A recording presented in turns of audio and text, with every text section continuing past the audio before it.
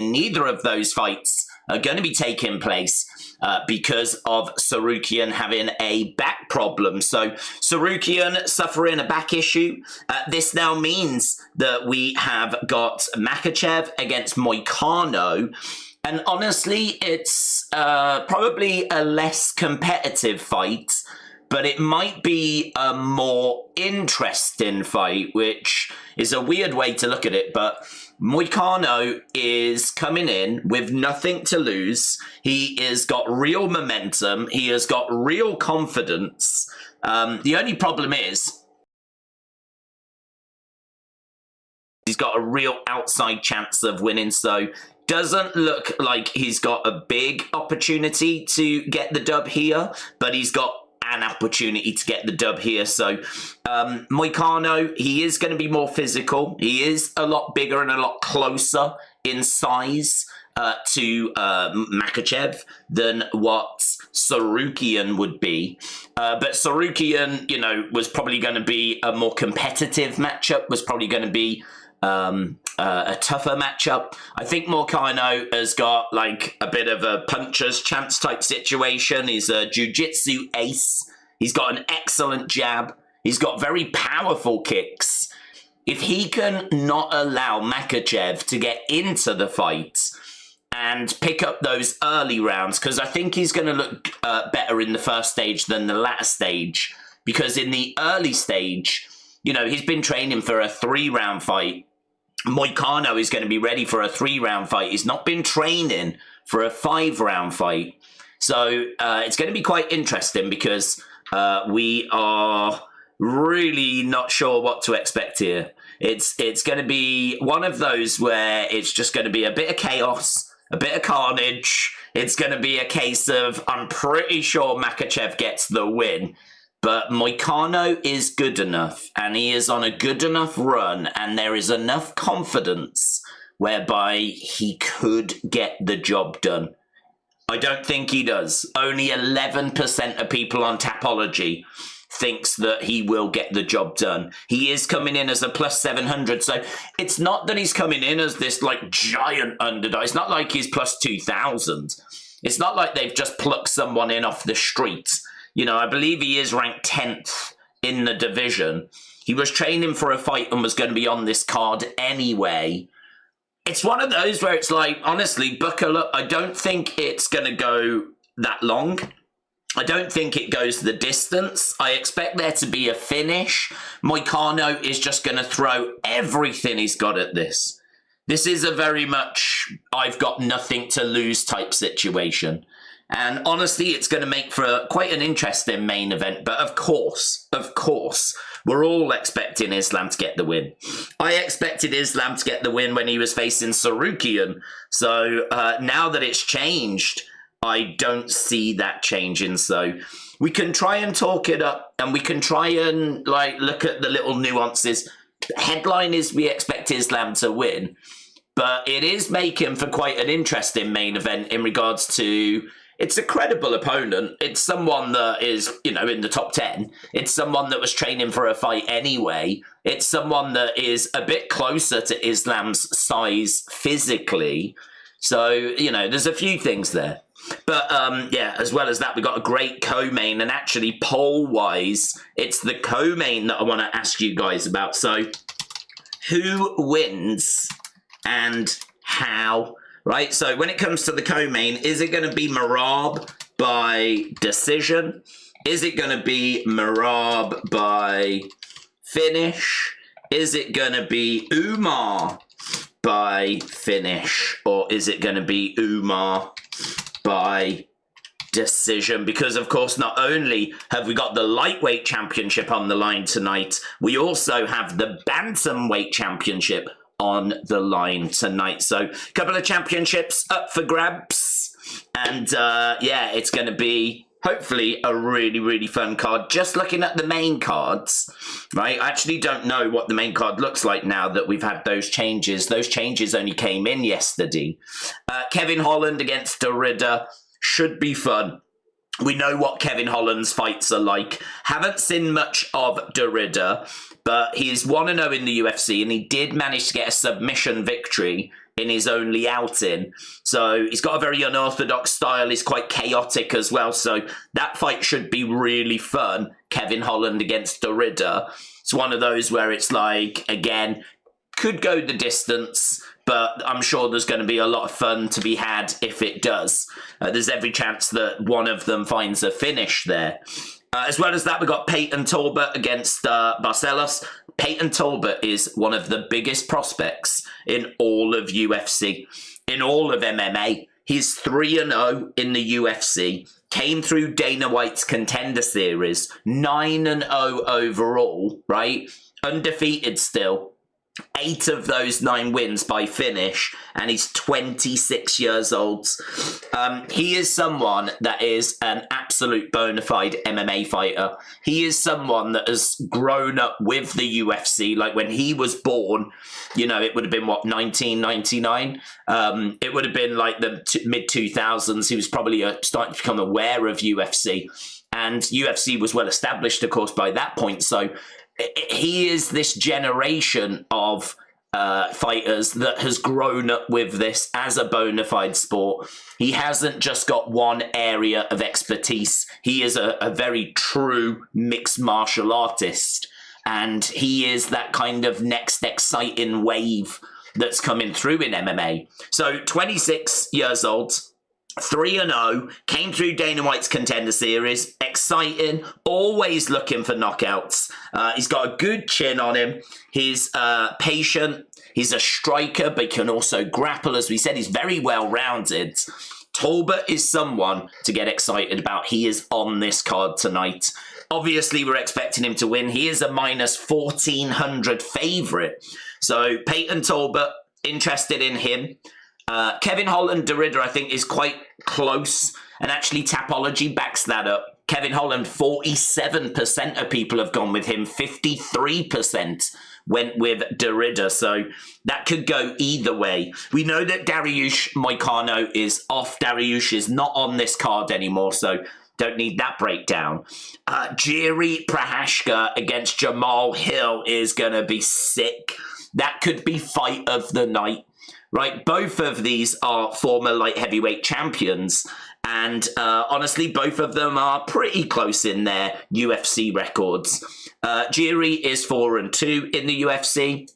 Jamal Hill is 6-2, but of course, Jamal Hill coming off that absolutely disgusting loss to Ferrera. That's going all the way back to April of last year. He's been very vocal on social media. There's been a lot of banter around that finish. He's been really getting it. So there's been a bit of banter around that. He hasn't really appreciated that. So he's kind of been given as good as he gets. And so, yeah, honestly, this fight is going to be so good. I think Jiri and his unpredictability probably just gives him the edge. So I'm thinking it's going to be a case that Jiri gets the job done here. It's worth knowing Jiri has won 30 fights. He's got 23 first-round finishes. So Jiri really is bringing some very, very impressive numbers to this. And odds-wise, very, very close. I think they've just got Jamal Hill slight favourite. It's like minus 120 against minus 105. It's basically a pick'em. Really close fight. Could be fight of the night. Very excited for that. Then we've got our co-main event, and it is for a championship. So it is the Bantamweight Championship. Champion Merab taking on Umar. I think this is close. I got asked the other day who I was leaning towards, and I said Merab, because I know that Umar is the hype train. I know he's undefeated. I know he's 6-0. I know he's great all round, and absolutely he can get the job done. But something tends to happen when you finally get the belt. It just brings the best out in you. Like, you work hard to get to the title. You finally get the title. And we've seen it time and time again where the champion will just find that little bit extra. Merab's going to need that bit extra to get past Umar. On paper, Umar should get the win here. But I'm looking at Merab, and honestly, I really like what he brings to the table. I'm split on this. I keep going back and forth. My first initial gut reaction was Merab. just wondered if this was maybe like one of those situations where Umar just needed another fight or so. 6-0 is, you know, a lot of people are expecting Umar to get the win here. He absolutely could. Although over on Tapology, it has been kind of swinging back and forth between the two. And I think last time I saw, Merab was just slight favourite. But as I said, it keeps like swinging back and forth over the build towards this. But yeah, Merab is coming in as the underdog on the odds, plus 250. So not a massive underdog, but an underdog. Taking on Umar at minus 335. It's going to be fascinating. That's all I can say. It's going to be absolutely fascinating. Umar is the one that people are leaning towards. I think Morab has got a definite chance. And then, of course, our main event, we've spoke about it already, Islam Makhachev against Moicano. And that's just going to be bonkers. It's not the fight people were looking for. It's not the fight that people were tuning in for. They wanted Makhachev against Sarukian. But listen, it is what it is. They've had to make a last-minute change. And this fight is a big opportunity. This is, you know, Moicano getting his big chance. So let's see how this is going to play out. We are at the Intuit Dome, which obviously we've been to with Raw. This is that amazing venue. $2 billion recently built. And you can see all the lights going in the background on the chairs as we are awaiting our first fight. Right. Days, the microphone sounds a little bit off. The microphone sounds a bit off. That's interesting. I'll disconnect it and I'll reconnect it. So yeah, we are building up towards the start of this card.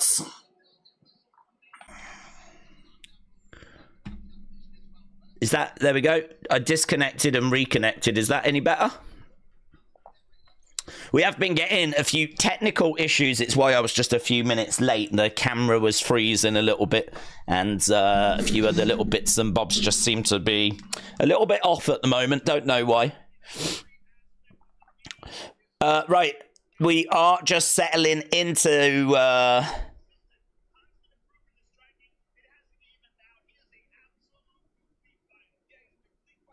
He's a complete fighter. They're just talking about our main events. It's better, says David. Thank you, David. Days, hope you're doing well, says Cal. I'm starting to think Wyatt's being away as a work and they're planning something.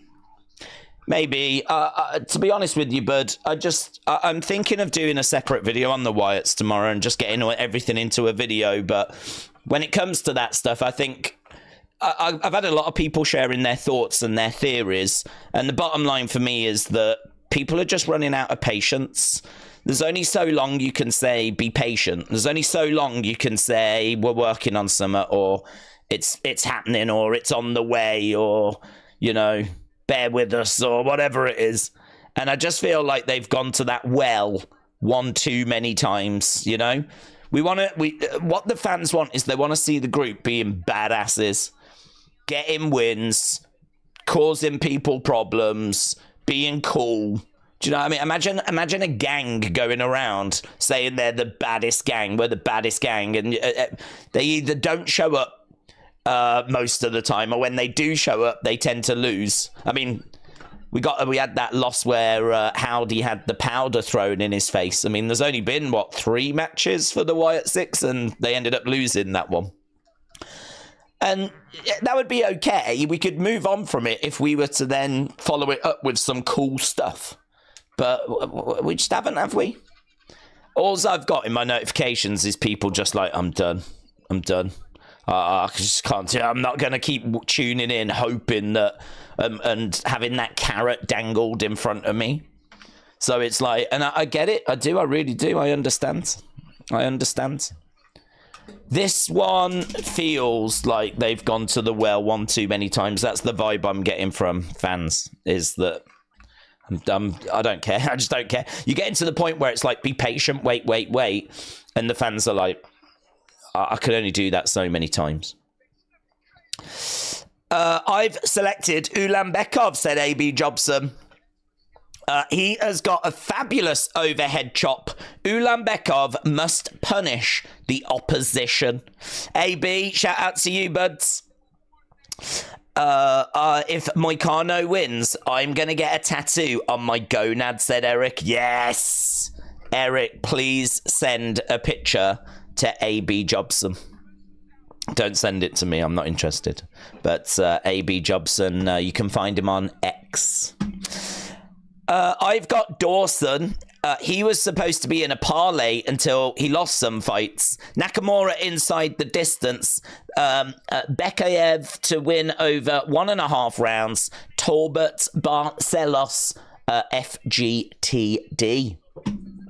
Cal said they're so over whenever they tweet something or show up. There's hype and it is silly if they ruin it, says Cal. Well, you're still going to have those moments. I mean, the live crowd are always going to pop when they show up because they look great. So that won't change. But the problem you've got is that there's people at home that are going to start to just not follow it, you know? They're not going to follow the Twitter tweets and the activity and all that stuff, you know? They're just not going to engage in it because you're dangling that carrot.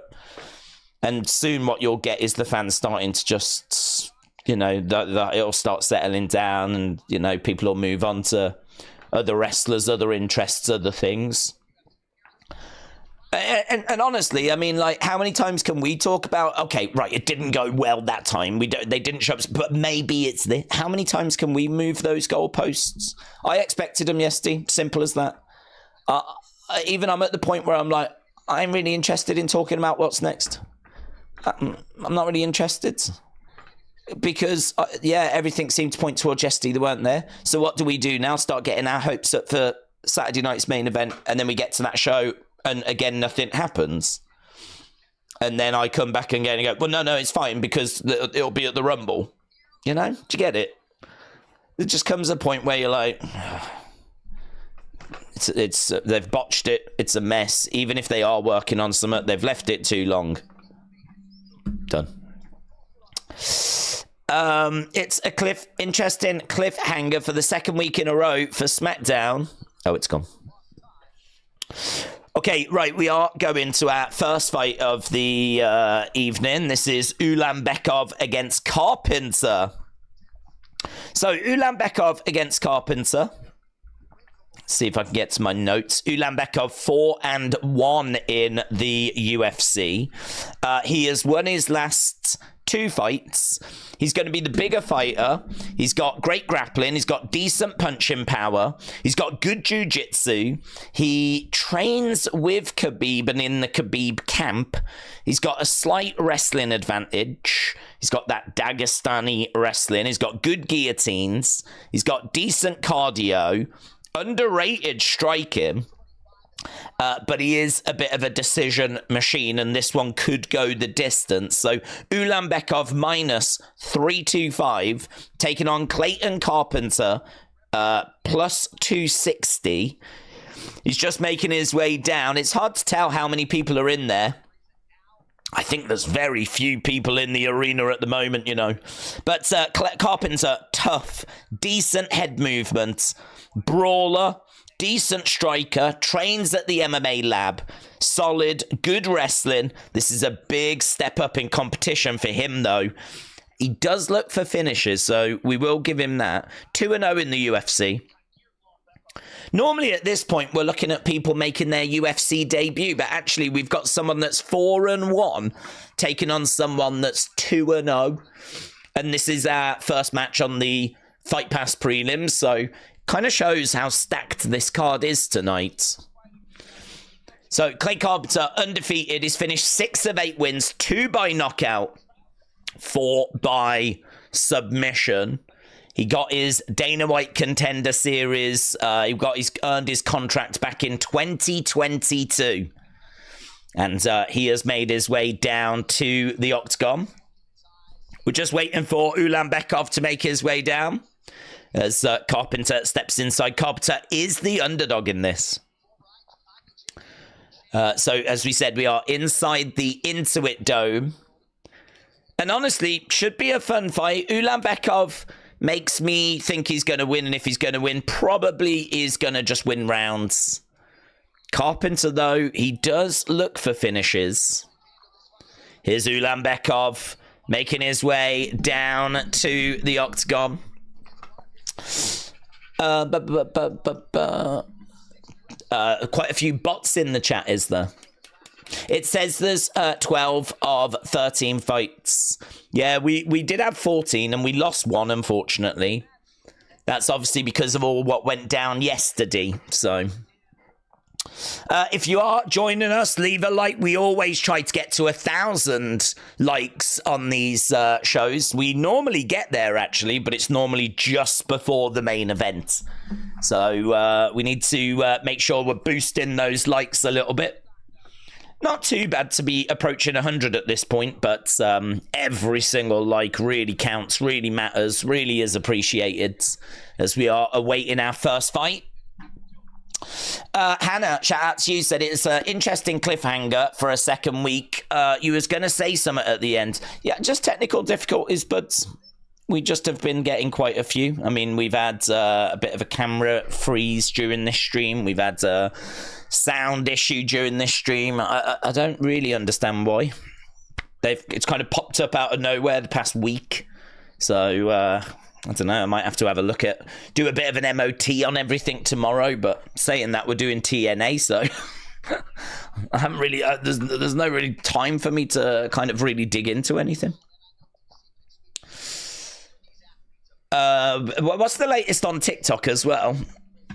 As I've heard that it's still going to go down, but because Trump can't do anything tomorrow, can he? I don't think Trump can do anything. So does that mean that it'll go down for like a day? Because it's still going down, isn't it? On Sunday, tomorrow.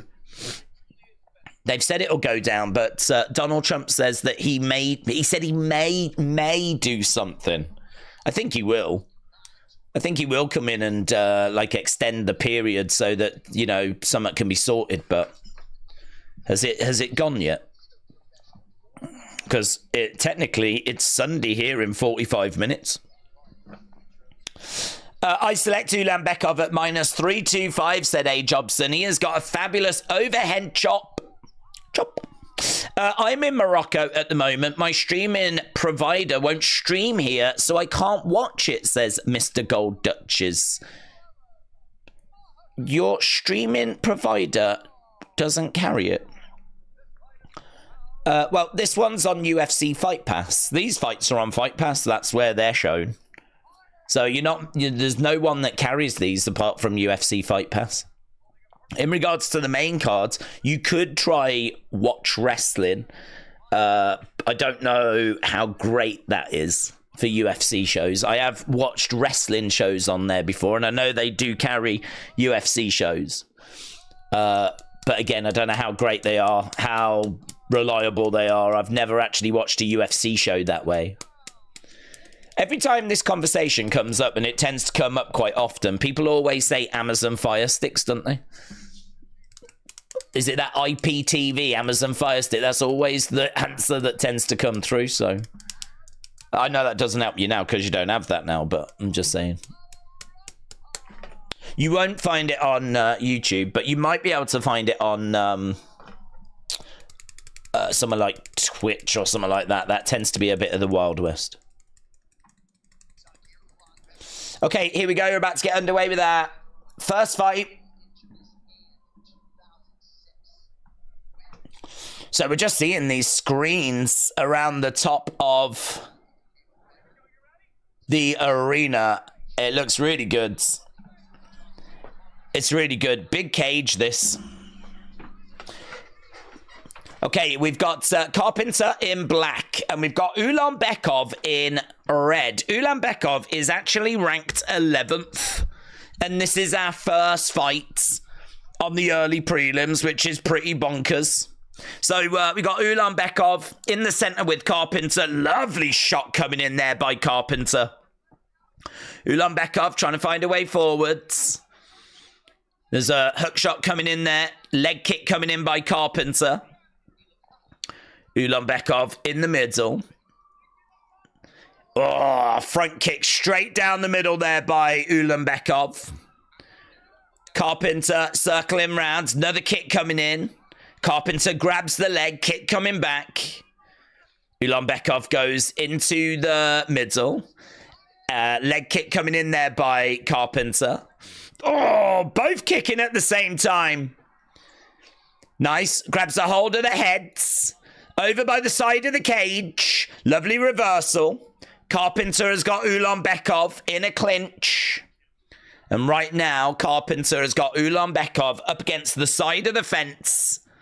And he is in control at the moment. You can see numbers-wise on significant strikes. Very close. 7-6 at the moment. Knee strike coming in there by Carpenter. Nice reversal there by Ulanbekov. Control time, as we know, it doesn't mean a great deal. It doesn't mean loads. You've really got to do something with it in order for the judges to be interested. Nice takedown by Ulanbekov. And shots coming into the side of the body there by Ulanbekov. Right now he's in control. Carpenter is on his back. Ulanbekov on top. He's looking for what looked to be a bit of a triangle there, but he's not finding it. Right now we've got shot coming into the side of the heads. At the moment, it feels like Ulanbekov is in control. Control time, yeah, is ahead. So he's had 1 minute and 3 seconds compared to Clayton Carpenter, who had 25 seconds. So at the moment, Ulanbekov in control, raining down some forearms. So forearm strikes coming down. Carpenter on his back. Another shot coming in there by Ulanbekov. And again, look at this. Raining these blows down. Right now, we've got Carpenter trying to keep it chest to chest. And Ulanbekov really showing that he is a level above at the moment. Forearms, elbows from the bottom by Carpenter. A little bit of desperation in those. Joe Rogan talking about how Carpenter just digged his toes into the cage and how the referee didn't notice that when they were over against the fence. Carpenter again on his back. Looks like a bit of blood. Looks like a bit of damage on the side of the face there, a Carpenter. Again, looking for like a triangle of sorts, but no joy. Ulanbekov, so comfortable in this position. There's no drama or anything here for him. Hammer fist raining down there by Ulanbekov. And again, Carpenter, though, manages to get back up to his feet. And back into the center. We've got Ulanbekov just edging forwards. Carpenter in the center. Outside leg kick there by Carpenter. And again, shot coming in there by Ulanbekov. Carpenter on the outside. Ulanbekov in the center. Carpenter trying to find a way forward. Throwing a kick to the body. We got 30-odd seconds left to go. Inside leg kick there by Carpenter. Ulanbekov just edging forward. Throwing out a jab. Through a knee and then a right hand. Couldn't get either through, but corner were just yelling something there. Couldn't make out what it said. 10 seconds to go. Both kicking at the same time. Fight is a bit more competitive on the feet as Carpenter tries to grab a hold of Ulanbekov. And there we go. End of the round. You know, I enjoyed that round. I thought that there was quite a bit of action in that round. There was quite a lot of movement in that round. We were on the feet. We were on the ground. You can see that there was quite a bit of control time. Probably would have been better if we had maybe lost a bit of that, but a bit of everything there in that first round. All the skills on show. Kicks, boxing, grappling. We had groundwork, a bit of wrestling, trying to get back up to the feet, and a bit of everything on the go. Days, do we think United will win tomorrow, said Daniel. Who are they playing? Is it Brighton? In my head, it's Brighton. Probably a draw. They didn't look brilliant, did they, the other day against the worst team, Southampton? So Brighton is obviously going to be a big step up, but they seem to have something about. There's a little bit of fight in there in United at the moment. There's a spark. There's some sort of life. So as a Man United fan, I'm going to say draw. Right, here we go. We are back underway. If you are watching and you've not left a like, leave a like. It is really appreciated. We're on 126, which is okay. It's okay. Right now, we are underway with round number 2. Obviously on the feet as both fighters come into the center. Carpenter letting his hands go. We got Ulanbekov taking a few steps back. So moving into the center, Carpenter with an inside leg kick. Nice shot coming in there by Ulanbekov. Again, we've got Carpenter in the middle. Ulanbekov kick coming into the body there by Carpenter. Another kick coming in as Ulanbekov. Heavy outside leg kick there. Kick coming in by Ulanbekov. Another kick coming in by Ulanbekov, and lovely work there by Carpenter. Grabbed the leg, managed to get a takedown, and we're right in the middle of the octagon right now. We're right in the center. Ulanbekov down on his back, and that is great how high up Carpenter has gone. Top pressure, very impressive here by Carpenter. He's managed to grab the head and the arm. If he can move over to the side to really apply that pressure more, but good defense here by Ulanbekov. He's not allowing him. He's actually preventing it with his legs. If he had been able to get over to the side, that could have been very interesting. Carpenter asking some questions. Shot coming into the side of the head. Definitely feel like that first round was an Ulanbekov round. This round is all Carpenter at the moment. And honestly, really good high-level action here to start us off. Both guys are down. Ulanbekov is down. Carpenter on top. Carpenter is all over Ulanbekov. And they both get back up to their feet. Good work there by Ulanbekov to find a way back up to a standing position. Swing and a miss there by Carpenter. But he does manage to grab Ulanbekov, neutralize the threats. And right now, Ulanbekov is being controlled. They're on the feet, over by the fence. Lovely reversal by Ulanbekov. It's Ulanbekov that's in control. He's got Carpenter up against the cage, picking him up, looking to take him down. No joy at the moment, and now he does. He bundles him over. Ulanbekov in control. Ulanbekov, this match is back and forth. The early stages have been Carpenter, but the latter stages appear like they are going Ulanbekov's way. Ulanbekov surely taking round 1 and looking good in round 2. So Carpenter is down. And at the moment we have got... I thought he was biting his arm for a second there, you know. I thought he was biting his arm. Shot coming into the side of the body. There's another shot that comes in there as we're seeing Ulanbekov on top of Carpenter. Carpenter on his back. Shot coming into the side of the body there by Ulanbekov. And again, lovely blow. Shot coming in again. Forearm strike coming back. Good work at the moment. So right now, we've got Carpenter on his back, Ulanbekov on top, and honestly, not much progress being made. This not matching the excitement of that last one. Again, shot coming into the side of the body there by Ulanbekov. And yeah, so first round we had about 3 minutes, and actually this round about the same. It's probably just a little bit more groundwork in this one.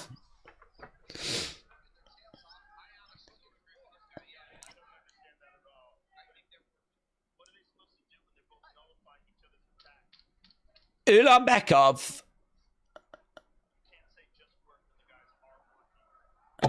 So the referee was just telling them to work, and the commentators were like, I don't agree with that at all. Like, they are clearly working. I think the problem is that UFC don't want that, do they? They don't want the action being down on the ground for that extended period of time. If it is going to be on the ground, then they want people looking for submissions, but this is where UFC struggle, because they don't want two people nullifying each other. What we just had in a lot of that last round was two people down on the ground kind of cancelling each other out. And they were working and they were trying to gain an advantage over their opponent. But UFC want to see something more exciting. The fans want to see something more exciting. So we've heard about pressure being put onto fighters to not find themselves in those positions, you know, and how the referees are being put under pressure to like stand them back up quicker. And I think we might have just seen a glimpse there of the referee just having a bit of a word saying, come on, let's get working. When, as the commentators just said, that's exactly what they're doing. They are working. So, but that's just the UFC way at the moment. We are seeing outside the Intuit Dome, and honestly, such an amazing venue. The screen above is so impressive. It's obviously not sphere levels, but it is very impressive. So, right, I don't know where we are in regards to this fight. What I do know is that Ulanbekov took the first round. I feel like it was 50-50 in that second round.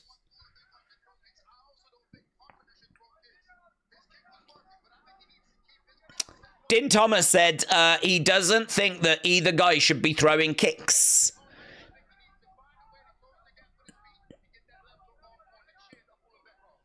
Carpenter needs to find a way of closing the gap.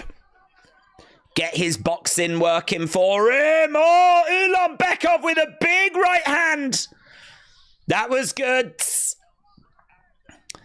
Kick coming into the body there by Carpenter. So Carpenter has landed 10 leg kicks, just Ulanbekov with the one. Right now, again, stepping forward. Couple of shots coming in there by Ulanbekov. Carpenter in the center. Carpenter bouncing from back and forth. Couple of jabs coming in there by Ulanbekov. Right now, we got Carpenter. Heavy outside leg kick. Ulanbekov again straight down the middle. Lovely work. 1.5 minutes gone in this opening contest. 13 fights we've got tonight. Nice jab coming in there. Ulanbekov ranked 11th, as we said, which is bonkers. Kick coming in there by Carpenter. Grabs a hold of Ulanbekov. Drives him back against the cage. There's every chance this is 1-1. It's probably 2-0 Ulanbekov, though. If I'm Carpenter, I've got to be looking and thinking about getting another knee strike coming in. I've got to be looking and thinking about getting a finish here. Carpenter, again, throwing in a knee strike. This one does feel like it's going to the judges. 2 minutes 50 odd on the clock, looking for a takedown. Tough round to score that one, said AB Jobson. 1-1 or 2-0. I agree. I think it was a very difficult round to score. We didn't have any tweets on screen. Normally the tweets on screen give us a bit of an idea as to what the journalists are thinking. And maybe sometimes we can learn something from that. But there was nothing that was showing. So I think it's a very difficult round to score. It could go either way. Right now they're in a clinch. Knee coming into the body.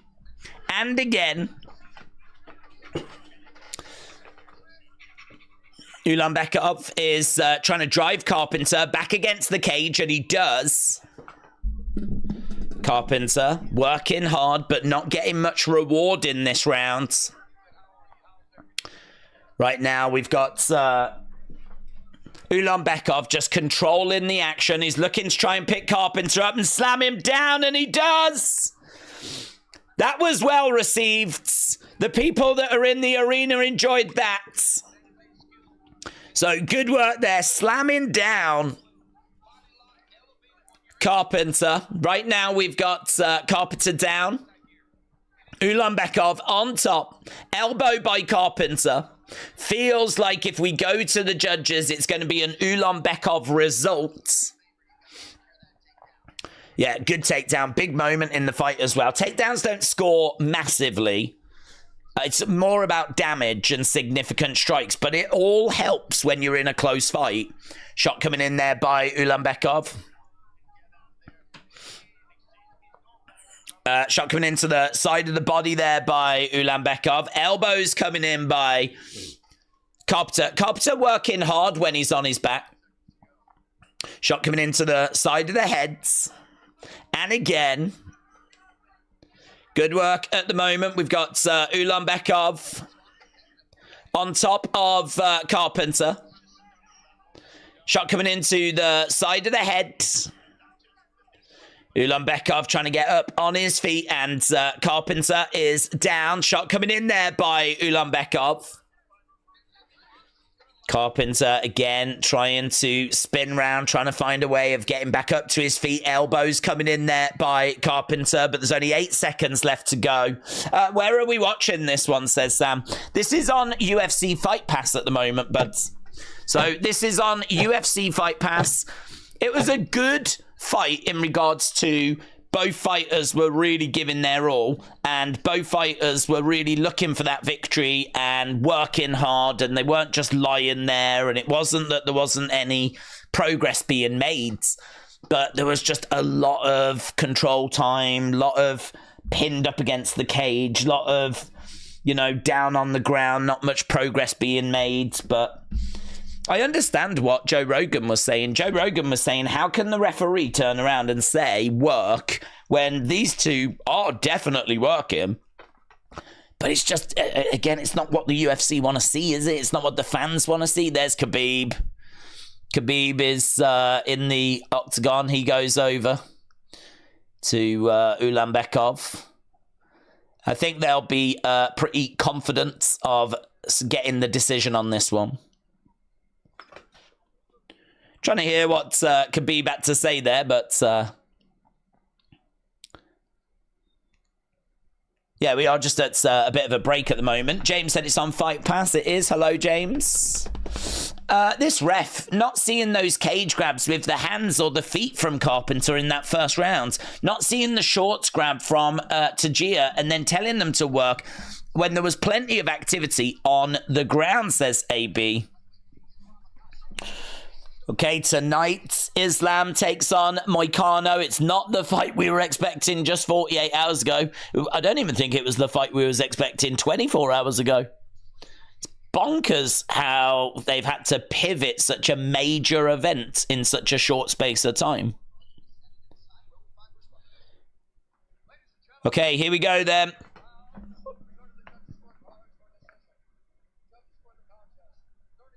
$30-27. 30-27. 29-28. It's got to be Ulanbekov. Okay, so Ulanbekov gets it.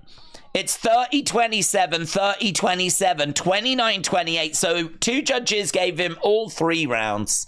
1 judge just gave him 1 of the rounds. But either way, he gets his hand raised. And he is the winner by unanimous decision. And he was expected to win, to be honest. He did come in as a pretty good favourite 48 hours ago, minus 325.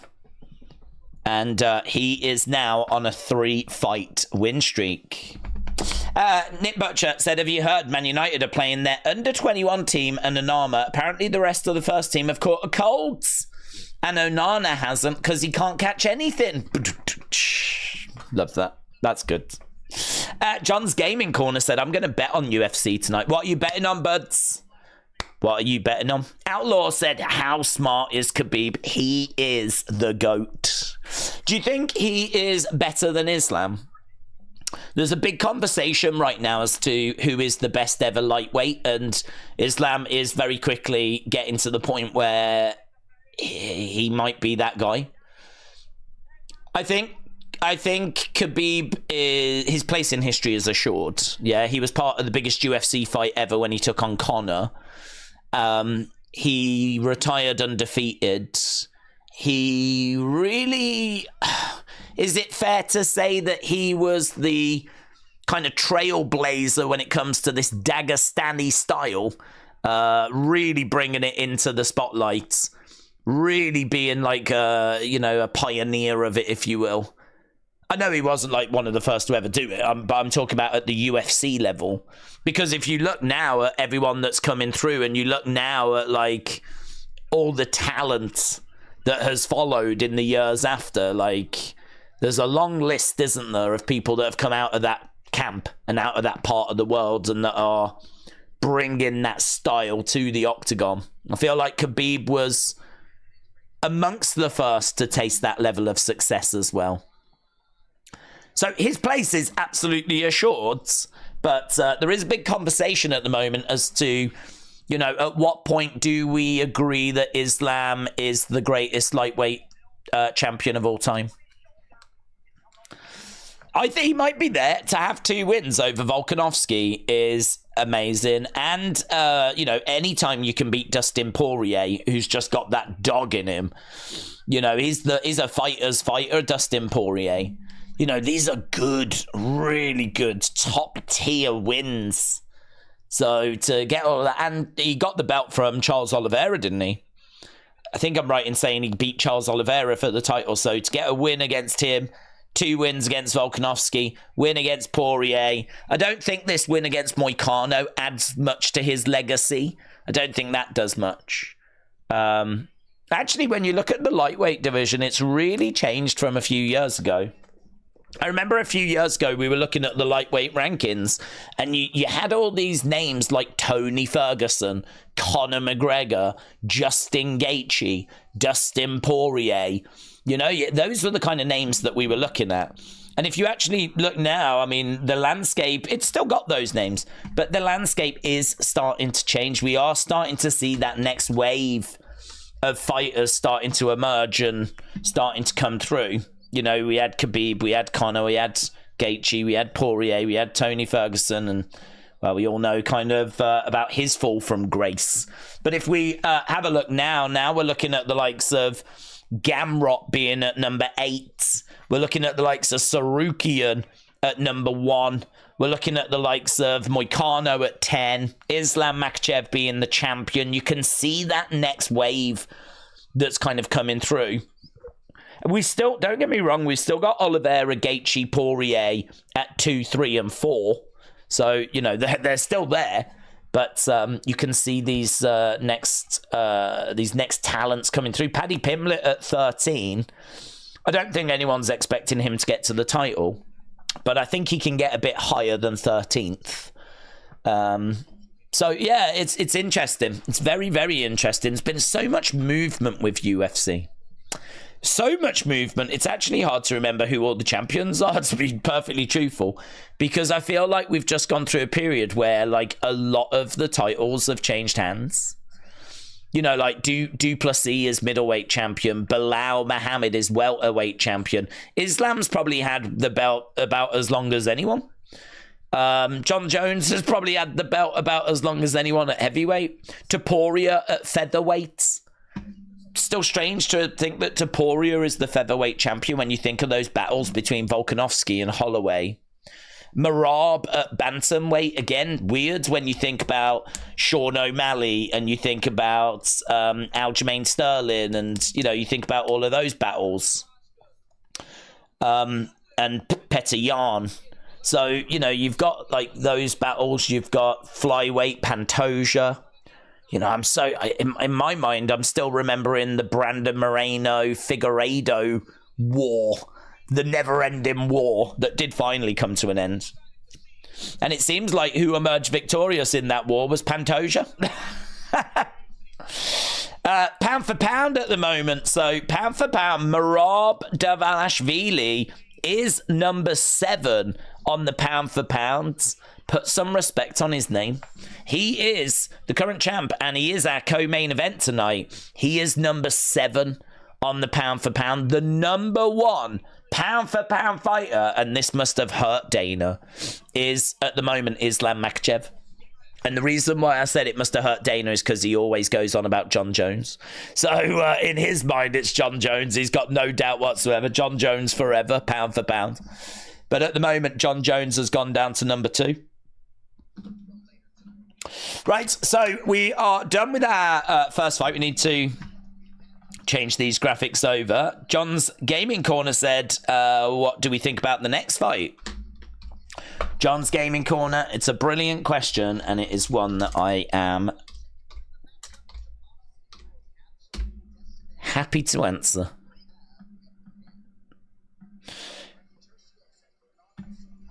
Okay, so Turcios against Sopaj. I gotta tell you, Sopaj is minus 355 favourite. Turcios at plus 270. Sopaj is 0-1 in the UFC. He lost his last fight to Oliveira, flying knee, back in 2024, coming up to about 12 months ago, about 10 months ago. I think he is going to be the better striker here. He's tough, he's fast, he's explosive, but there are cardio concerns. He operates at a fast pace. He moves forward. He's got good combos. He can wrestle. He's a dynamic striker. I really like Sopaj, and so do 82% of people on Tapology. So Sopaj definitely the pick. Ricky Turcios, 2-2 in the UFC. He lost his last fight to Rosa Jr. I don't think there's much shame in that. Rear naked choke back in June. Both of his wins have come by split decision, though, which isn't great, is it? To have had 4 UFC fights, all right, you won 2 of them, but they're split decisions. He lacks power. He is unpredictable. He's a very unconventional striker, but he scrambles well. Solid jiu-jitsu. High-level black belts. He's got good pressure. And he is good at making his opponents work. So he definitely brings that to the table. But he is plus 270. And only 18% of people have gone for him. Sopaj, 82%, minus 355. Sopaj is definitely the pick. So we are leaning Sopaj to get the victory in this one. And actually Sopaj making his way down to the octagon. I think it just said he is the only Albanian UFC fighter. And he is making his way down to the octagon right now. You can see that Turcios has got a volume advantage, but he has got an accuracy disadvantage. Takedowns, though, they're with Sopaj 3.06. Turcios just 0.8. And takedown accuracy is with Sopaj as well. So apart from a disadvantage with the volume on the feet, like a lot of the numbers are looking good here for Sopaj.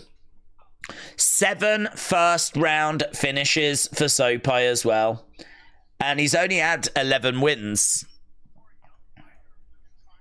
So hopefully we can get some fireworks in this one, because our first fight went the distance. But nothing can touch me. Ferrera touched the shiz out of you, bud, says AB. Days, Darren Till, boxing fight tonight. Did you see? Isn't he a UK guy? Yeah, Darren Till used to be in the UFC, and he was fighting Anthony Taylor. I think I heard, because it's already happened, the event, I think I heard Till won. I think he won by finish. So I wasn't too sure which way that would go, to be honest, because we've seen what it's like when MMA fighters step in against people that have been boxing. It doesn't tend to go that well, but the Misfits level is a low level, yeah? It's an influencer level. We know that that's not like real boxers. If they were to step in with like proper real boxers, then they'd be in big trouble. So that you have to take the misfit stuff for what it is. It's entertainment. It's people squashing beef. It's influencers fighting influencers, and don't get me wrong, they're putting the work in. You know, the standard has improved. I don't ever mind watching it. I just know what it is. I take it for what it is. So honestly, it made it a bit difficult because you've got a proper MMA fighter going into an influencer world. And I wasn't sure how it would play out. But this is why I think Jake Paul deserves more respect than he gets.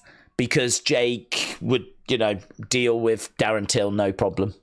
You know, he's been dealing with Nate Diaz. He's been dealing with, you know, a lot of MMA fighters. Ben Askren, of course. Tyron Woodley. And, you know, he's managed to emerge victorious against all of them. And I think Jake has shown that he has graduated from that influencer boxer tag. It's just we don't know quite where he is in the boxing world. But, yeah, Darren Till getting a win, that's good. I mean, that could set up a fight with Jake. Because Darren Till has shown he's got a bit of something about him now. Anthony Taylor, the footy ref, says James. Yeah. How are we doing today? I'm doing good, thank you. Sam said, how did you get your setup in the Sphere? Oh, no problem. I've got connections, but I've got connections. I was like, can you just set it up like you did for Noche? And they were like, yeah. They didn't have anything on today. So they were very kind to do that. But when you've got the connections that I've got, buds, no problem. So we are in the Intuit Dome. I'm not. I'm in the Sphere, but they're in the Intuit Dome. I couldn't get into that. My connections aren't that good. Sold out, so that's why I wasn't able to make it. But yeah, we are going over to our second fight. Again, if you are watching and you've not left a like, leave a like. It's greatly appreciated. KSI is fighting an ex-footballer on March 29th. What? No, he isn't. No, he isn't. Shut up. He has not gone from trying to fight Tommy Fury to now fighting an ex-footballer. Shut up. Right, we got Sopaj in the middle. We got Turcios throwing in a kick. Sopaj coming forward. Turcios on the outside. Nice kick coming in there by Sopaj. Kick coming back there by Turcios. Okay, so we're really looking for something from this fight because that last fight, it was fine. It's got us warmed up, but we are looking for a few more fireworks. Lack of fireworks in that first one. Nice outside leg kick there by Turcios. Turcios, good fighter, Turcios. Deserves respect. But as we said, needs that statement win. Could this be it for him? I don't think it will be. Oh, there we go. Sopaj with a kick. Stalling the momentum of Turcios. Turcios throwing a leg kick back down the middle. Leg kick coming back by Sopaj. Just over a minute gone so far. Another leg kick coming back there by Turcios. Kick down the middle. Sopaj edging forward. Turcios outside leg kick. That's good. Oh, lovely. Spin kick to the midsection. Turcios is on the outside, circling round as Sopaj stalking after him. Sopaj throwing in a kick. Turcios with an outside kick as well. We do have some fireworks. Outside leg kick there by Sopaj. Turcios in the middle. Lots of kicks being exchanged in this one. Going to the body, going upstairs. You can see that Turcios is just slightly ahead at the moment. Slightly ahead. Right now we got Turcios in the center. Sopaj backing up a little bit. Nice jab coming in there by Turcios. Doubling up on that jab. Kick coming into the body. Both fighters going into the center. And we got Sopaj letting his hands go. Kick coming in there by Turcios. Shot coming in there by Turcios. Sopaj in the middle. Backing up a little bit as Sopaj is edging forwards. Turcios backing up against the fence. Takes a step forwards. And again, kick down the middle.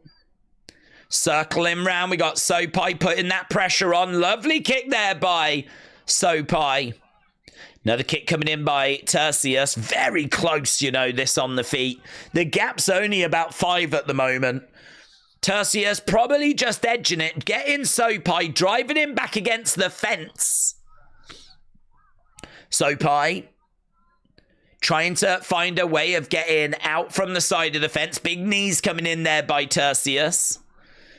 And they are looking to break apart. And right now, Turcios has got Sopaj up against the fence. Knee coming in there by Turcios. Sopaj up against the fence. Cannot get away at the moment. Good opening round this for Turcios. Couple of shots down the middle there by Sopaj. Kick coming into the body there by Turcios. Manages to grab a hold of the legs. They go down to the ground. Right now, trying to get back up. Grabbed a hold of the head there, Sopaj. Looked like he was looking for a guillotine. He hasn't really committed. Oh, lovely work. Lovely work. Oh, good work by Turcios. He manages to jump onto the back. Yeah, he's managed to get out. That was dramatic. So Turcios just jumping up, taking the back. But right now, Turcios has been dumped down on the ground. Sopaj is back in control, on top. And he is keeping Turcios down. So, big knee coming in.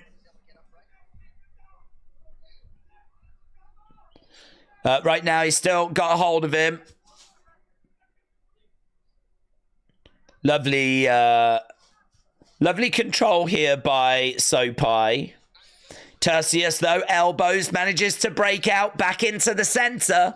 Feels like this is going to be a Turcios round, but it is close. It is close. Sopaj with a lovely shot there. 21-18. Swinging away. No joy. Lovely head movement by Turcios. Yeah, big knees to end the round. 24-18 on significant strikes. 53 seconds to 48 on control time. I think that would likely be a Turcios round, but Sopaj definitely playing his parts. They're saying to Turcios, well, good job.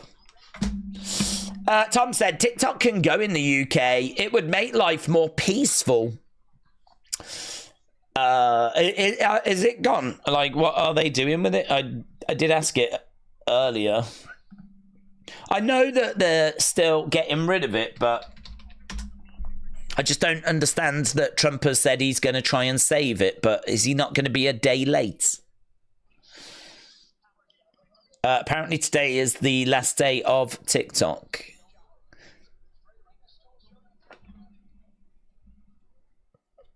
TikTok shuts down tonight.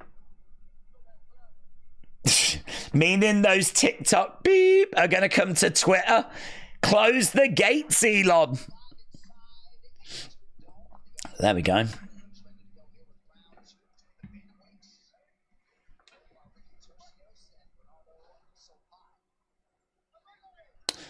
Okay, so Donald Trump said that he might actually extend the ban by, like, give him a 90-day extension.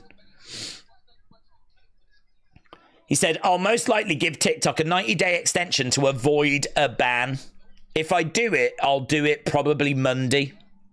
I love how casual he is. I might do it. If I do it, it might be Monday. I'm not sure. I've decided yet. Washing my hair. Right, Turcios is in the middle. Shot coming in there. Sopaj on the outsides. Let me know which way you think that first round went. I think it went to Turcios. Right now, we've got Sopaj in front of Turcios. We've got a heavy outside leg kick there by Sopaj. Turcios trying to find a way forwards. Who even won that round, said AB? I think it was Turcios. but I'd be interested to know what you think. Nice outside leg kick there by Turcios. Another outside leg kick there by Turcios as well. Would you say you're upset TikTok going away? I've not seen people upset with it, but maybe there it is. I'm not bothered if TikTok goes away. I'm not bothered in the slightest. Shot coming in there by Sopaj. Sopaj goes into the center. I'm not bothered if it goes away. I'm just really interested if it goes away because it is a big development. You know, it is a platform that like millions and millions of people are on. And you always hear of TikTok trends and it's just become part of culture. So for it to shut down is like a massive deal. So it's more intrigue. If it goes away, I won't even think twice about it.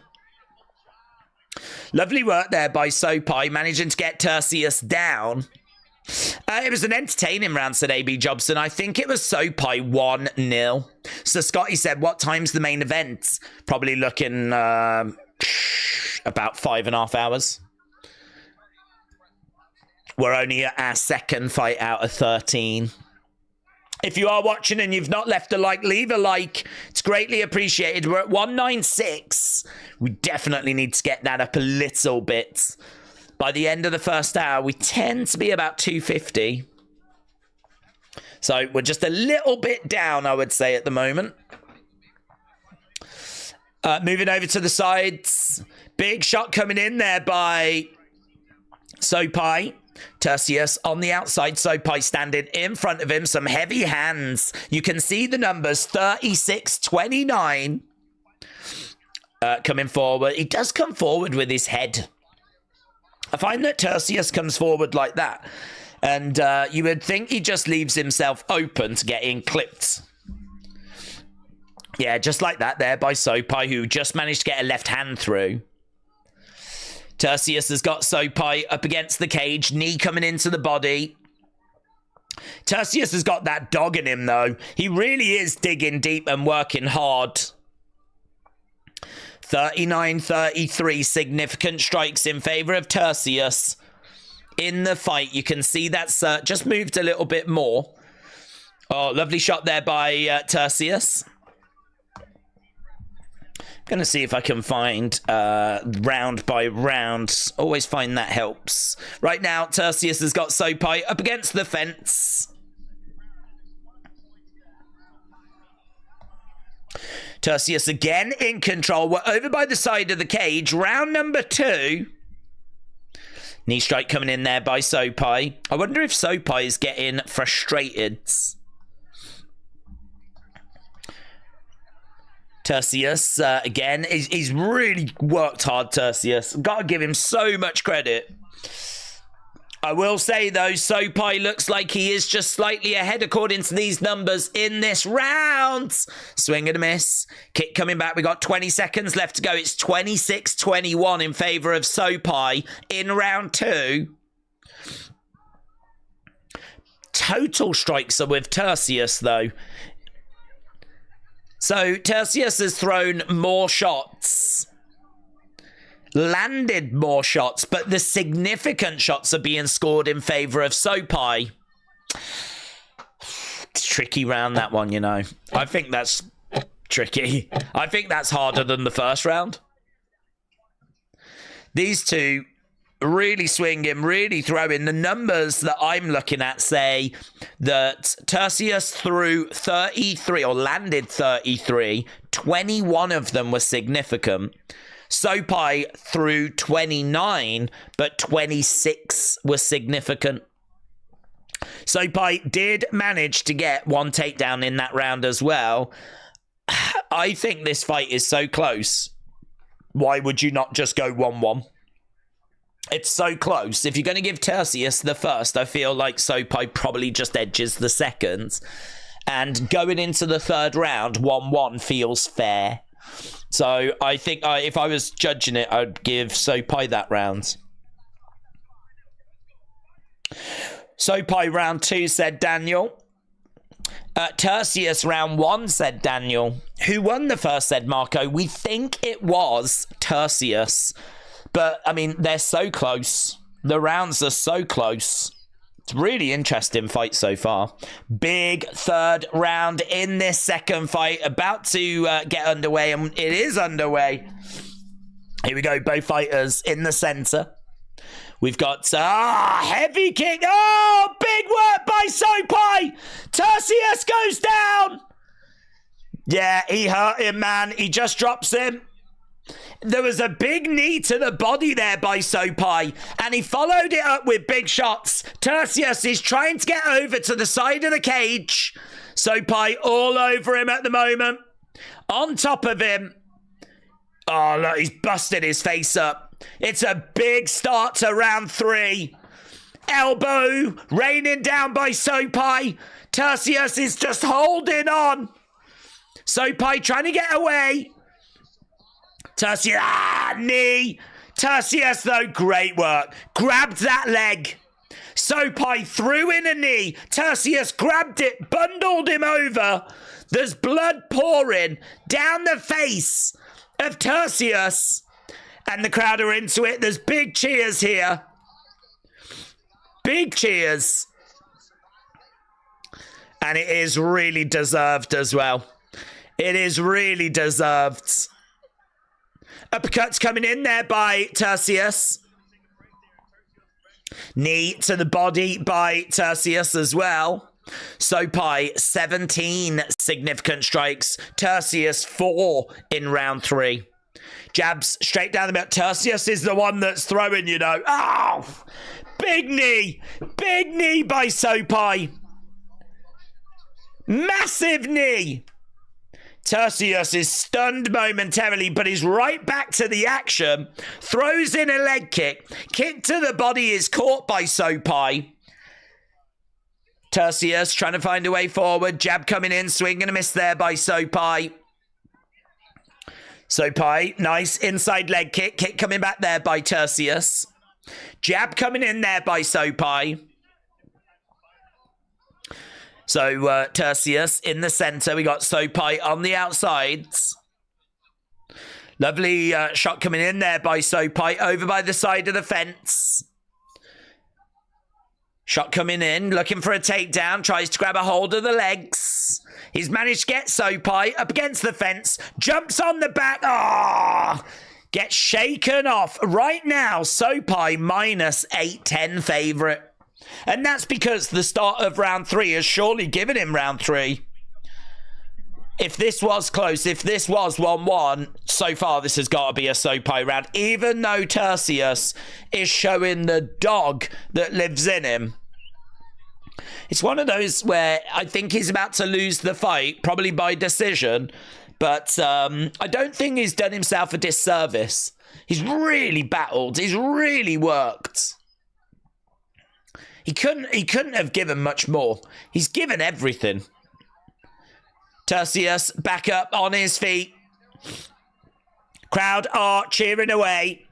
Sopaj in the center. Turcios on the outside. Sopaj, nice. Leg kick coming in. Turcios bouncing forward. Shot coming in there by Turcios. Again, letting his hands go there, Sopaj. Kick coming into the body. Outside leg kick there by Turcios. Nice shot coming in. Outside leg kick there by Turcios. Shot coming in by Turcios. Sopaj on the outside. Steps into the center. Oh, that was a lovely left hand. Turcios' head snapped back for a moment there. Sopaj in the center. Turcios backing up. Kick down the middle there by Sopaj. Outside leg kick there by Turcios. Big knee! So, second round was 26-21 on significant strikes. So, oh my God, Turcios coming forward again, getting clipped. 28-11 is what we're looking at in round 3. 28-11. In favor of Sopaj. It's a definite Sopaj round. I can hear one of the corners yelling finish. 20 seconds. Turcios, he just doesn't have... He doesn't seem to have, like, any kind of kill shot in him. Oh! Sopaj! Flipping over with a very unorthodox kick. Ends up getting caught by Turcios, taken down, and it was a real scrap, that. And it is really appreciated by the fans.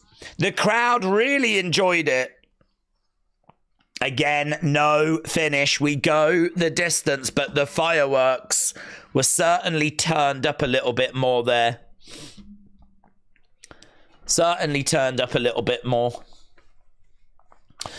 Who's winning? It's Sopaj, Gertie, and Sopaj is sure to get the decision in this one. We think it was 1-1. That is a definite Sopaj third round.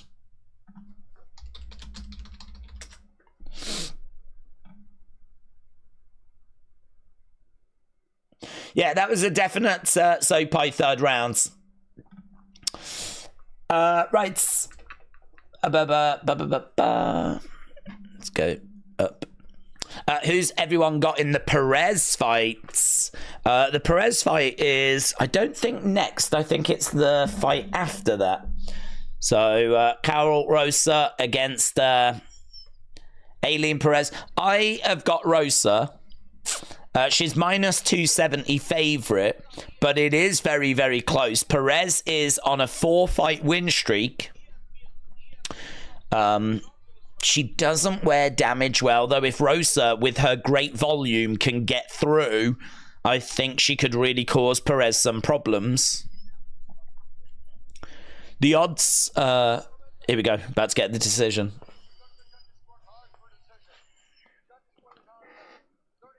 30-27, 29-28.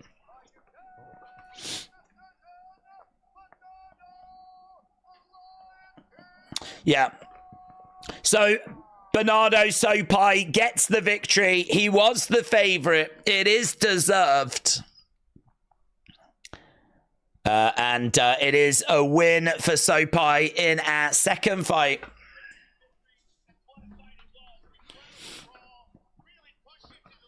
He did.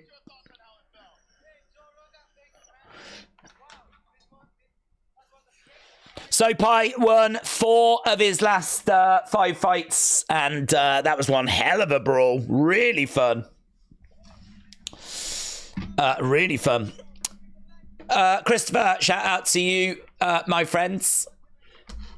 I just focus on the streams, buds. Let's go down. I'm going to take Rosa at minus 250. She has got a fabulous approach and a hot double leg, and also an exhaustive knife hand block. Very important, the old knife hand block. How many more until the normal prelims? The whole card has got a little bit messed up, to be honest, because of the changes. So, these are the prelims. Talbot, Reese, Guskov, and Dawson. Those are our prelims. Our early prelims. Looks like we've just got 2 fights left. So this is going to be our next fight. Then we've got Rosa against Perez. That's us done then. So these 2 fights will take us to the prelims. So we got an hour to go. Well, actually, 52 minutes to go. 52 minutes to go. And then we get to the prelims. If you are watching and you've not left a like, leave a like. It is greatly appreciated because we are working towards trying to get to 1,000. We always do work towards that. I'm not saying we ever get there, but, well, we do actually. We don't do bad on these cards. On these ones, we tend to get there just before the main event. So, yeah, if you are joining us and you haven't left a like, leave a like, as we are approaching our 3rd fight of the evening. We've got 13 fights tonight. Let's take that down. I think we are just very quickly going to our next fight because actually we have had 2 draws, or 2 decisions, I should say. And so that has meant that it has kind of gone a little bit longer. There's not as much time in between the fights. Okay, so we got Nakamura taking on Gafarov. There we go. Nakamura against Gafarov. There we go. What's the prediction for Dawson against Ferrera? Ferrera. I've got Ferrera winning. He's on a 2-fight win streak. He is a 3rd-degree black belt. And honestly, he's coming in as a slight underdog, but I think there's an opportunity there for Diego to actually get the surprise win. So that is an underdog that I'm looking at. But most people will be with Dawson on that one.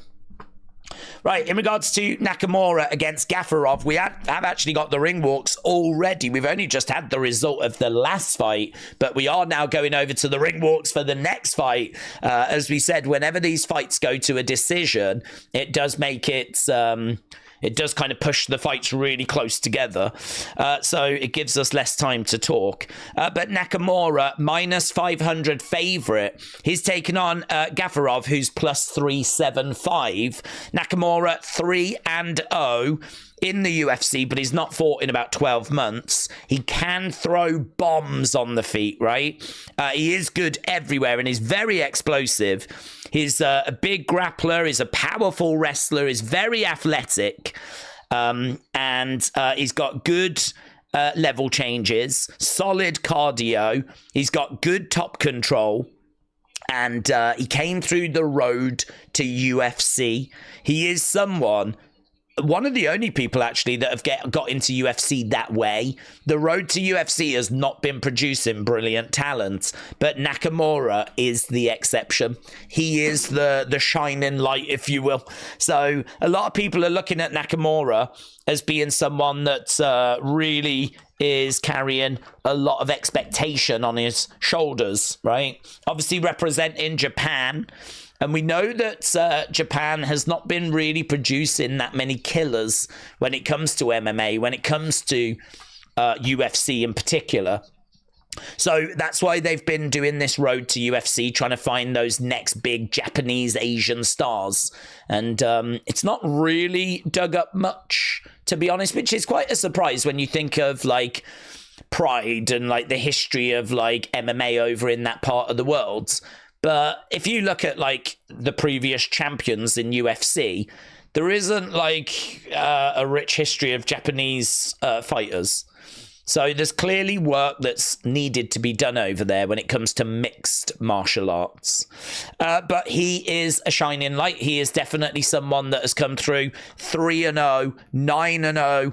He is someone that's worth paying attention to. He's making his ring walk right now. He's getting a good reaction from the crowds. He's taken on Gafarov, who fights out of Tajikistan. He is 1-2 in the UFC. He won his last fight back in June. He's a powerhouse. He's got good hips. He's tough to take down. He's got good durability. He lacks a bit of athleticism, but he is good enough to give Nakamura a real test here. So Nakamura, one of 2 active Japanese bantamweights. And as we said, he is really got quite a bit of pressure on his shoulders.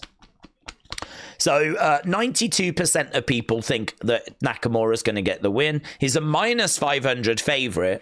He's making his ring walk right now. This is in the bantamweight division and should be a fun fight. I think it's likely going to go the distance. We've just had 2 fights go the distance. I think this might be the 3rd. He does have 5 first-round finishes, but obviously this is a very different level from when he was getting those first-round finishes.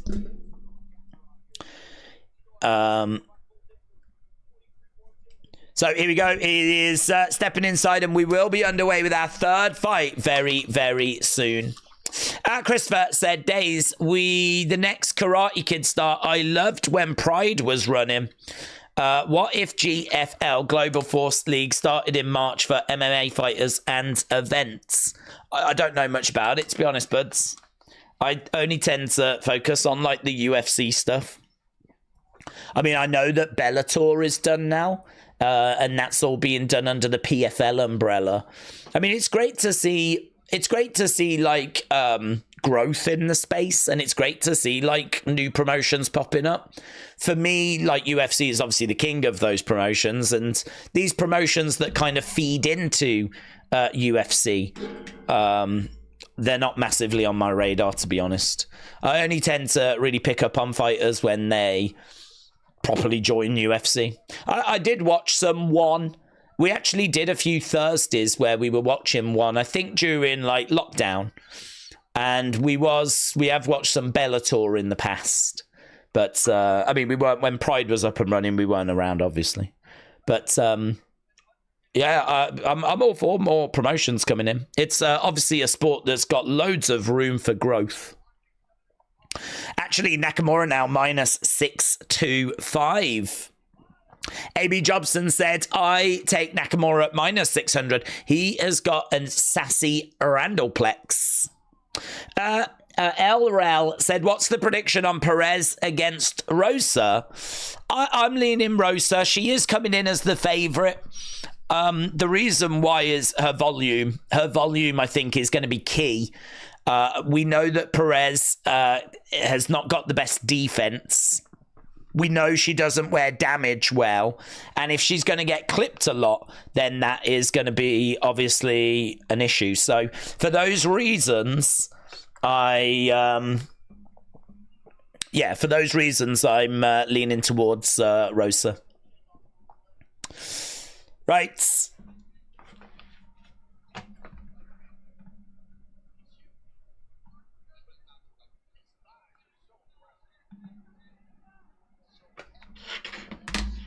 Okay, big shot there by Gafarov. We got Nakamura in the middle. Gafarov in there as well.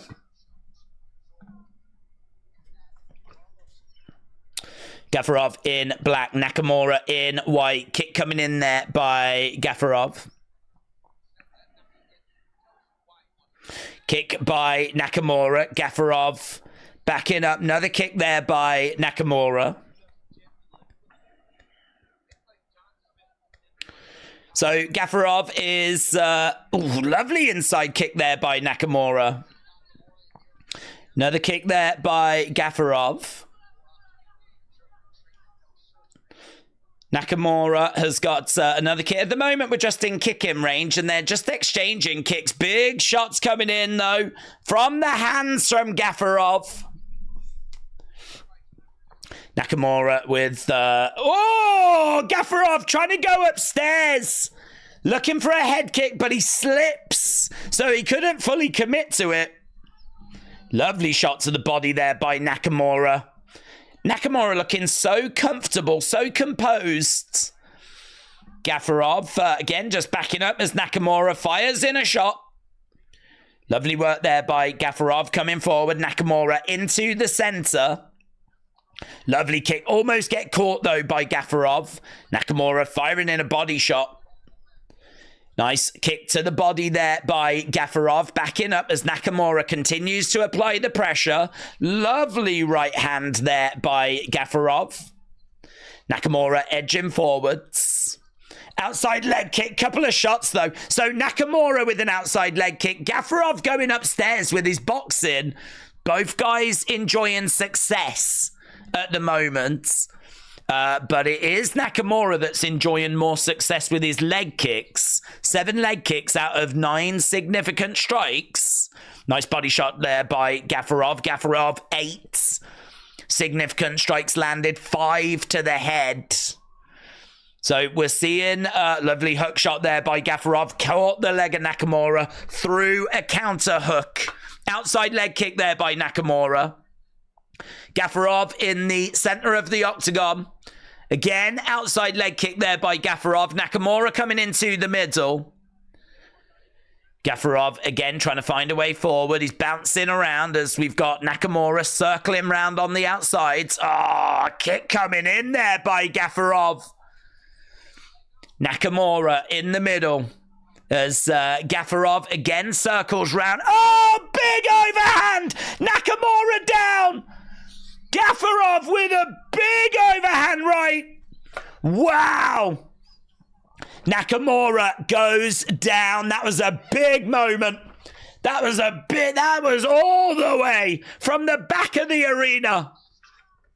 Nakamura goes down. He got clobbered hard, mate. He's still with us. He's down on his back. Gafarov jumps on top of him. Right now we got Nakamura on his back. We got Gafarov on top. We're over by the side of the cage. Gafarov all over Nakamura. Nakamura looking over at the fence. Shot coming into the side of the body. So Nakamura on his back, Gafarov on top.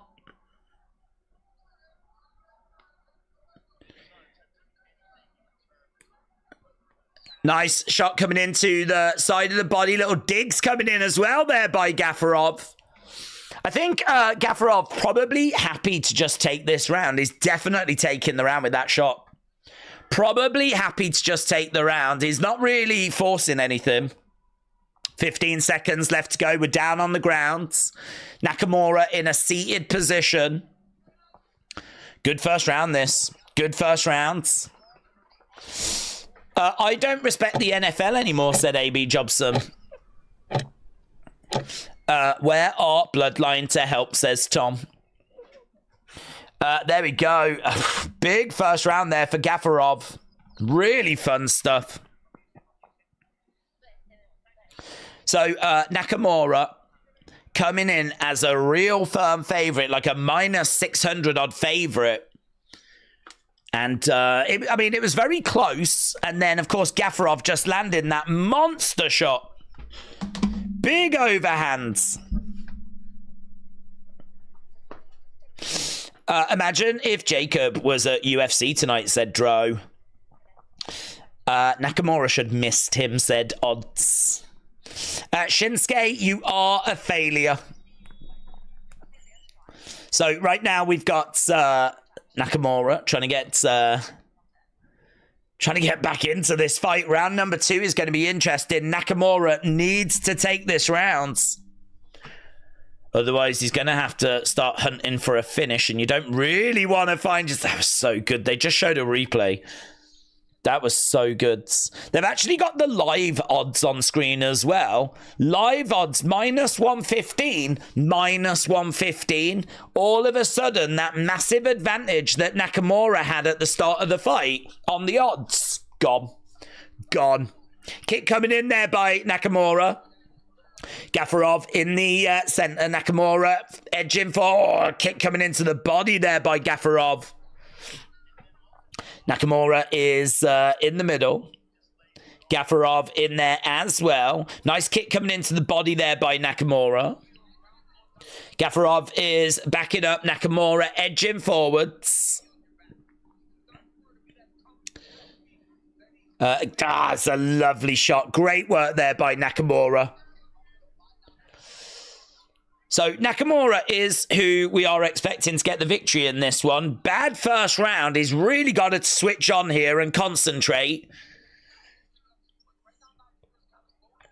So Cormier said right now, Nakamura's sort of loading up a little bit too much. Seems to be going like a bit too big with his shots. Rather than just putting in the work. Nice kick going in upstairs. Doesn't land it though, Nakamura. Gafarov again trying to find a way forwards. Both of these fighters cancelling each other out. Kick coming in there by Gafarov. Nakamura felt that. Nakamura felt that. Another kick. Gafarov is getting such success with these kicks. Going upstairs to the body and to the head. So it's really thrown Nakamura off here. Really interesting fight, this. Really interesting fight. Nakamura on the outside. Gafarov stalking him. It's Nakamura using that lateral movement. He does step forwards into the middle. There's not been a great deal of output here from Nakamura.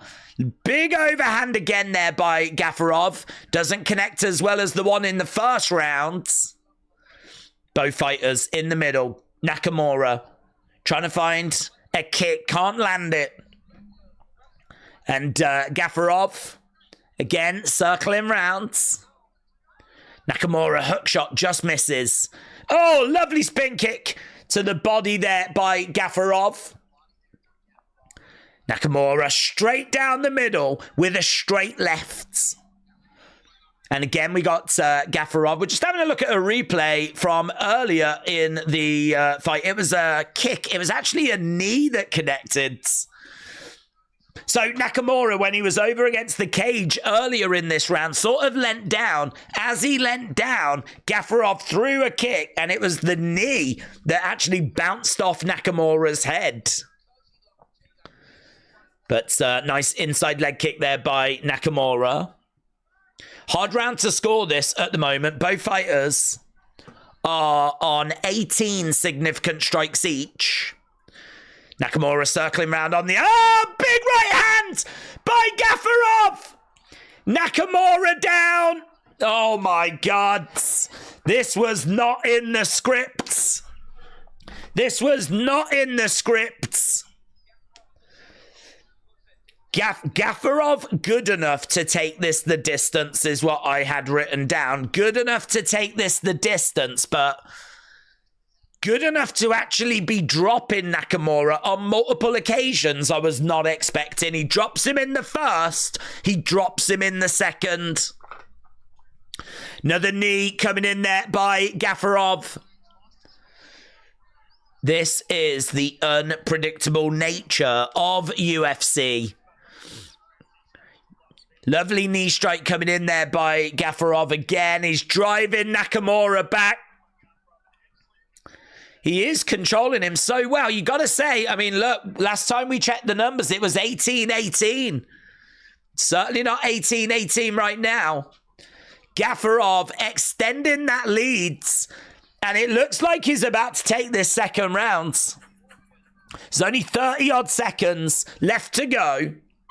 Gafarov taking the first and about to take the second.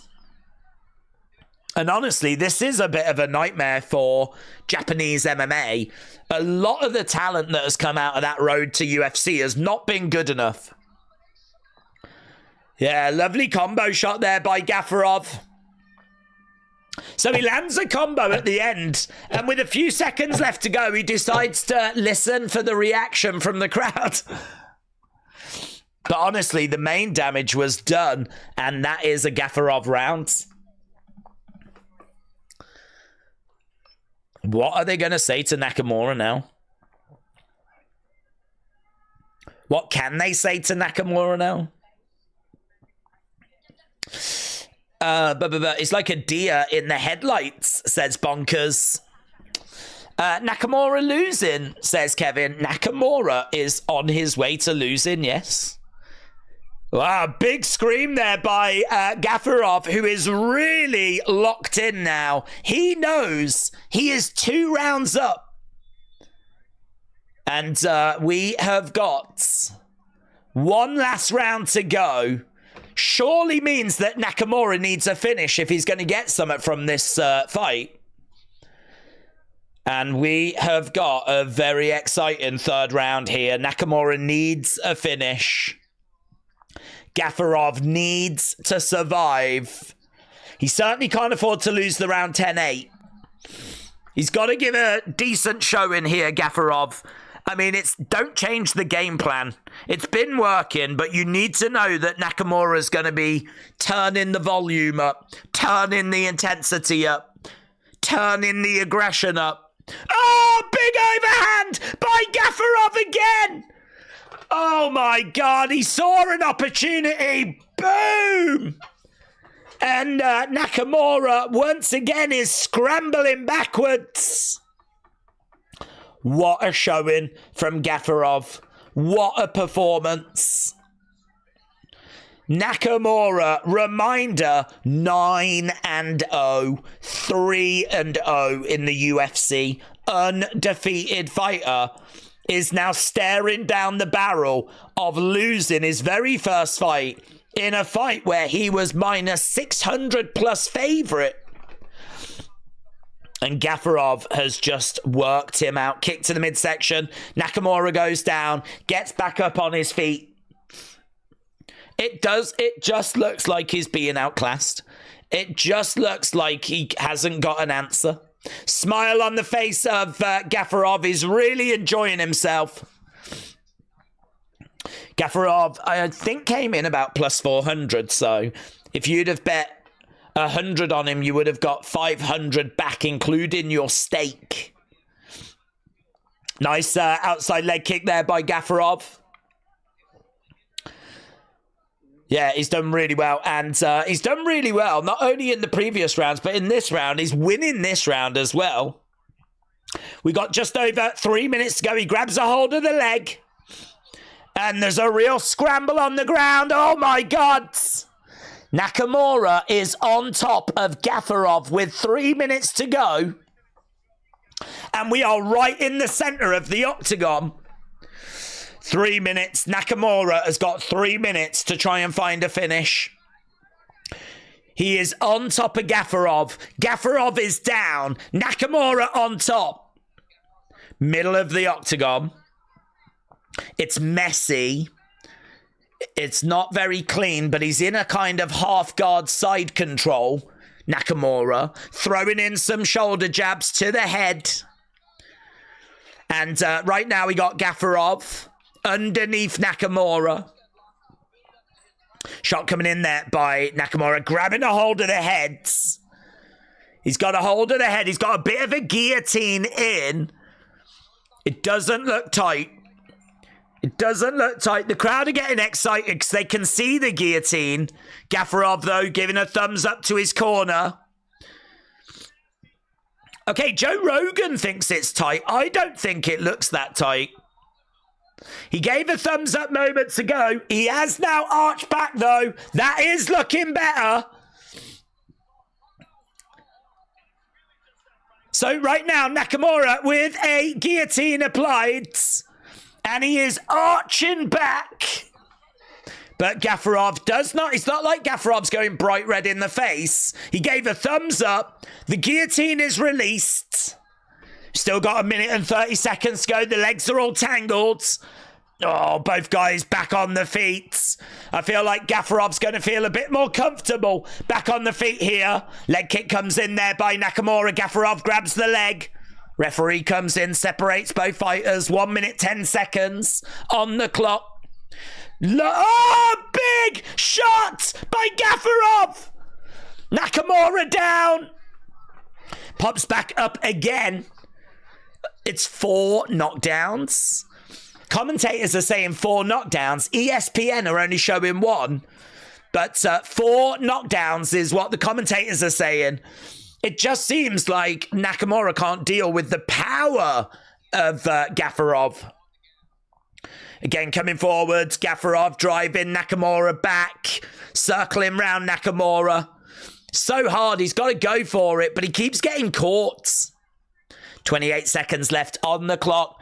Tries to duck underneath. He's looking for anything. That guillotine feels like it was the opportunity, and that opportunity is gone. Nakamura again with a big overhand of his own, and he misses. Gafarov in the centre, backing away. Nakamura putting the pressure on over by the side of the cage. Head kick coming in there by Gafarov. Lovely right hand. Oh, and the fight comes to an end. And it has got to be Gafarov that is about to get his hand raised. And deservedly so. Wow. Brilliant fight. Really fun. Really fun. How does Rogan think this is close, said SoCal? Did he say that? Did he say that he thought this was close? I didn't hear him say that. Yeah, no, nothing about that feels close. Unless he was, I don't know. I don't even feel like the round was that close, to be honest. Some big shots. I mean, there was the guillotine attempt from Nakamura, but I don't know. Perhaps he means the round. Either way, it's going to be a Gafarov win unless there's a robbery. Unless all the judges are Japanese. Well done. Swift is a winning, said AB Jobson. Let's go. Let's go, Swifties. If you are watching and you've not left a like, leave a like. It is so appreciated. We're on 255. We always try to be on at least 500 by the time the main card starts. Hard to gauge where we are, to be honest. I think we're a bit down, but we're in the neighborhood, let's put it that way. So if you are watching and enjoying the action, leave a like, as we're about to get the, here we go, decision. All three gave it 30-27. It's unanimous. So Gafarov gets it. All three judges, 30-27, gave him every single round. That is the first loss for Nakamura. And that is a decent-sized upset, to be honest. To have a minus 600 odd lose, it's pretty big. Okay, we are, I don't think, even have time for a post-fight interview, which is a bit of a shame. No post-fight interview for Gafarov after that amazing victory, because we are running out of time. We've only got 24 minutes till we go to the prelims. So our next fight is going to be Carol Rosa taking on Perez. Rosa minus 270 favorite. But last time I looked on Tapology, she was not the pick. Only 28% of people had gone with her. It seems like the majority are leaning to Perez. Perez is obviously very good at twerking. We know that much. But she is also a great fighter. 4-1. And there we go. Look at that. Look at that. So Perez is 30 years old. She's on a 4-fight win streak. She is focused. She is a grappler. She doesn't have the best defense. She can be a little bit desperate on the feet, but she is physical. She is strong. She should get takedowns. And honestly, when it's down on the ground, she should see some success. Rosa, though, is going to want to keep this standing. Here is Perez making her way out. Rosa has got a nasty calf kick. She needs to keep it standing. She's got really good volume. She's got good combos. Really, it's about what are you favoring? Do you like the stand-up game of Rosa, or do you like the physicality and the strength and the takedowns of Perez? Perez, one of 5 active Argentine UFC fighters. She's ranked 13th in the women's bantamweight division. And she is got quite a challenge ahead of her here against Rosa. Feel free to let us know in the chat, which way do you think this one is going to go? I mean, look at those numbers. Significant strikes landed per minute. 6.49 against Perez, 2.84. And if we look at accuracy as well, Rosa, 64.8 against Perez, 69.4. Takedown average, though, Perez getting 5.3 takedowns. Rosa just 1.2. We know that the ground game is with Perez. We know that the stand-up game is with Rosa. Both women 5'5". Both women 30 years old. Rosa with a 1.5-inch reach advantage. It's not much. She is talented. She's got a big opportunity. She could absolutely get the win. It is a very close fight. There we go. Perez making her way down. It could go either way, says Hannah. Absolutely. AB Jobson said, I'm going to take Rosa at minus 250. She's got a fabulous approach and a hot double leg. Okay, so Perez is inside the octagon. We're just waiting now. We're just waiting for Rosa to make her way down. 7-3. This woman has had 10 UFC fights. She might have had more, actually. I'm not sure, but 7-3 is her records. Decent power. Good combos. She can be a bit slow. She can be a little bit plodding. Yeah. So she's had 10 UFC fights. All of them have gone the distance.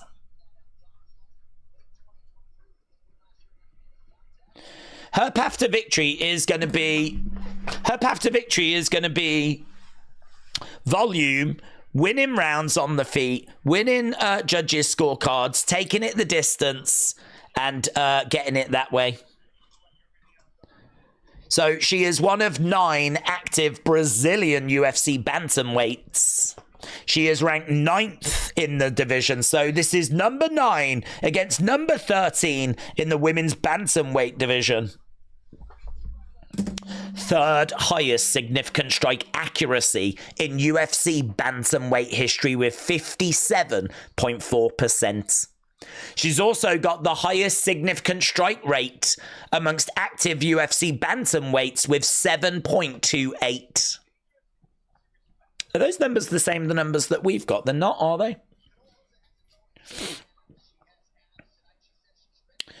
So the ESPN numbers seem to be just a little bit below what's being reported. I wonder if that is UFC and that is her career.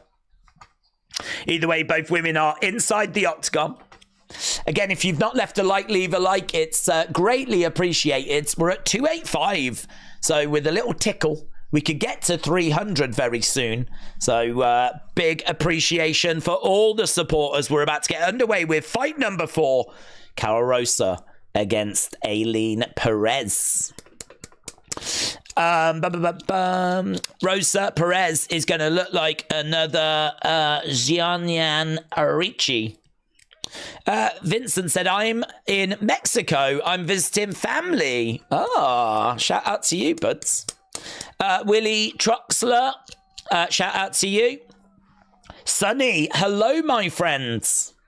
How have you settled in, Sonny, to that new place? Are you all good? All settled? Sonny said she's got Perez by decision. Edward, shout out to you. Hope you're doing well. William said, I'm with the fam. F the fights. Family is more important. Sonny said, please consider supporting my second book. A Soul Within, a collection of poems. AB Jobson said, are they going to kiss? Yeah, with their fists. Right, here we go. Mike Beltran is the ref for this one, and we're about to get underway. So, fight number 4. And actually, we've had some really fun fights on these early prelims.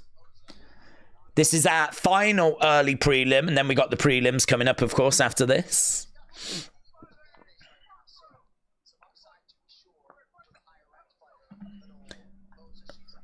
Okay, here we go. We got Rosa and Perez. Rosa in yellow, Perez in blue.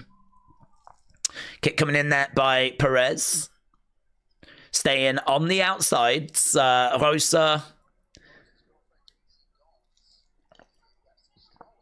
Rosa is staying very calm, calculated. We know she's got the advantage on the feet. Perez trying to get an early takedown. Good work there by Rosa to avoid that takedown. Yeah, you definitely don't want to be going down there. You want to build up a lead. Nice leg kick. She might get some success by going to the legs. There we go. Look, Perez looking for a takedown. She manages to get it. We knew that she would get takedowns. It was just when, really. And that's early. We're not even a minute into the fight. That is early. And if you look at the size of Perez, she's got a good size to her. It's going to be hard for Rosa to battle back up. So right now we got Rosa down. We got Perez on top. And again, Rosa being kept down. Perez in half guards. So Rosa is being pinned down. Perez, she's got a real size to her. She's got something about her, and she is keeping Rosa down. Rosa was not able to do the damage needed on the feet till that takedown occurred. She doesn't need to panic. It's not about panicking. You can put yourself in some really bad positions if you panic, but... Shots coming in there by Rosa. Perez is still on top of Rosa.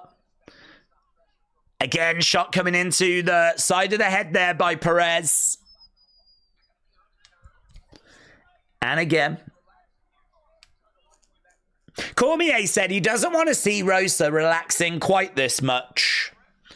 He wants to see her like being a bit more desperate. I suppose it's a balance, isn't it? You don't want to do anything that's going to make this situation worse. But equally, you can't just accept this position because, you know, the round's going to drift away from you. And we know that Rosa's not a finish. So if she's not going to be winning rounds, she's got a big problem. So right now, again, Perez doing a really good job of keeping Rosa down, and not much progress being made by either woman at the moment. Rosa trying to spin around, trying to find a way of getting back up to her feet. Nice kick coming in there by Rosa as she does get back up to the feet. Perez in the middle as Rosa edges forwards. Perez circling round. Rosa continuing moving forward. Perez on the outside. Kick coming in. Again, circling round. Grabs a hold of Rosa. No joy. Nice kick coming in there by Rosa. Jab coming in there by Rosa as well. Perez. Again, circling round. So they are back on the feet. This is where Rosa needs to go. This is where she needs to really stamp her authority. She did well to get back up. But it's no good to just be so relaxed. I do understand what the commentators are saying. Like, this is where she's got to stamp her authority on the fight. Leg kick coming in. At the moment, Rosa is ahead by 2 shots. Nice knee to the midsection. She's got 1 minute and 10 seconds to really stamp her authority on this round. The control time won't mean a great deal if she can really open up a significant strike gap. Perez on the outside. Oh, spinning back fist there by Perez. Didn't get all of it. Leg kick coming in there by Rosa. Those leg kicks could really add up for Rosa. Could really make a big difference. Perez trying to find a way forward, but no joy, circles round. Using that lateral movement. These leg kicks proving to be a big, big factor in this fight at the moment. Rosa has thrown 7, landed 7. And again, we got a lovely shot there by Rosa. Outside leg kick there by Rosa as well. Perez backing up. Rosa continuing to put that pressure on. Not much coming from Perez on the feet now. It feels like Rosa has got into a bit more of a rhythm. And the leg kick's working well for her.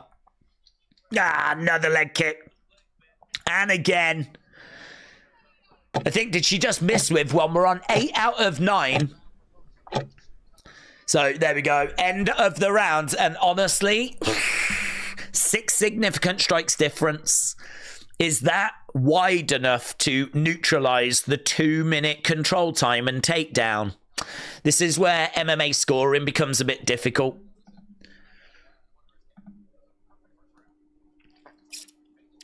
They're saying it was a perfect first round to Perez. They said to Perez it was a perfect first round. So Perez's corner seem happy with it. She could have took it. There's only 6 significant strikes in. That 2 minutes control time has to count for something. What do we think? How are you lot scoring it? How are you seeing the fights? Anyone say where there's a website to watch? Did someone say Crack Streams earlier might still be up? I've never ever been onto that site, so I can't vouch for it, but I think someone mentioned that earlier. Perez is smarter than Nakamura, and that's been confirmed, says AB Jobson.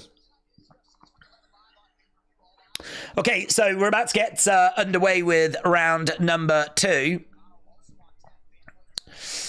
First round, Perez, said Christopher. I think it's really close. It's exactly as we thought. On the feet, it's Rosa. On the ground, it's Perez. But it's just who takes it because it's close? Like, how does 2 minutes of not doing a great deal? Perez is complaining of a low blow. Perez is complaining of a low blow. She's getting a timeout. So we're just having a little look here, and no, it's no. That seemed to be at the top of the thigh. Right now, we got another kick coming in there by Rosa. That timeout was not timeout for long.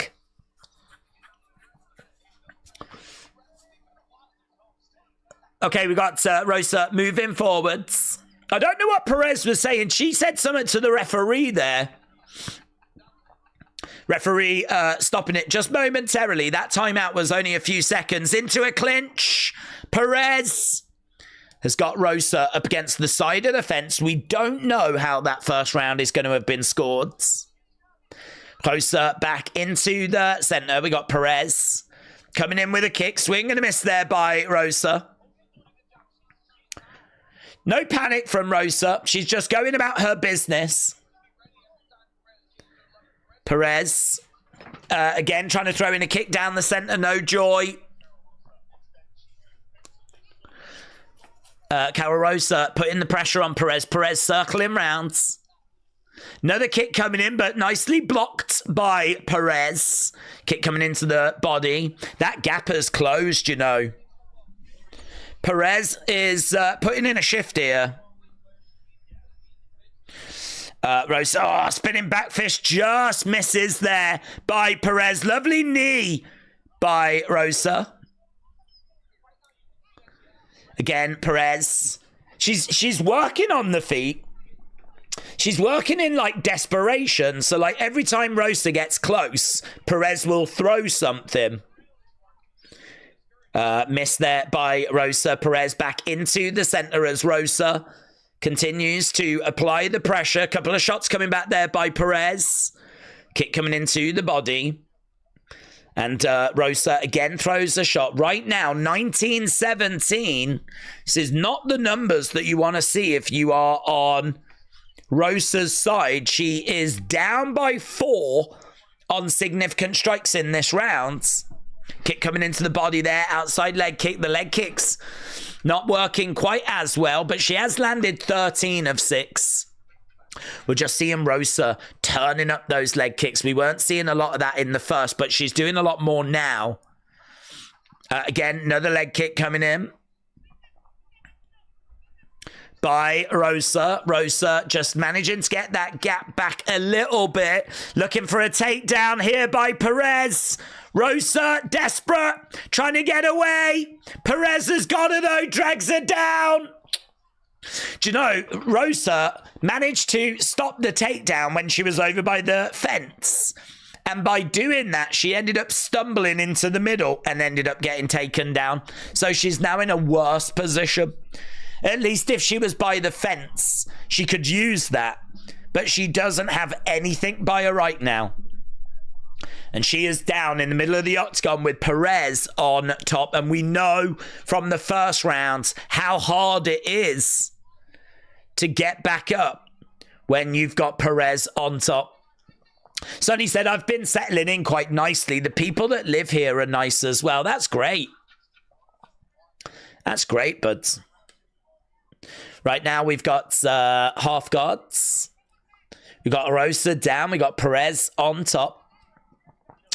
Cora Jade in Genesis would be amazing, said Dro.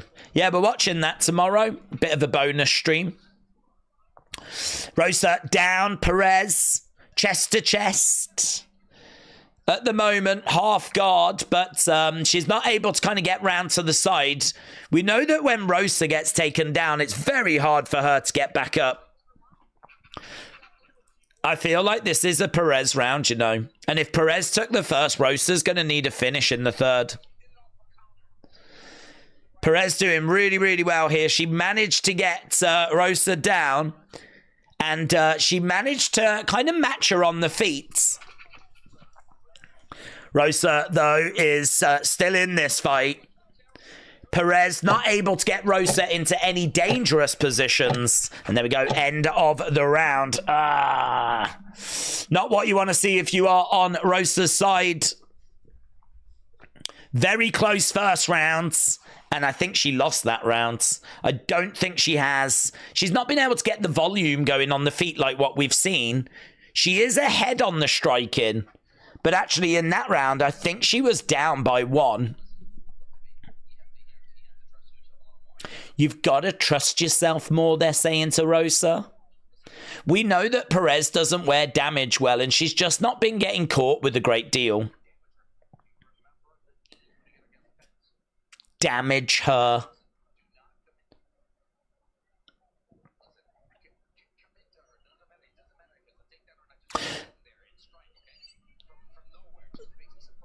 Surprise. So they're saying to Perez, get in there, surprise her.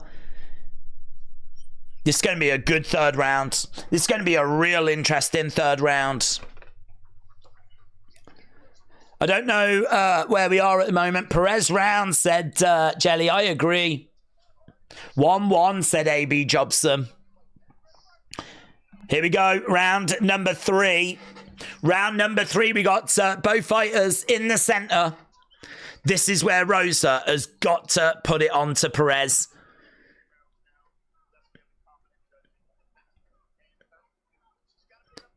Inside leg kick.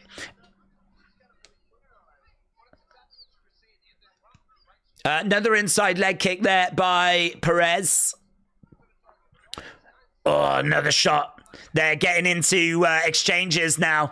And it is true. They did say to Rosa, you got to trust yourself. Couple of shots there by Perez, though.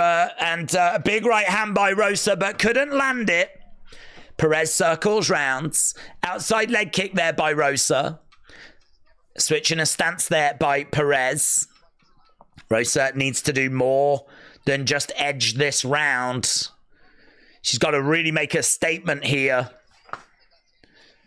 Perez getting a nice left hand through. Again, she's keeping the pressure on Perez. Perez hasn't got loads of room to work. That was a good leg kick there by Rosa. Perez buckled, but she fires back with a leg kick of her own. Leg kick there by Rosa as well. Oh, she tries to get a bit of a combo off there, Rosa, but no joy. Again, Perez back. You're just sort of waiting for that big moment. They're just sort of like throwing in leg kicks with each other. You're just waiting for the fireworks. And it does sort of feel like we're building to something. It does sort of feel like something is on the way. Kick there by Rosa. Oh, lovely spinning back fists by Perez. She wasn't able to land it, though. Inside leg kick there by Rosa. Blocked by Rosa. Another shot there by Perez. Rosa moving forward. Perez goes another leg kick. It's blocked. Inside leg kick. That was good. Perez felt that. Perez felt that. Big right hand there by Perez, but it's blocked by Rosa. Perez on the outside into a clinch. She's managed to get Rosa up against the side of the fence. We're almost halfway in this round. And this is a problem for Rosa. She's in a clinch, up against the side of the cage.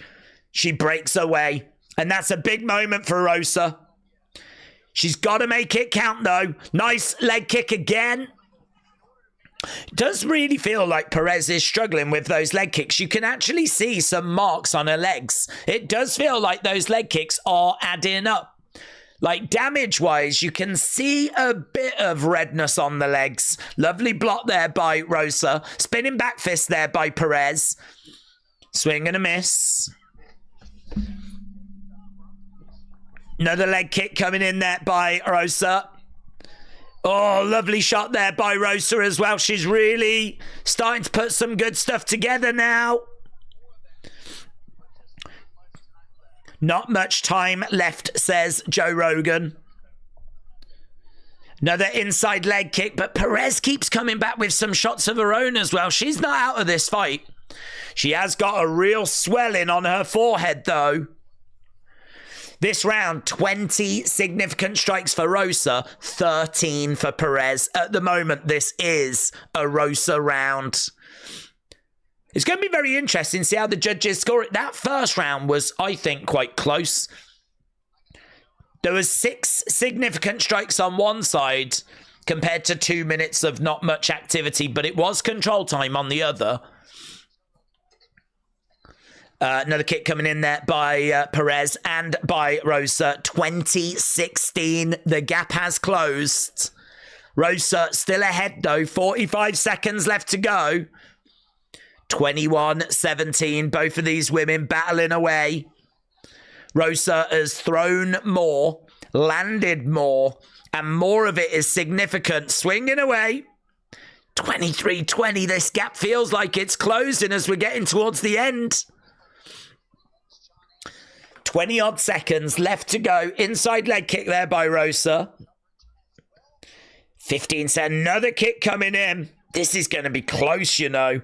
Really feels like Perez has turned up the volume a little bit more as we get to the end of this. Nice knee to the midsection. Rosa is just plodding her way to the end. It is not a good performance from Rosa. What do you think? I can tell you, round 3, we're just getting the numbers through now. UFC have still got it at 23-20. I think there was probably a lot thrown, but maybe they weren't classing it as being significant. So it looks like Rosa just edging it, but only by 3 significant shots. Perez thinks she's got the job done. And she's doing a bit of twerking. Right. Rosa needs to do some damage. Yeah, she has got a big swelling on her forehead. But at least one judge gives the first to Rosa. So a split could be incoming, said A.B. Jobson. When are the fights? Prelims are next. We're actually already a couple of minutes late for the prelims. Prelims are next. Right, if you are watching and you've not left a like, leave a like. It is greatly appreciated. We're at 309. We could really do with that being boosted a little bit. We always try to be about 500. It's unanimous. I think it's going to be Perez, you know. It is Perez. Unanimous decision. So, Eileen Perez gets it. Unanimous decision win. I think, was it one of the judges went 29-28, the other two 30-27? Oh, yeah, there they are. So you can see the scores in this box. 28-29, 28-29, 27-30. So it looks like 2 of the judges gave the final round to Rosa. But I don't really get the 30-27. I mean, they were all close, but for that judge to give everything to Perez is a bit of a surprise, but no complaints. I don't think Rosa did enough. She didn't quite do enough. It's worth knowing as to how the judges are scoring things tonight. Sometimes we can see discrepancies. Okay, so we are done with our early prelims. We're going over to the prelims.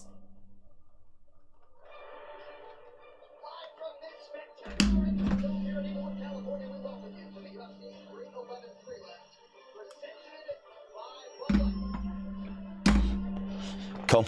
Right. 29-28 for Perez, 29-28 Rosa. It depends on how the judges scored the seconds. How many of them are simps? Yes, it does depend on how many of them are simps. So there we go. Early prelims, no finishes, but plenty of talking points. So we are moving on, and our next fight is going to be... I actually don't know what we've got up next. It's going to be the Dawson fight next.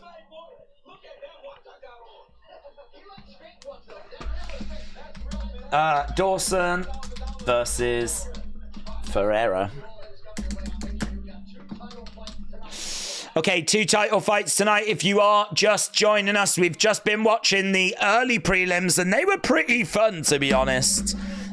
Islam Makhachev, of course, our main event tonight. He is going to be in action, taking on Moicano. Moicano stepping in on just like 24 hours notice. He was on this card anyway.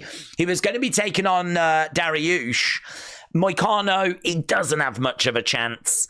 The only thing I would say is he has nothing to lose. He was not expecting this opportunity, and he was not expecting this opportunity this year, because even if he had been winning, I don't think he would have found his way into a title shot, because we don't know what the future's going to hold for Islam and the lightweight title. There's talk of him moving up in divisions, but Moicano being ranked 10th in the division means that he needed at least a few more wins to kind of get into the conversation. So for him, he has just been given the golden ticket tonight. He has just been given a golden opportunity, an opportunity that he would not have expected. So this really is a go for broke, can't lose opportunity to take on the champ, to fight for the championship. And the champ won't be prepared for you, because he was obviously preparing for Sarukian. So, but Islam is a fighting champion. He said, no problem, I'm the champ, I'll take on anyone. And I don't think we're in, going to have an upset. That's why I've not done the poll. The poll question is not regarding our main event. It's actually regarding our co-main event. But I do think it's going to make for a very interesting fight. Undeniable it's going to affect sales, though, because I think this card was actually quite interesting with that main event, and there was a bit of buzz around it. I don't know that last minute change is going to be seen as a positive thing, because Moicano doesn't have much name value. Certainly don't think he is like a tougher challenge by any means. He's going to be an easier test for the champ. But I don't know, there's a story there, isn't there? There's a narrative there that you can tell of it being a last-minute replacement, about Moicano going for broke, about him getting an opportunity he wasn't expecting. And he is a skilled fighter as well that's actually managed to string together some good wins. He's got confidence. He's got momentum. I mean, listen, as last-minute replacements go, it's not bad. As last-minute replacements go, it's not bad. So he got the call. He was selected. He steps in. But, yeah, that main card, we broke it down earlier. It looks like a really fun main card tonight. But we are going over to our next fight. This is fight number 5. This is going to be Grant Dawson taking on Diego Ferrera. And Diego is 10-5. He's on a 2-fight win streak. He is 39 years old. He's had 15 UFC fights. He's been in wars. There are gas tank issues and gas tank concerns. He's got good striking. He's a 3rd-degree black belt, so, I mean, it's very clear what he brings to the table. He's got some good wins on his records, but he needs to make sure that he doesn't give up his back to Grant Dawson. Grant Dawson is a grappler. He's improved him. He's going to be bigger. He's going to be more physical. He's got aggressive ground and pounds. I mean, everything about Grant Dawson looks good. Everything here means that he should get the win. But I think if you want to have a little dabble of an underdog with a chance, I think Diego could be that underdog. He's got the experience, he's got skills, and if he can get this down to the ground, you know, he can do some damage down there. So I'm looking at Diego as being a potential underdog, but there's no denying the firm favourite here is Grant Dawson. 80% of Tapology are expecting him to win, minus 270 favourite. But I think that's quite interesting. If you look at the fact that Grant Dawson is 10-1 in the UFC, 22-2, it's a very impressive record. And he's on a 2-fight win streak.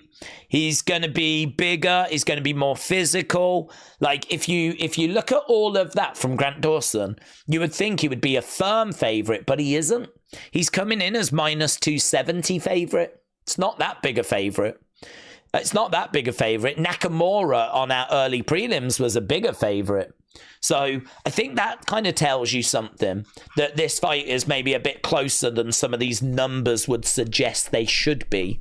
So yeah, Grant Dawson against Diego. I think Dawson gets it, but I think Diego's got a chance. That's the way I'm going to word it. Dawson's problem is he's just a bit one-dimensional. He struggles on the feet. You're not going to see lots of great stuff out of him when it comes to, like, on the feet. But he's going to look for takedowns. And he does work at a good pace. He is very physical. He is a grappler. He does have good ground and pound. And, yeah, should be a fun fight. Good way to start off the prelims. Feel free to get in your thoughts as to which way you think it's going to go. Has the Islam fight started yet? No. We're still a bit of a distance away from the Islam fight. Islam fight will be in about 4 hours. About 4 hours. Probably just a bit over, actually. 4 hours 20, something like that. Gordon said Dariush is coming off of 2 losses. Moicano is on a win streak. Yeah, Dariush off the card, of course, because of those last-minute changes. So, no Dariush tonight. Sunny says that she's in second place. What, on Tapology? Let's have a little look at that. Let's have a little refresh. Yes, you are. But as we know, Sonny, it's not about where you are at this stage. It's all about where you finish. So really, Sonny, without being cruel, this means absolutely nothing right now. It means 0. Yeah. So at the moment, that's how things are standing on Tapology. But we haven't even started the prelims. So I'd say forget about it. It's irrelevant. Right, here we go then. Both fighters are inside the octagon. And we're going to be underway.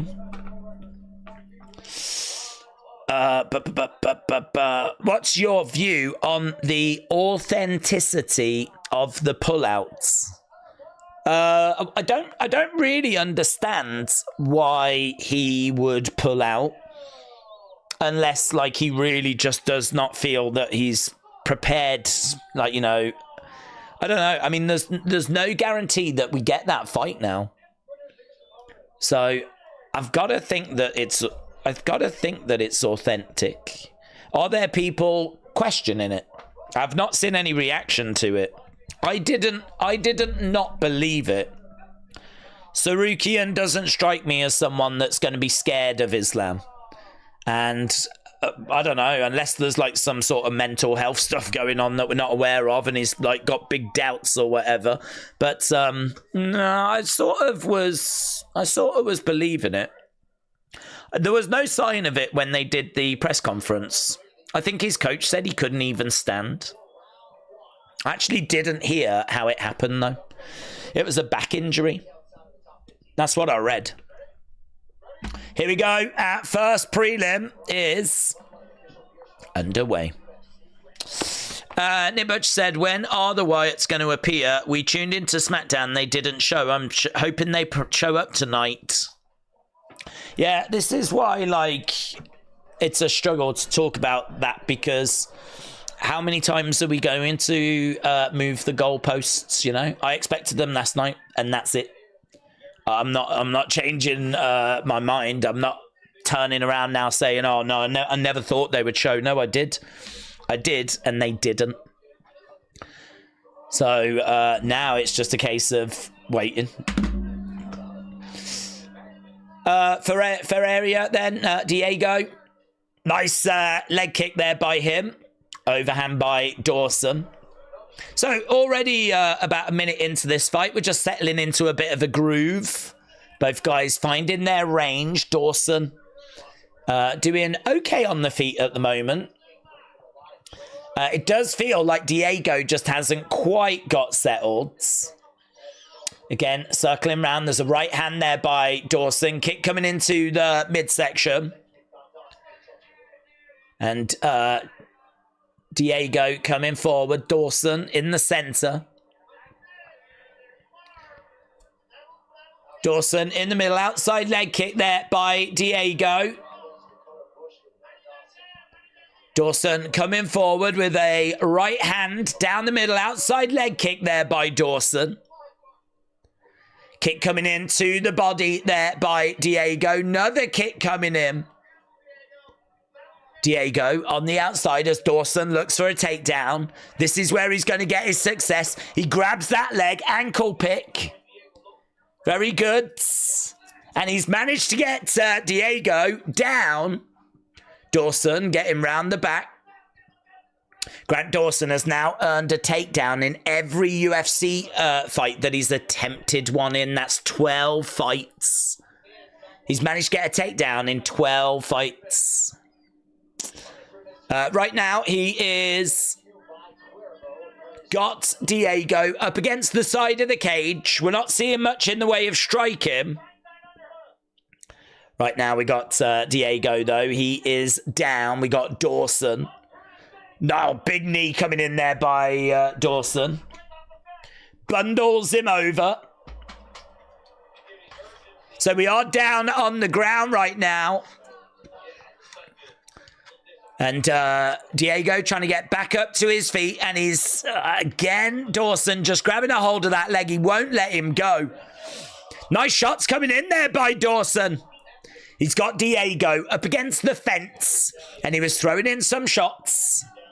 Dawson in red. All over Diego at the moment. He knows that this is his path to victory. And he knows that he can't afford to leave him alone. He's all over him at the moment. So right now, Diego trying to get back up to his feet. Dawson is all over Diego. Diego in a seated position. He's kind of up on his knees. We're over by the fence. Dawson on top. And not much progress being made.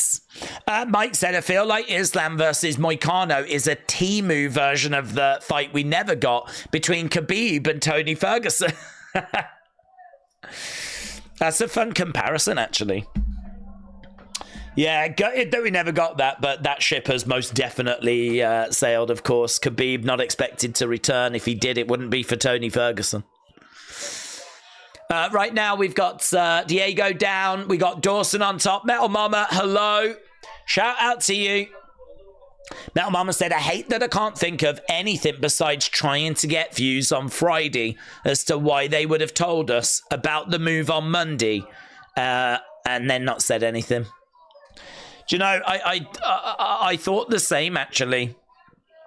For them to mention it on Monday through Carrion, and I know people are going to say that, well, Carrion could be lying, but then Joe Gacy came out and tweeted the SmackDown fist, and then people could be saying, yeah, but Gacy was just playing into it. I don't know how many excuses people are going to make before they turn around and admit that this has just been not booked well. Do you know what I mean? Like, how often are people going to do that? I mean, Carrion said on Monday, see, they've been moved to SmackDown. Gacy then tweets out a SmackDown fist. The Wyatt 6 account then tweets out pictures, which seem to suggest 17-1, which would be the 17th. It then tweeted out again the day before about be patient, like in big letters, like, you know, that's what it meant. But there was, like, seemingly 1 day to go. You know, you look at all those things, you look at the timings of those, and you can totally understand why people are annoyed. My notifications are full. My notifications are full of people saying that they're so angry, so frustrated, they're done, all this kind of stuff. It's all I've seen in my notifications. But you do get people like, no, it's going to be fine. Like, what they mean is that, you know, Saturday night's main, and it's like, there has to come a point where you're like, no, come on. They're taking the mick. It is frustrating. I still love the group, but it is frustrating. First round done. It's got to be a Dawson round. He managed to get 3 minutes 11 control time, 3 takedowns, and 12 significant strikes to 8. So it's a Dawson round. We're underway with round number 2. Willie said that was an awesome takedown from Dawson. Nice kick coming in there by Diego. Dawson trying to let his hands go. This is better by Diego, though. He needs to turn up the striking.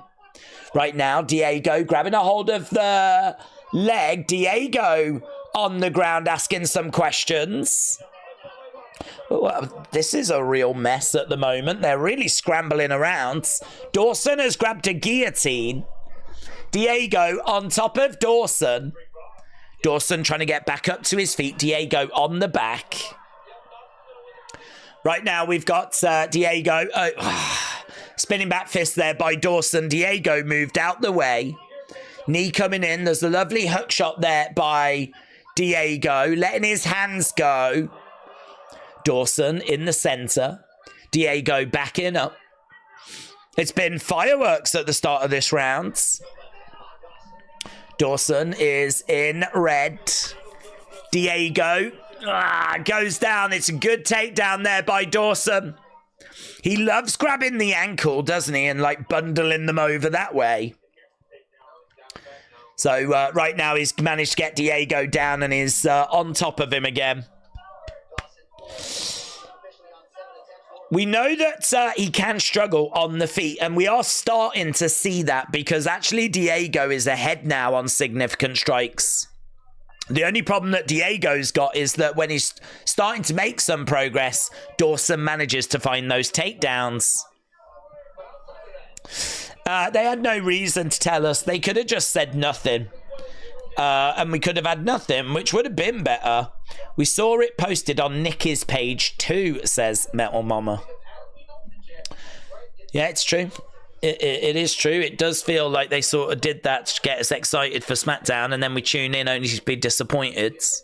It does. If it was that, it's a real. They're using the group for like really cheap tactics, aren't they? And I know it's about money, and I know it's about views, but don't take the fans for granted like that. Right now, we've got Dawson on top of Diego still. Not much progress being made. Joe said, I'm just watching the NFL playoff games. It is the Commanders versus the Lions. I have never heard of either of those teams. Right now, we got Diego in a seated position. Who the hell are the Commanders? They're in the NFL. I've never heard of the Commanders. Is that a new team, or have they changed their name? Who the flip are the Commanders? Right now, we've got Diego still down. We're still over by the fence. I'm not fussed about the Wyatts. If it was any other faction, I would scrap it, but I do want it to work for the fans, says Dort Knights. Daz, have you enjoyed the AFL playoffs? Asks Joe. Booze, crowd a bit restless. This is not the fight we were hoping for. It's Dawson getting takedowns and keeping Diego down. DC and Rogan together get so obviously biased for their preferred fighters, said Proctor Dill. Rob Fee tweeted, hang tight, y'all. I think he can see the frustration. Hang tight, everyone. Maybe there's something going on that we don't know. Perhaps there was a plan and perhaps it fell through. But again, I feel like I'm making excuses.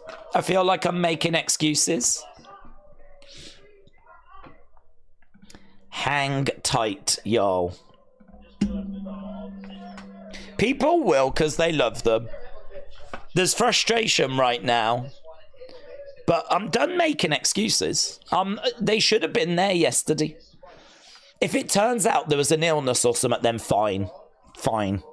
You know, if it turns out there was a flight delay or something like that, Rob clearly knows that the fan base is frustrated. You don't tweet that if the fan base isn't frustrated. Yeah? So he's clearly seeing what's being said. Right now we got hammer fist there by Dawson, and we get to the end of the round. That was really not a fun round at all. This is really not a fun fight. The early prelims were a lot better than what we're seeing here, actually. Some idiots are saying they're being punished because of JoJo. Ignore them. They were at the People's March and the Lions game tonight, and Commanders. They were at the People's March and the Lions game.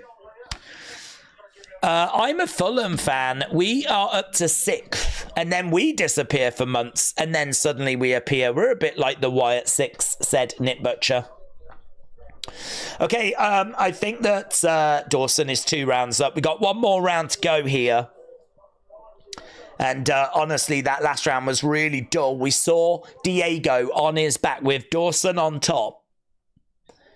And, yeah, I'm looking for something a little bit better here. I'm looking for something a bit more enjoyable. A.B. Jobson said, I know I can be harsh towards women's MMA, but 95% of the women's roster, maybe 98, is just filled with nothing burgers. Oh, I thought you was going to say something like, but they would be better than what we're seeing here. Crowder already booing at the start of the third. The third round has only just begun. And I think it's because Dawson is lunging for takedowns. And the crowd do not want to see him succeed. Right now we're in the middle of the octagon. Dawson is on his knees. He's grabbed the leg of Diego.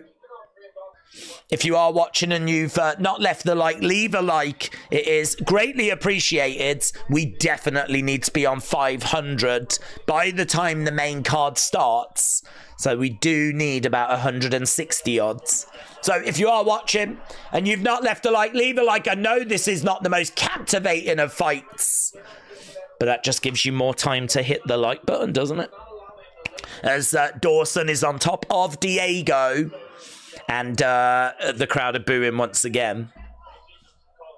We are kind of in the middle of the octagon.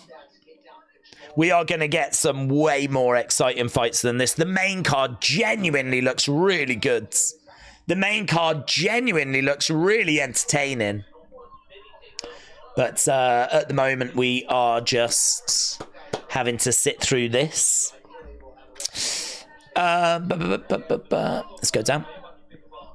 Dawson, 10-9. That low single takedown is going to keep terrorizing the lightweight division. Diego is finally looking his age. He's never been this calm while being taken down. Maybe it has caught up with him. 39. I think he turned 40 today, actually. I think today is his birthday. Again, coming forward, Diego trying to throw big, heavy bomb. Dawson, they're swinging for the fences. Diego.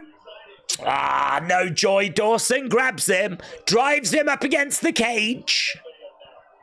Oh, and a takedown. Trips and takes him down. So Dawson with a takedown So frustrating because they were swinging away there and it really felt like Diego might find something significant. It really felt like he was going to find something that at least would cause some sort of trouble. But no, he finds himself down on his back, Dawson on top, and this fight is just probably going to drift towards a decision.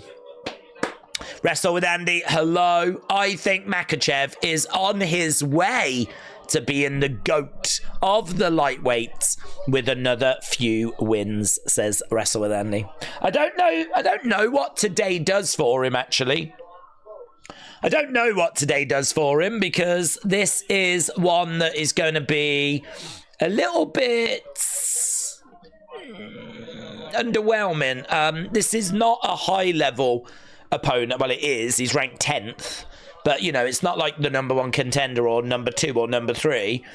This is someone that's maybe getting this opportunity a touch too early. Someone that's only just jumping in with 24 hours notice. I mean, look, you've got to say respect for Islam taking the fight because he could have said, no, I'm not prepared. But he said, I'm a fighter, I'm going to take it. So, I mean, I suppose that adds to his legacy. But this is one of those situations where he's got way more to lose than win. If Islam loses this, it hurts him a lot. If he wins, he doesn't get a great deal from it. So it's just a really moody situation to be in, to be honest. So right now, we got Ferrera, Diego down. Not much progress being made. The crowd have booed several times throughout this. And right now we got Dawson round the back of Diego.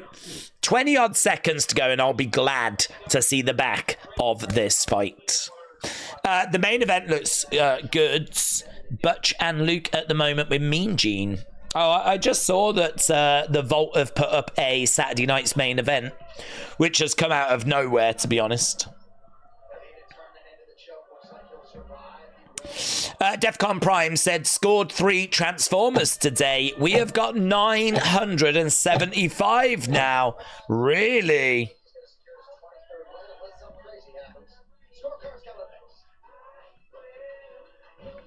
Very good. Okay, end of the fight. Defcon, shout out to you. I would imagine, I would think that you probably have them all. How many did they make if you've already got 975?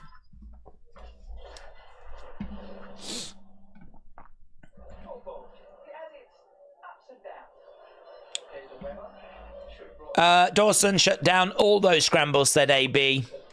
I'm not sure that I can put Islam above Khabib. Khabib never lost a fight at a round. Yeah, but equally, when he got to the very top, how many times did he fight? He kind of worked. That's the problem with Khabib, is that he worked his way up, and he was too good for that talent. It was clear that he was a top talent, right? One of the best of his time. But when he gets to the top, you know, he beats Connor, he beats Dustin, and he beats Gaethje. Really good. I mean, he's beaten a lot of the big names. I've no doubt he would have beaten Tony Ferguson because we saw the drop-off from Tony Ferguson. But I think if there is just a black mark against Khabib, if there is just a question mark, it would be, you know, he didn't spend... It's not like he was on top for years and years.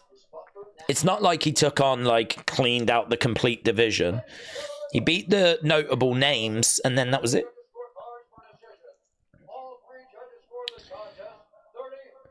30-27, all 3 judges.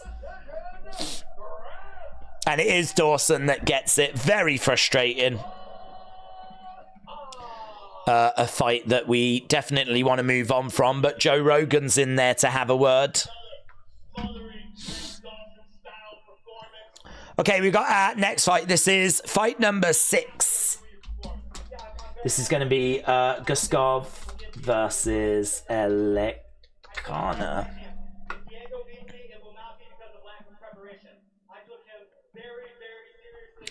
I took Diego very seriously. Real quick, I feel really bad for Beneil Dariush. I know that he didn't get to fight tonight against a really good opponent, my teammate Moicano.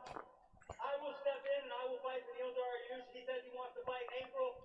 There's a Miami card in April. That's the card I want. Beneil Dariush is the fight I want. I really hope to get that next. So Dawson said, I feel really sorry for Dariush. I feel really sorry for Dariush not being able to fight. There is a card in April. I want to fight Dariush on that card. So Dawson has called out Dariush and he's named the card he wants to fight on. We're just seeing Islam Makhachev stats. One fight a year, your opponent cancels last minute. UFC can't afford to lose money, says Nikita. I would have loved to have seen what Khabib would have done if his father didn't die. We would have had him for much longer, said You Almost Had It. That is true. That is absolutely true. No one blames. I don't blame Khabib for hanging it up. I don't blame Khabib for hanging it up. But I think when it comes to the conversation as to who the best lightweight is, you know, I don't know how much work Islam really needs to do to take that crown now. Because for me, it's Khabib that's got that crown. At what point does Islam overtake Khabib? Well, Islam's already faced Volkanovski and beaten him twice in some absolutely brilliant fights. Then he's taken on Poirier. He's already got a win over Sarukian, but it would have been good to have seen that in 2025. I mean, really, I agree. He's probably only a couple of wins away from being the guy. I don't think the lightweight division is quite where it was, though. The lightweight division was just full of killers. It was full of problems. And a lot of those problems have got older now.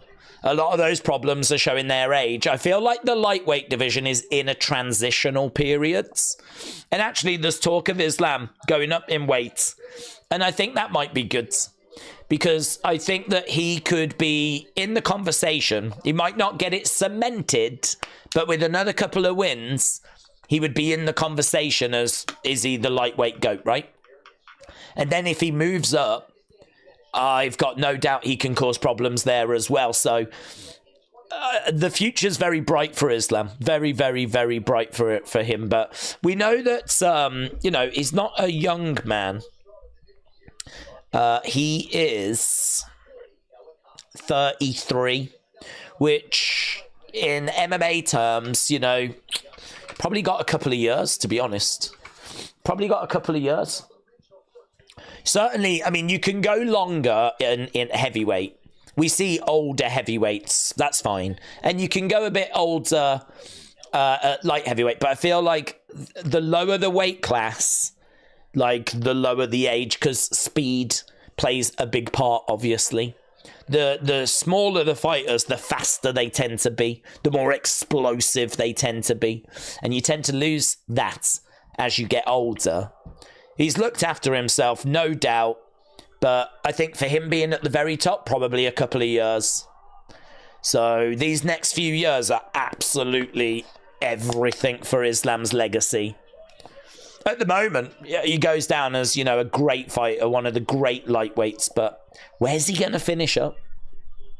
Where's he going to finish? And this is why tonight is so disappointing, because I don't think tonight adds to that legacy. If he beats Moicano, is anyone going to care? Is it going to make any difference to his legacy? No. The only thing you can say is he accepted it on short notice. Props to him for that. Thanks for the bonus TNA stream. I'm a TNA hardcore fan. I was a fan when there was Dixie Carter, Hulk Hogan, and Bischoff, says Nathan. Well, Nathan, if you're around, join us, because I would love to. I'm down for hearing all about it. I don't know anything about TNA. I know that Dixie was in there, and I know like Kurt did well and all that stuff. But honestly, I've watched about 2 of their shows in my life, so my knowledge is just next to nothing. I am watching for NXT. That's why I'm watching. If NXT hadn't been added this week, we would not be doing that stream. So that's why we're doing it. But yeah, you know, look, a bit of a bonus stream. I'm always down for that. And if you're around, share your thoughts. William said, honestly, footy, football, or any team sport, you can relax and enjoy it if you use what you know about the sport. Draw similarities between the two. William, I hope you're well. I like your profile picture. Right, we are moving on to our next fight, and I don't think it's going to be too long till we get to that. If you are watching and you've not left a like, leave a like. I know I keep going on about it, but we do try to get to 1,000 likes on these streams. These are the big monthly pay-per-view streams. They're a big deal, and so we always try to get to that 1,000. I know we had that change in the main event. I know it's going to affect the amount of people that are interested. I think, like, you know, there's going to be a lot of disappointed Sarukian fans, of course. And he was getting some really good support, actually, at the press conference. So this last-minute change is not going to have helped anything, but still a good card. You know, Jiri against Hill should be really fun. Kevin Holland in action.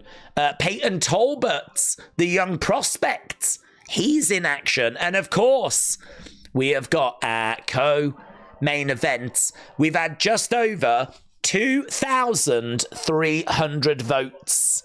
So we've managed to get 2,300 votes, but we've only managed to get 366 likes. Right, we've got Merab by decision, 23%. Merab by finish, 15%. So actually Merab winning, 38%. Umar by finish, 47%. Umar by decision, 15%. So that means that Umar, you've got a 62% chance of winning with 47% chance of it being a finish. So that's where the community is for our co-main event so far. That, of course, is for a championship as well. Main event for the Lightweight Championship, co-main event for the Bantamweight Championship. And we are about to go over to our next fight. And this is going to be Billy Elekana. He's only got a 4% chance of winning because Guskov has got 96% of votes on Tapology. 96% of people on Tapology think that Guskov is going to get the victory here. So Bogdan Guskov, minus 395 favourite, fighting out of Uzbekistan. He is 2-1 in the UFC, and he's won his last two fights. He's fast, he's powerful, moves forward, he's got good combos, good footwork. He should have too much for Billy, who is making his UFC debut. Come on, I want some fireworks, man. That last fight was rubbish.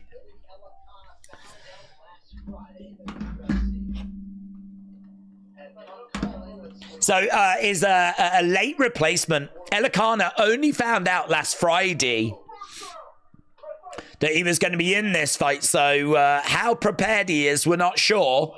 We are in the Intuit Dome. And here we go. Guskov is in white. Elekana is in black. Leg kicks coming in already by Elekana. Taking that center ground, we got Guskov. Guskov is ranked 13th in the light heavyweight division. Head kick coming in there by Elekana. So to actually make your debut with like a week's notice against a ranked fighter. Look at this. Elekana, though, getting on the back. This is interesting. He's looking for a rear naked. Could you imagine if he gets this?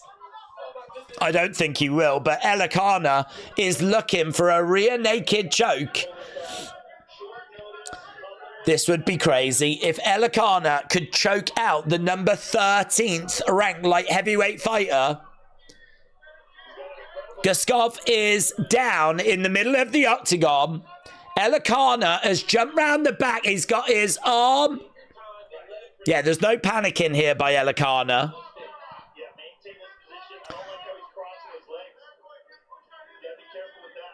Right now, we are down in the middle. Elikana not panicking. This rear naked choker's not progressed. Oh, I love that, though. Elbow. Boom. Elikana raining down an elbow. Yeah. Body locks in. Body locks in. He's looking for that rear naked. I tell you what, it feels like it's getting a bit more realistic. Shot coming into the side of the head. We're still down. He still can't find it. Elikana looking to throw in some shots. And again, no joy. Trying to wrap that arm around. No joy. Still so long to go. 2 minutes 50. 2 minutes 50 left to go in this round. Crowd are booing. I don't know why they're booing. We've got some guy that's come in on 1 week's notice. Yeah, Guskov is just... There's not much he can do. He's just, at the moment, surviving. Right now, Elikana probably could up the pace a little bit. Probably could go through the gears a little bit. But no joy at the moment. Elikana is on the back. Oh! Starting to ask a question. No joy at the moment. He's still got this body lock in. He's dragging Guskov down. No joy. And again, trying to get the arm around. There's a bit of blood above the eye of Guskov, you know. He's took damage here and he's definitely losing this round. So at the moment, Guskov, blood just above his, I think it's his left eye. And we've got Elikana on the back. Elikana has been in a great position for about 2 minutes now. And he has not been able to find this rear naked choke. He's going to really regret this. He's going to really regret not making more of this opportunity to make your UFC debut. Get the call up like a week before. Get yourself into a position where you manage to take the back of the 13th ranked light heavyweight in the center of the octagon. You've got to take this opportunity. You've got to take this chance, and he hasn't. He hasn't. Guskov now throwing in shots to Elikana. Yeah, this is a problem. 30-odd seconds left to go. Guskov is out of that situation, and he is the one that's throwing this nasty ground and pound. Where are we with the numbers? 11-4. I don't know that he's got enough time to get the round. He's looking for a rear naked of his own. Guskov! Oh, it's a problem! Big problem! Guskov! Oh, end of the round! Wow! Mate, he just survived! What? Wow, he just survived. I thought he was dead. He had it on him. He had it on him, and I don't know if he does tap. If he does tap, it's after the klaxon. What? That was mental. I don't even know whose round that is now. I mean, it's probably a Guskov round because that rear naked was in. Elikana was looking for it. Couldn't find it. But Guskov actually got it in. Oh my God, that was sick. That was so good. We are going to round 2, you know. We are going to round 2.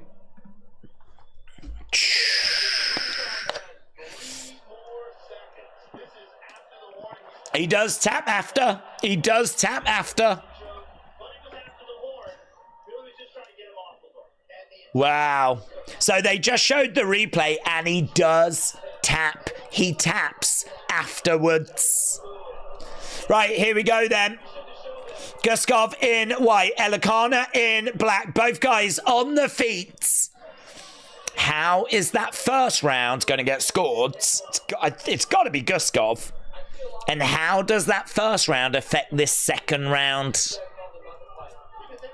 We got Elikana circling. Staying on the outside, just trying to stay out of range. You would feel like Guskov has woken up now. If there was any doubt before, I don't think there's any doubt now. Nice hook shot coming in there by Guskov.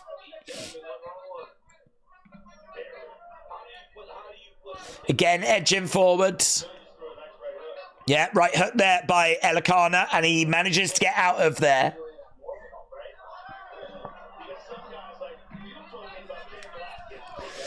Guskov again continuing to move forwards. Elikana covers up 1-2. Couple of shots coming back there by Elikana. Guskov again trying to find a way forward. No joy. Elikana back into the center. Guskov edging forward. It's all very tentative. It's not very exciting stuff. Oh, swing and a miss there by Elikana. Jab coming in. Shot there by both guys. Guskov again having a look. Keeping the pressure on. Kick coming in there by Elikana. Guskov moving forward. He's just moving forward, but he's not really offering anything. Oh, that was a lovely hook shot, though. He offered that. Lovely hook shot. Couple of shots coming in there by Guskov. Elikana up against the cage. Body shot there by Guskov. Body shot by Guskov. Yeah, Elikana is just covering. He's not really offering a great deal now. Guskov is applying the pressure. Elikana is just covering up against the side of the cage. Again, nice body shot. He can sort of do what he wants here, Guskov. 1-2, down the middle, going to the body. Yeah, this is done. This feels like it's done. Big uppercuts. Knee coming in. Elikana. I think he might have lost his heart. He seems to have just given up. He's just covering up. The referee has got to be looking at finishing this. Guskov again just throwing. There's nothing coming back. Yeah, Cormier said the ref will stop this. But we're not seeing the ref stopping it. Guskov's output has slowed, actually. Yeah, if he was like bang, bang, bang, bang, the ref would call it.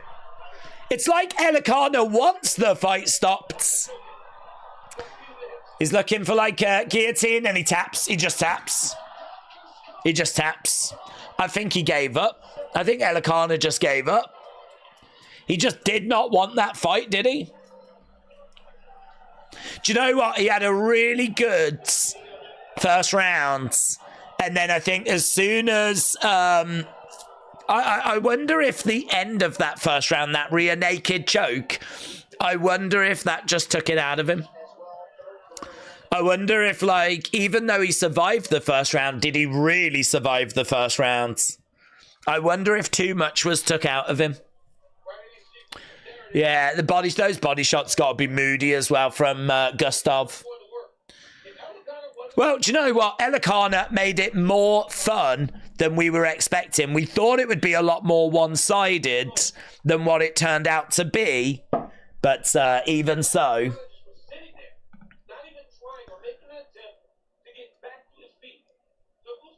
Oof. But I wish we didn't have to wait for the main event for just a 19-second fight, said Nikita. Bishop said, I know you hate the adverts in the WWE ring. What do we think of adverts in the UFC octagon? They've kind of largely always been there, so it's not been a problem, you know. And with the adverts with the WWE ring, anyone that's kind of getting into wrestling now, it's not going to be a problem for them. The reason why I don't like it is because obviously I'm used to something better. You've took something better and you've made it worse, and of course I'm not going to be happy about that. So, you know, when it came to like WWE, we've always had a nice, clean ring. No distractions, no stupid logos. And now, you know, since WrestleMania 40, we've started to put logos in there. And that does not make it better for me. It doesn't make it better for you. All it does is it makes the company more money. And it's just a money grab in it. So it's hard to be like positive about it. I don't know anyone that's positive about it. I don't know anyone that's celebrating the fact that we've had that change. But when it comes to UFC, I'm trying to think, like, I think since I've been watching UFC, since I've like been seriously into UFC, they've always had sponsors. So it's been a non-factor. And I do recognize anyone getting into WWE now will, you know, to them it won't be anything, you know. Fast forward a couple of years and it probably won't even be a talking point, but yeah, to be around at this time where that change is made, it's not a change you're going to celebrate. Malachi Black's about to leave AEW in the House of Blacks no more. They're going to be called the Hounds of Hell, says James. Thank you, James. Right, so of course the win there for Guskov. Guskov picking up that victory, and it is a submission second round win for him. So we've got Zachary Reese coming up next, and we are approaching our final hour before the main card. We've got 2 fights left to go, and then we are at the main card. So main card on the way. They are just interviewing Guskov at the moment. If you are watching and you've not left a like, leave a like. We are on 380. We definitely could do with a boost there. We need to be in that kind of 400 range as we get closer to the main card. Ideally 500 by the time we get to the main card. So we are doing well for votes. Over 2,500 votes. But we do need a boost to those likes. If anyone's watching and you've not left a like, it is very much appreciated. Right. Strike and sub-strike. But now, we read that about Malachi. I wish we could have seen Lesnar against Cormier, said Mr. Holmes. Mr. Holmes said, are you doing this for GFL when it starts? No, no plans to do anything for GFL at the moment. It's kind of hard to fit everything in. Other weekends, are their shows going to be on a Saturday as well? Hello, breaking news. Oh, it's about an invitational thing.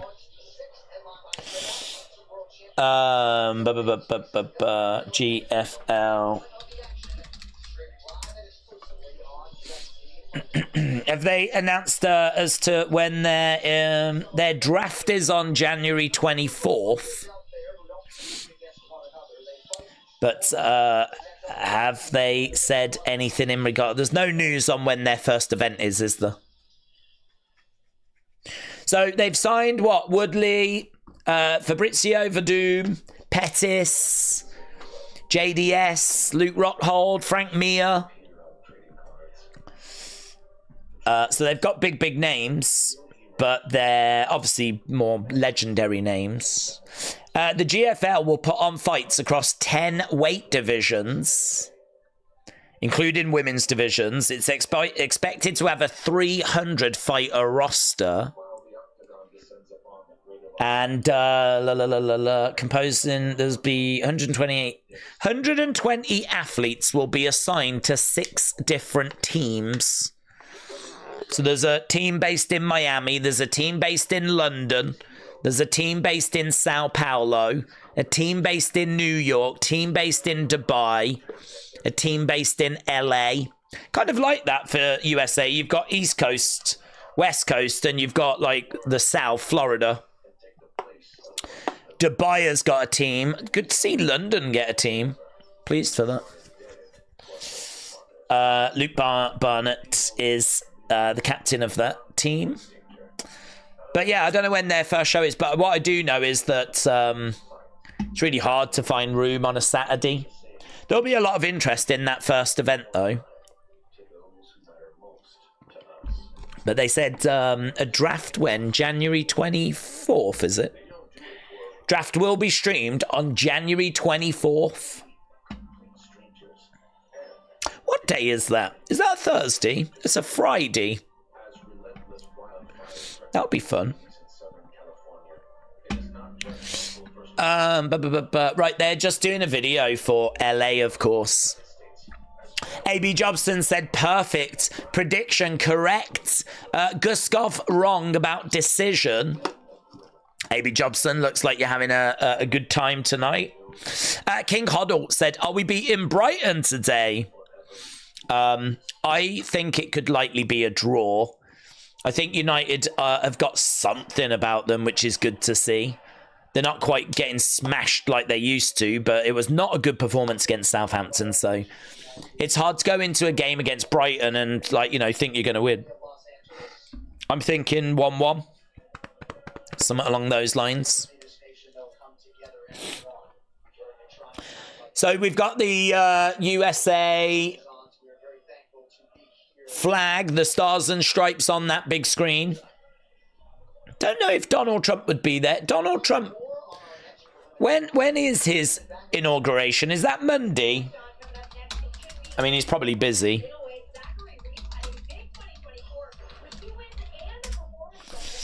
Zachary Reese coming up next. Donald Trump inauguration has been moved indoors due to dangerous colds. Donald Trump's inauguration address on January 20th will take place indoors due to dangerously cold weather. The last president to be sworn indoors was Ronald Reagan in 1985. I don't remember ever seeing a president sworn indoors.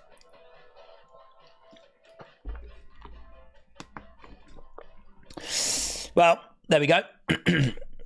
Monday for the inauguration.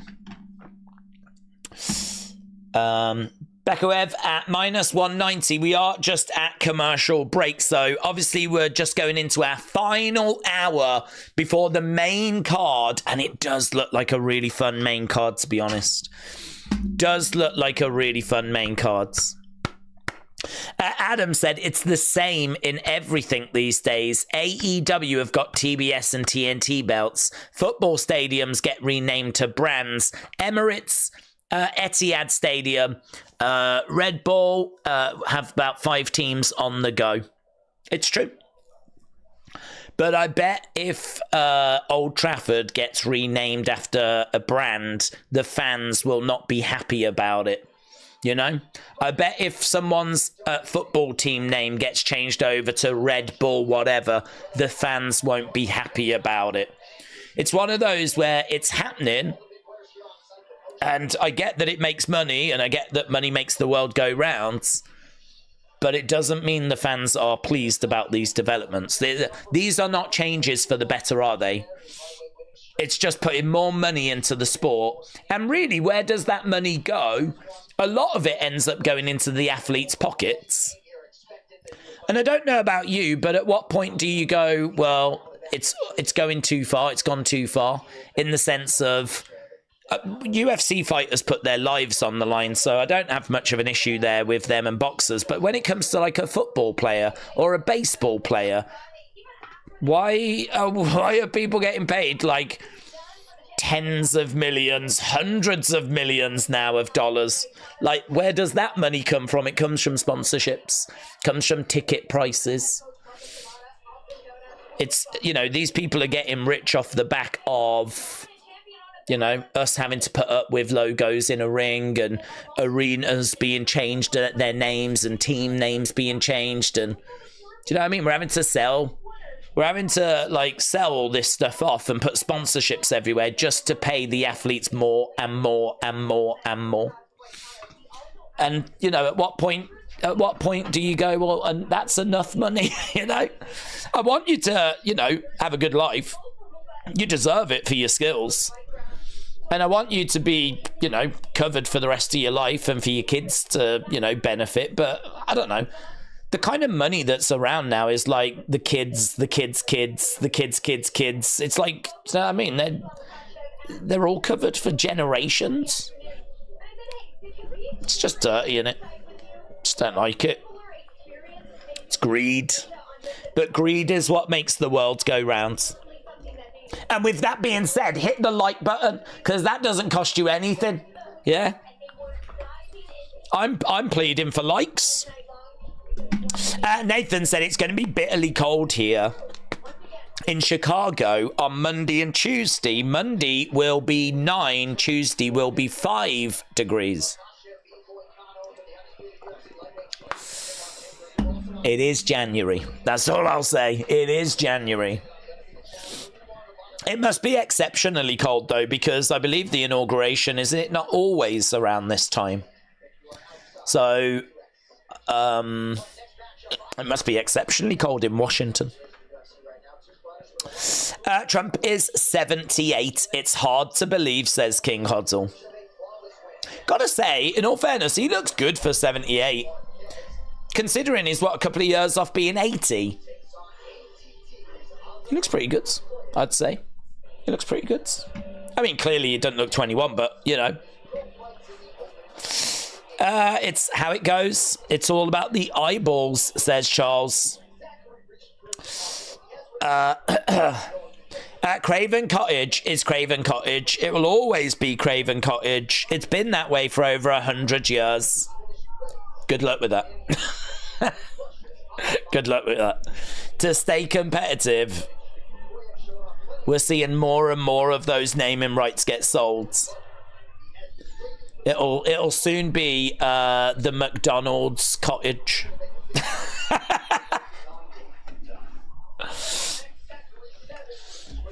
It'll be the OnlyFans Cottage. Yeah. I don't like it. It is going too far with the marketing, but it's the same in all business. It's true.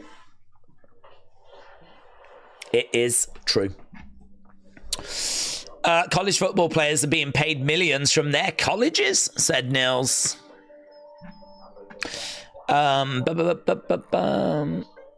Ishii and Okada next, says Hannah. What are people watching AEW? Hannah, don't you hate on AEW? Why are you watching it?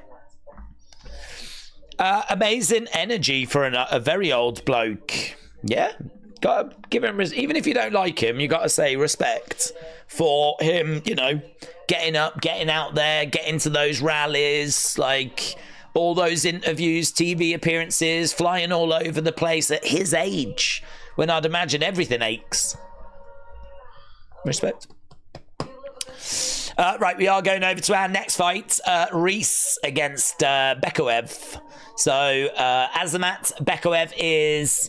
What do we know about him? I don't actually have loads of notes on him. So, Bekaev... UFC debut. I was trying to think if he'd had a fight before, but UFC debut. He's on a 6-fight win streak, apparently. Short notice replacement. Bekaev is a hard hitter. He's got a really bad gas tank. He is a bit stiff with his striking, but he is very powerful. He doesn't like to fight at a high pace, and he is a little bit small for this weight class. He's taken on Reese, who is 2-1 in the UFC. He's won his last 2, so he's got a bit of momentum going. He gets a lot of finishes in the first round. He's quite powerful. He does tend to accept bottom position a bit too quickly. He is got a good size for this weight class. Okay wrestling, but very good jiu-jitsu. He's going to need to try and defend the takedowns.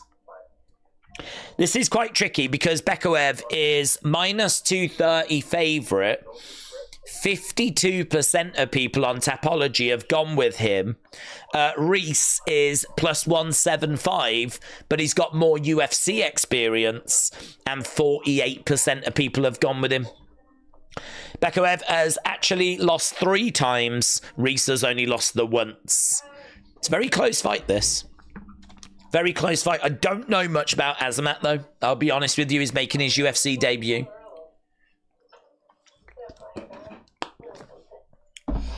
I'm going to go with Bekaev minus 190. Bekaev could sabotage the chosen one. Let's go down. Have people pissed off to watch wrestling? Get your asses back here, says Dort Knights. Reese by knockouts. That will kick off my parlay, said Trenton. Hannah said it's true, but I thought I would put it on to see what's happening and see. I want to see if it's improved. No, you don't. You're a secret fan. You're a secret fan. If it's improved, you would hear about it. You don't need to watch it to see if it's improved. The viewing figures would go up. There'd start to be a bit of a buzz around it. You're watching because you want to watch. Okay, here we go. Bruce Buffer making his way out. Touchdown Lions, says AB. Okay, so here we go. Azamat is minus 190 favourite, fighting out of Russia. Haven't heard anything about the Ukrainian war in ages, you know. I know it's still going. Of course it's still going.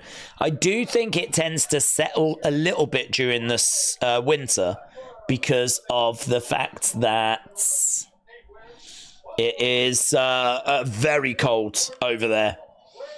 So I think it does. I think the activity does sort of settle down, but it's going to be very interesting when Donald Trump comes in as to what's going to happen with all that. It says there was 3 killed in a strike on central Kiev earlier.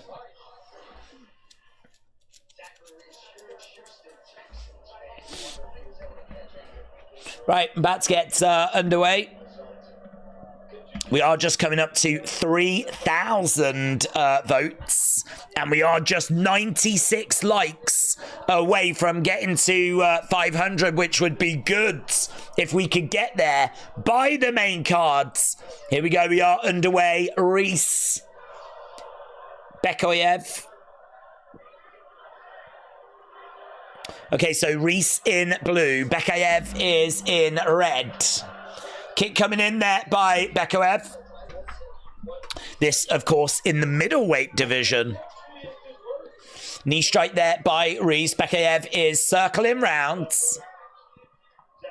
Nice right hand there by Bekaev. He's keeping the pressure on. Reese grabs a hold of Bekaev. They're grabbing a hold of each other. They're in the center. Oh, lovely. Reese goes down. Reese goes down, but he grabs the arm. Yeah, it looks like he's trying for an arm bar, but it doesn't look like it's available. Right now, Bekaev is all over Reese. There's a shot coming down. Hammer fists. Good work. Reese on his back. Bekaev on top. Shot coming into the side of the head. Side of the body. Bekaev is in control. And he's trying to get Reese down. Elbow there by Reese. Yeah, very good elbow. And right now, Bekaev is on top. Throws in a shot to the midsection. And Reese letting his hands go. Lovely shot coming into the side of the body. And again, look at this by Reese. Firing away, is on his back. And again, there's a forearm strike. Hammer fist comes down there by Makhachev. Reese on his back with Makhachev in control. Crowd are going to get a little bit restless here. Another shot coming into the side of the heads. And again, coming into the side of the body. Side of the head as Makhachev is all over Reese. Reese on his back. Kick coming in as Makhachev is on top of Reese. Shot to the side of the body again. Both guys are working. They're not just accepting the position, but it is Makhachev that is in control. Lovely shot to the side of the head there. Reese down on his back. Charles said, Hannah, you're a secret fan. That is emerging. That is a narrative that has emerged, yes. I've been watching UFC since the beginning, and I remember renting VHS tapes, said Shet. Ah, oh, look at this by Makhachev. Oh, big shot. Reese is out. Referee calls it. Makhachev. Boom, boom. He really turned up that ground and pounds. Oh, Zachary Reese is like, whoa, that ground and pound was serious, mate. That was serious. That was very impressive ground and pounds. No, he's still down. Reese is still down. The fight has ended in round one. Thanks to very impressive ground and pounds. If you didn't know much about Makhachev before, you certainly know about him now. They were down on the ground. Not much progress was being made. And then, yeah, these short, like, bang, just right on the button. Raining these blows down. Look at the, mate. It's like being hit with a sledgehammer. Oh. I see a lot of those TikTok people are coming over to YouTube, and they have YouTube shorts now, said the sick horror Kingman. Yeah, it was always going to happen, wasn't it? They were always going to migrate over. It's going to be the Wild West, isn't it? Because a lot of those short creators might not have like established fan bases on YouTube, so they're going to have to grow their following again. Of course, they've already got fan bases, so it shouldn't be too difficult, but it's going to be a real scramble. There's people like battling away. Like the shorts is going to be like a war zone. Very interesting. It's the ever-changing landscape of social media, but it might change again because Donald Trump says he thinks he might extend TikTok's kind of operations by 90 days to give them a chance to find a solution. So, I don't know where we're going to end up with the whole TikTok situation. We are on Tapology, said Aubrey. Some of those were to the back of the head, said user. Oh, I didn't see. I saw them landed on the chin. Lethal Trini, shout out to you, said I am aching from the physio today. Just popped in to say hello and goodbye. Love to the mods. My faves and the regs. Ah. You had a session with the physio, did you, Trini? Secret is safe with us. Reese is back up and he is being led seemingly by his waistband, which was a bit weird. Come on.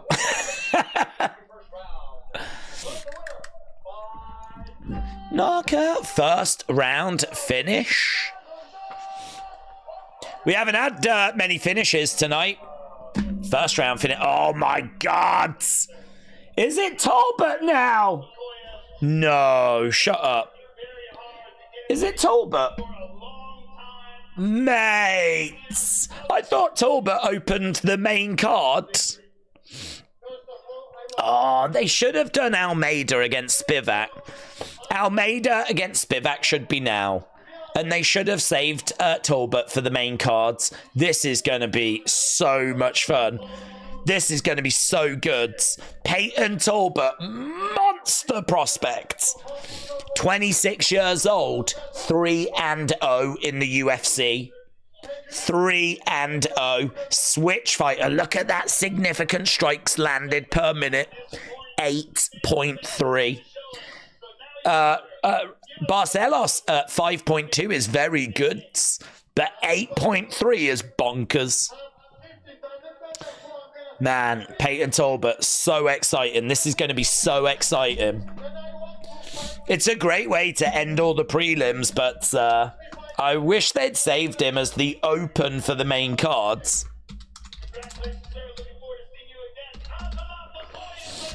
Right, here we go then. Talbot is going to be coming up next. We might have to just wait 10 minutes.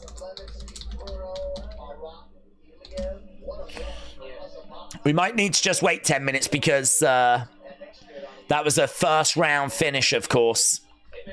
If you are watching and you've not left a like, leave a like. That 418 is sneaking. Still work to be done, though. If we're going to get to 1,000, we still need to find 500 from somewhere. But, okay. Ideally, 500 by the time we're around main card. Okay, we got Megan Levy. So I think they're just previewing our co-main, are they?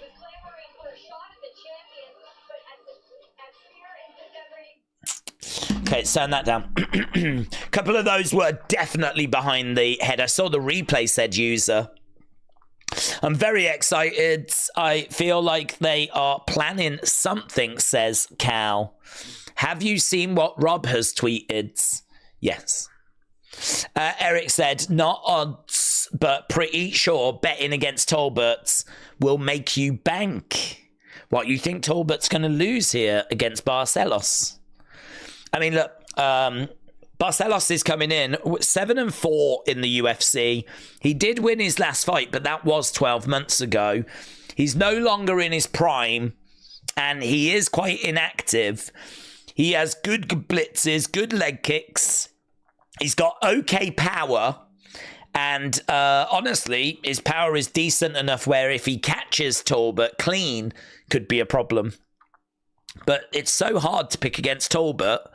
I mean, look, Barcelos is probably worth a bit of a go because he's a good fighter, and he's coming in at plus 775. Though that is crazy odds. Peyton Talbot, everyone's jumping on him. He's minus 1,400. Minus 1,400 for Peyton Talbot. Barcelos plus 775. So Barcelos, as we said, he's got something about him. He's got some power about him, but he has been quite inactive. He's no longer in his prime. Talbot is a big prospect. Very exciting. Always looking for knockouts. He's got a good chin. He's a true mixed martial artist. He's got switching of his stances. He's versatile. He's unpredictable. He's got precise, powerful striking. Good volume. He can grapple if it goes down to the ground as well. Like, he's got, I mean, look at his submission average. 0.47. Barcelos is 0.55. So, and, striking, he dominates the striking. He's going to have a 3.5-inch reach advantage as well. He's a little bit taller. He's bringing some really impressive stats and numbers to this fight, Peyton Talbot. He's 11 years younger as well. 11 years younger. 9-0, undefeated, 3-0. 98% of people on Tapology have gone with him. So it is very hard to pick against Peyton Talbot. He is the name that everyone is talking about. People are expecting him to do well here, pick up the victory. But yeah, listen, Barcelos has got a puncher's chance, shall we say. This is where we are with Tapology. Sunny was celebrating earlier. She was up in second. She has slipped horrifically down to fifth. But here we can see how things are currently standing, as we've got one fight left on our prelims. So we will revisit that.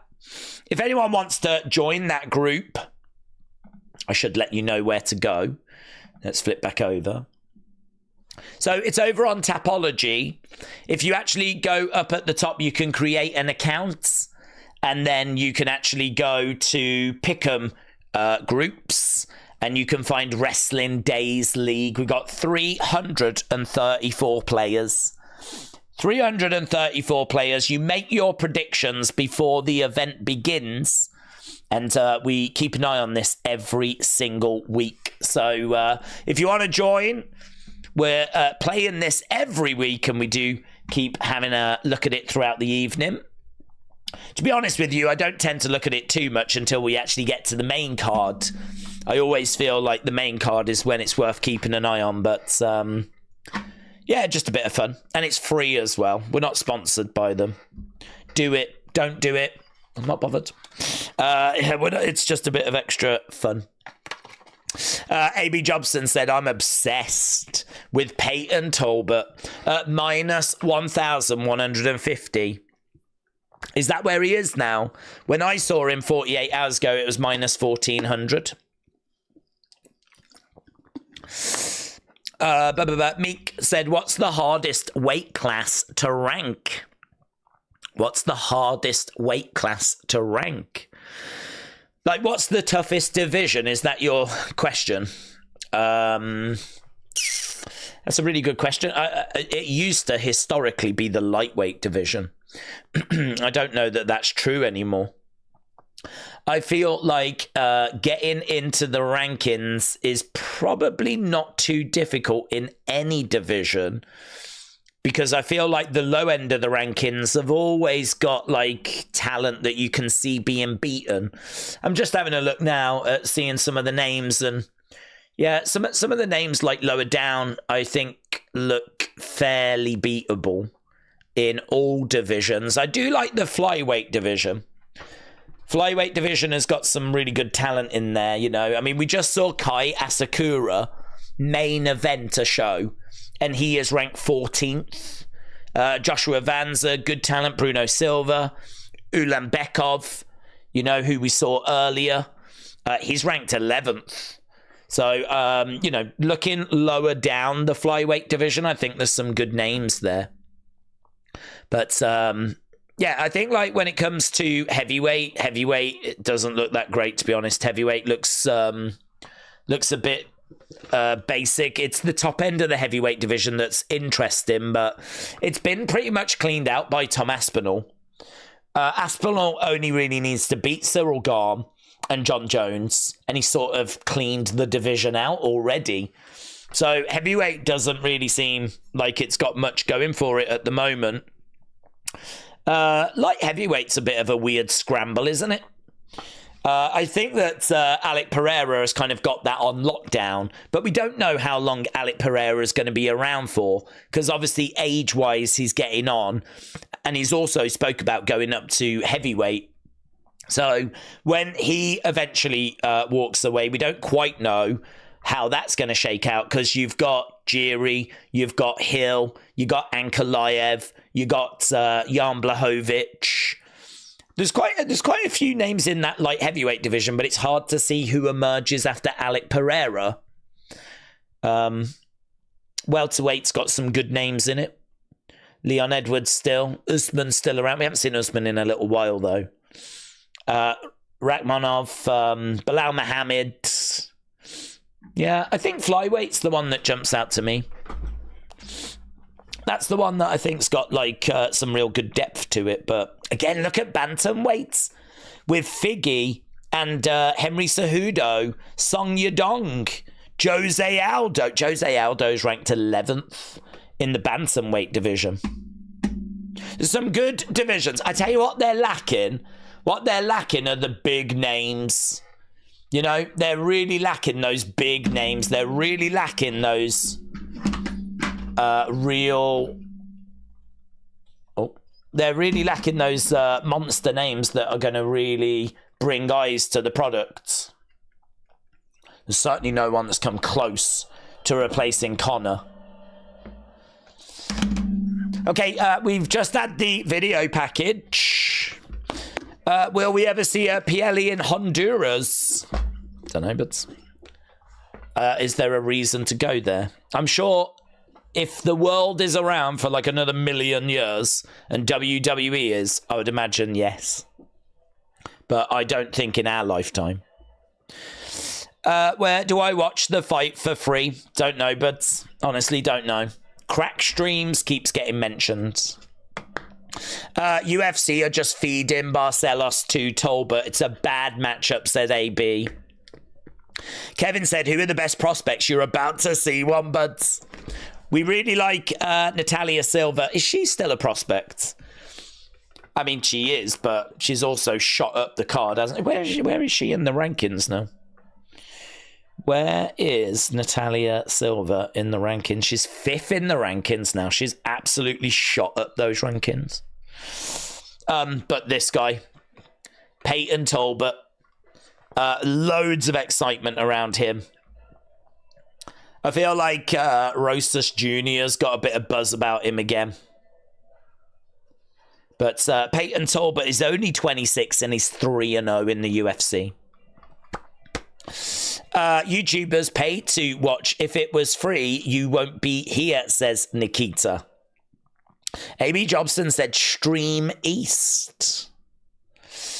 I have just watched Darren Till win his boxing match, said Kevin. He said he wants to go back to UFC. Do you think he's got a future in UFC?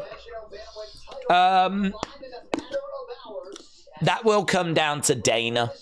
Because I think he's someone that can win fights in UFC, but I don't think he's someone that can really trouble the champions or the top end of the rankings.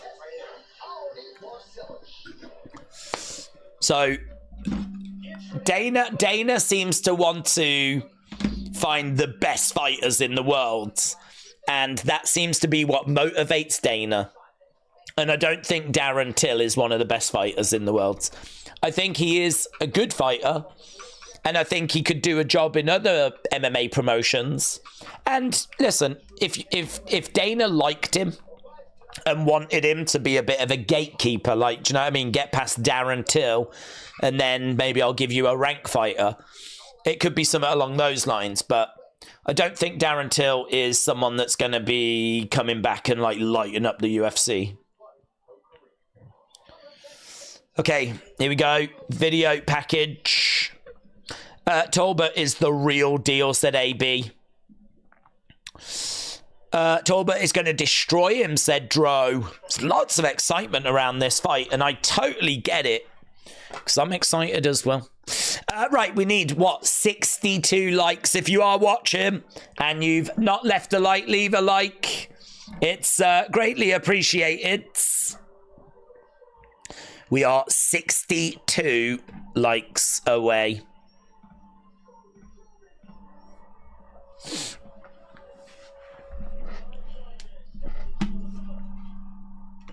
Okay, we are just at commercial break as the ring walks are happening.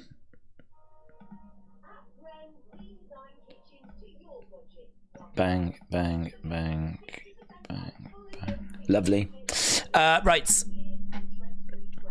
The only fight for free to watch on YouTube is the one without $1 million bets, never a main event of UFC. Yeah, they don't put like UFC fights up. UFC make their money this way, don't they? By having like people buy these on pay-per-view.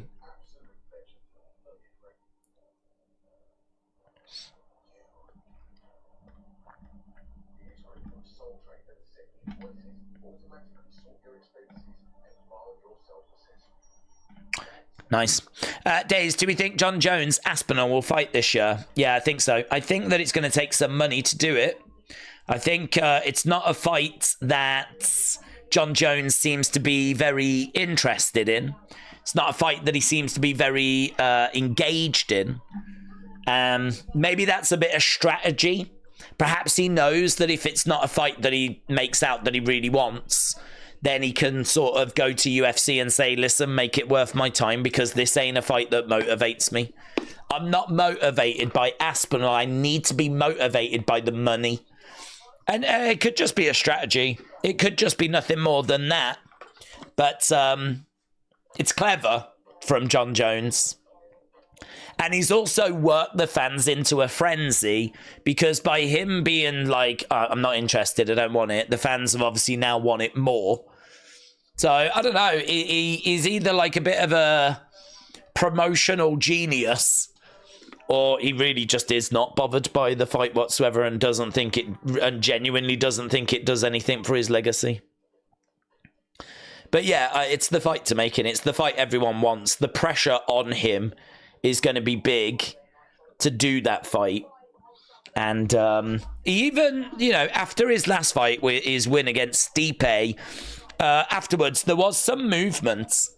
He did say, like, if it was worth his while, he would be interested. So I can see it happening, yeah. I can see it happening. And it's the fight I want to see as well. Because, you know, there's no excuses. As the Aspinall has pretty much faced and beaten everyone. There's only Gone that I need Aspinall to face. Everyone else is faced. So outside of Cyril Gane and Jon Jones, I mean, I don't really need to see him against Stipe. So yeah, really, where else is there for him to go apart from a fight with Gane? He wants it as well. He's calling out John. Aspinall is ready. So let's do it. Dare I say it's the biggest fight you could make. Unless Khabib came back or Conor came back. Unless Khabib or Conor came back. I don't think there's a bigger fight you could make in UFC than that. Right, Bruce Buffer is in the ring. Here we go then. This is the main event of the prelims. Let's go. Cool comments, says Nikita. What do we miss most? My fight IQ or my intriguing comments, says William.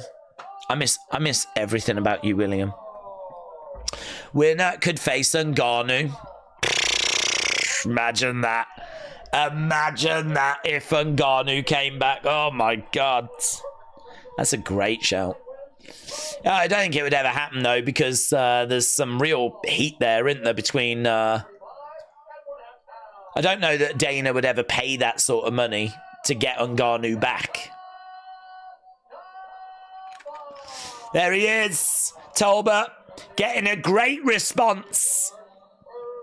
Herb Dean, the referee for this one. How long is this fight going to go for? Here we go. This is going to be fun. This is genuinely one of the fights I've been most excited for. Genuinely one of the fights I've been most intrigued by. It's one of those that when you see that Peyton Talbot is on the card, it is noteworthy. Here we go, though.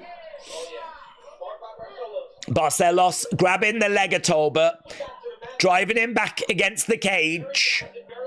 Talbot on his feet, over by the fence. Crowd are booing. Champ Daddy, hello. Jiri pulled on my heartstrings with that donation to the young lady with cancer. He is such a stud. Also, Hill is a wine bag. Thanks, Dave. Champ Daddy, shout out to you. Yeah, Jiri shaved his head because there's a young lady that has cancer. And so he shaved his head and he donated 50,000. And at the press conference, Dana said he would match it. So 100,000. I don't know where that's going to, what charity. It's going to some sort of charity. But there is a young lady that is battling cancer. Jiri shaving his head. I agree, it was very touching. Not the start we wanted here for Talbot. Barcelos has come over and just neutralized him, grabbed him, driven him against the cage. He's jumping round the back at the moment. Barcelos all over Tober. Tober down on his knees. This is the kind of test he needs, though. It's all well and good running through people, but you got to face some adversity. And he is facing some adversity at the moment. Right now, Barcelos all over Tober. Imagine if he wins. Imagine if he wins. He's coming in as like a minus 1,400 favourite, something like that. Everyone's expecting Tober to get the job done here. Crowd are booing. Tober is down. Barcelos all over Tober, looking for a rear naked. Stretching him out as well. Yeah, no, it's not in. I don't think it's in. I don't think it's in. Oh! Shot coming in to the side of the head. And again, he's got him stretched out. Tober in big trouble here, you know. He's in big trouble. So Tober is down. Barcelos is on top of him. And again, looking for a rear naked. It's been brilliant by Barcelos. This has been absolutely brilliant. He's really asking some questions of Tober here. No rear naked choke applied, though. So right now, Barcelos is on top of him. Nothing Tober can do. He's just having to sort of accept this position at the moment. Big elbow by Barcelos. We're over by the side of the cage.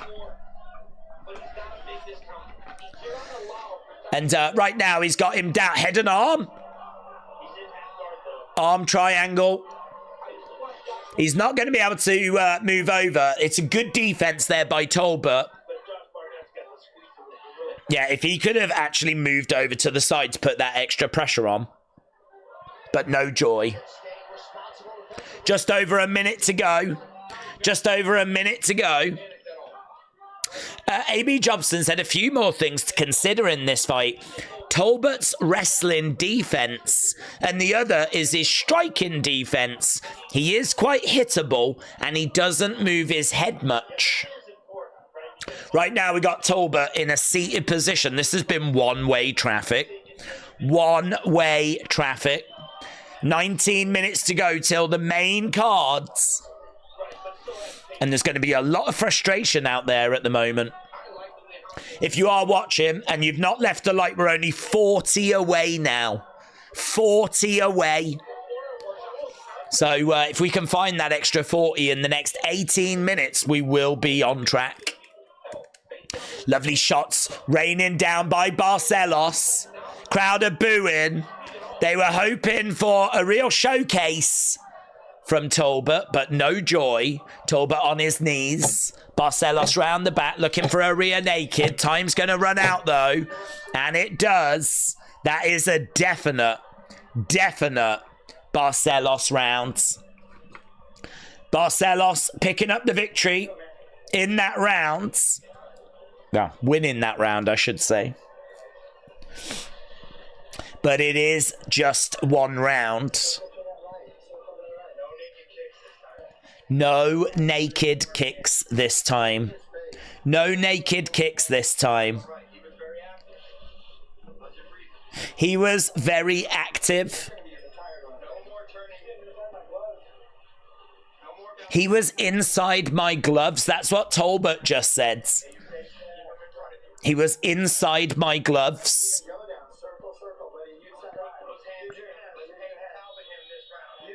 Let's Peyton Tolbert him this round. Right, this round. Let's Peyton Tolbert him. Yes, let's go. Peyton Tolbert is now minus 195 favourite. That's it. Minus 195. Ah. Adesanya is on a fight night. What the flip? That's mental. Israel Adesanya in action, and it's just a fight night. Okay, here we go then. Round number 2. So they've said to him, no more naked kicks. Needs to keep this on the feet. Barcelos knows what he needs to do. Tober needs to get a little unpredictable. Needs to get some leg kicks going. Dominant round for Barcelos. Ooh, Kevin thinks it might have been a 10-8 round. I don't think it was 10-8. I don't think that was 10-8. Definitely his round. But 10-8. Oh my God. Barcelos grabbing Tober and taking him down. Crowd are booing again. This is mental.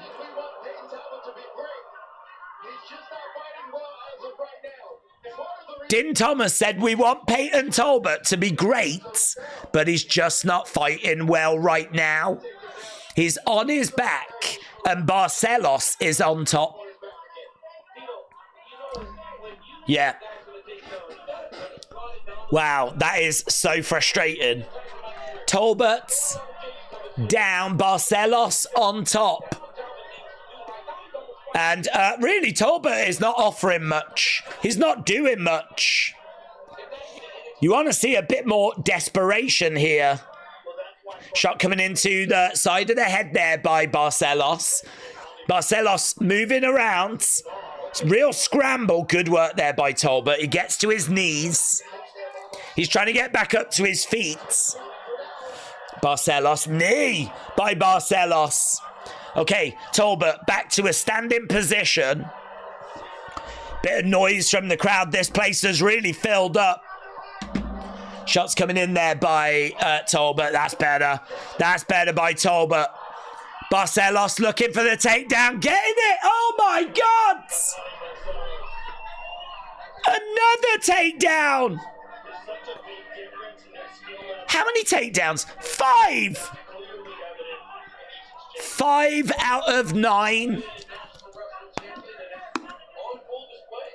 Yeah, his rest so good.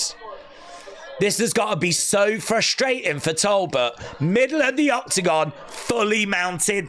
Fully mounted. Fully mounted. Wow. I saw an interview earlier today where Peyton was saying that he was going to start slow because Barcelos is known for giving it all in the first. Well, he ain't woke up. Barcelos is now favourite on the live odds. Yeah, spinning back fists. Kick coming in there by Talbot. We're back on the feet. This is insane. His hands are low. Talbot letting those hands go, though. We got 1 minute 31 on the clock. Oh, lovely shot by Barcelos. Talbot with a smile. Listen, Barcelos does not want to stand and exchange with Talbot. He's not looking to do that. Talbot moving forward. Barcelos is backing up. Knee down the middle. Lovely shot there by Barcelos. Jab coming back. Talbot is advancing 25% of the time. Barcelos 15. Barcelos looking for a takedown. Again, no joy. Jab there by Talbot. Oh, kick to the body. That was good. That was really good. Grabs the leg. At the moment, in the middle, and he gets another takedown, you know. It's another takedown for Barcelos. 30-odd seconds to go.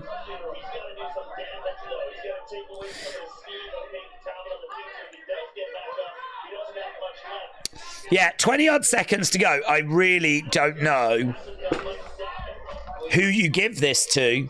Control time is obviously with Barcelos, but it doesn't mean loads. Someone needs adding to the Tapology group. Okay, James, thanks. Right now, we have got... he's down. I'll do that now, actually. Let's refresh. A couple of people, actually. Adam, welcome. And Ewan, shout out to you as well. There we go. Welcome, welcome. You're down 2 rounds. That's what they've just said to Tober. You are down 2 rounds. Do you know what he is as well? Because the significant strikes was a lot closer than I thought. It was actually 17-16 in favour of Barcelos. Wow. Tolbert needs a finish. This is mental. Tolbert needs a finish. We're in round 3. And one of the hottest prospects in all of MMA needs a finish. Here we go. Come on, man. Come on, man. Come on, man. Oh, my God. Yeah, man. This is what you want. This is what... Probably not if you had him in a flipping parlay. But, listen, Tolbert can find a finish. This is not out of the realms the possibility that he gets a finish in this round. The frustrating thing's going to be if he gets taken down, though. So we got Barcelos on the outside. Tolbert, landing a couple of lovely right hands. And again, letting those hands go into a clinch. Down on the ground. Tolbert is on top of Barcelos. Barcelos went for the takedown. Tolbert flipped him over. We are down on the ground, but it's Tolbert on top. So Tolbert is on top of Barcelos. This ain't going to be enough, though. This ain't going to be enough. If he wins this round, there is no guarantee he gets the fight. He's got to find a sub. If we're down on the ground, he's got to find a sub. Yeah. Daniel Cormier said, if I'm Barcelos, I'm not too worried. Because you ain't going to knock me out from this position. Well, he could, but it's unlikely. Barcelos up against the cage. Shots coming in there by Tolbert. Again, still down. He's looking for the arm. Looking for the arm. Where's he going? Oh, he grabbed the fence. Herb Dean was in. Barcelos grabs the fence. He's standing him up.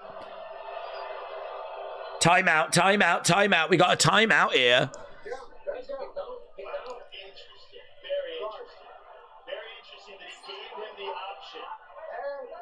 Yeah, so he did grab the fence there, Barcelos. He was grabbing the fence. We are back underway. Oh, big uppercut! Barcelos! Look at him, man. Barcelos is throwing. Oh, big knee! Big knee comes back! Oh, my God, we're all over the place. Down on the ground. Barcelos. Mates. Fireworks. Tolbert letting his hands go. Same with Barcelos as well. Barcelos in the middle of the octagon. Settled down again. Both of these guys throwing big, landing big. Oh, lovely right hand there by Barcelos. Hook shot coming back. Live odds have still got Barcelos.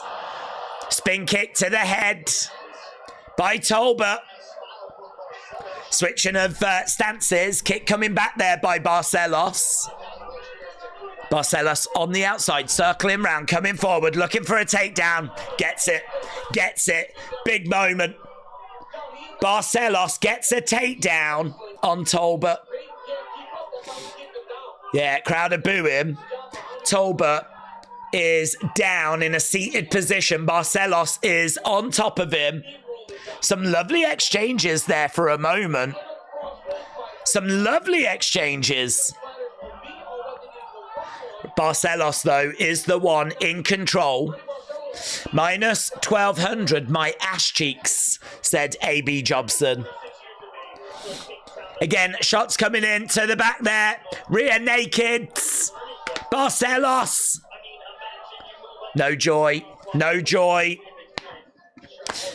Picking against him is fine, but not betting against him is what you should be kicking yourself over. Even a small position at such outrageous odds. Yeah, Barcelos. Looks like he might be winning. Some people, some big money here. If you did have Barcelos, then you've just managed to get a massive underdog win. Surely. Surely. Shots coming in by Barcelos. Crowd are booing. Crowd are booing.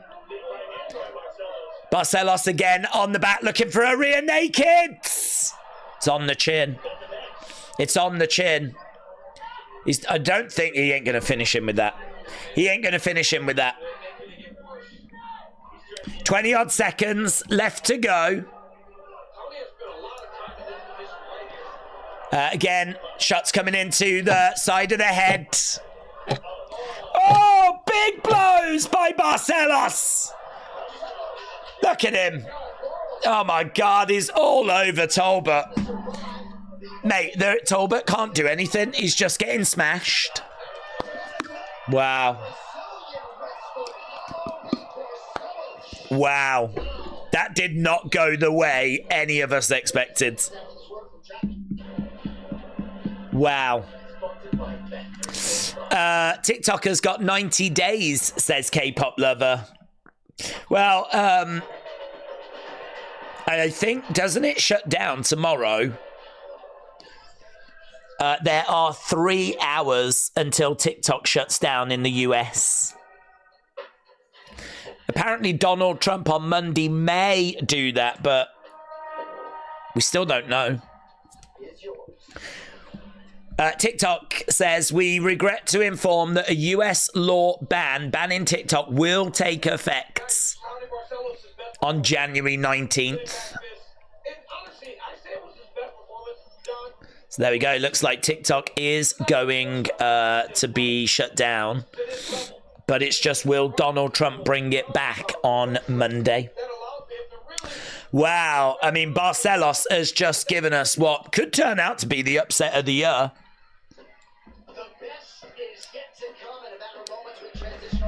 Islam Makhachev against Moicano coming up. But I'm on TikTok, says Elite. For us, it's okay. We can't switch off, but for kids 5 years old, they know to manage YouTube. I said at the beginning, people lost money. Here we go.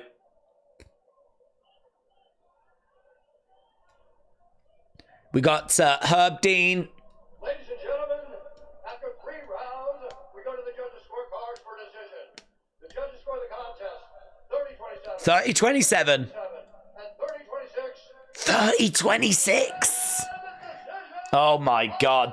He killed him. He killed him. Barcelos has just beaten Peyton Talbot. Wow. Wow. It was unanimous. 30-27, 30-27, 30-26. One of the judges did give him a 10-8 round. You came in this fight, a very experienced veteran against a young, undefeated upstart. Did you feel disrespected by Did you feel disrespected by the odds?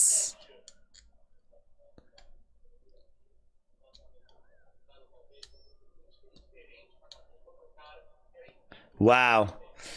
Biden can't find off the turn off switch. He doesn't need to find it. TikTok will find it for him. Sorry, but shutting down something people love to use and watch is dumb. Take my meta, track me. The F I care.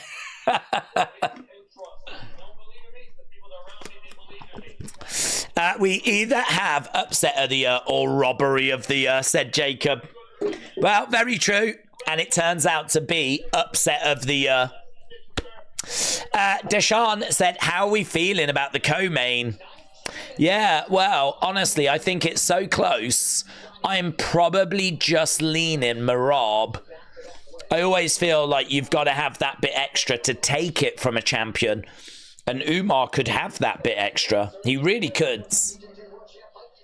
But, I don't know. I don't know if he does. Merab by decision, 23%. Merab by finish, 15%.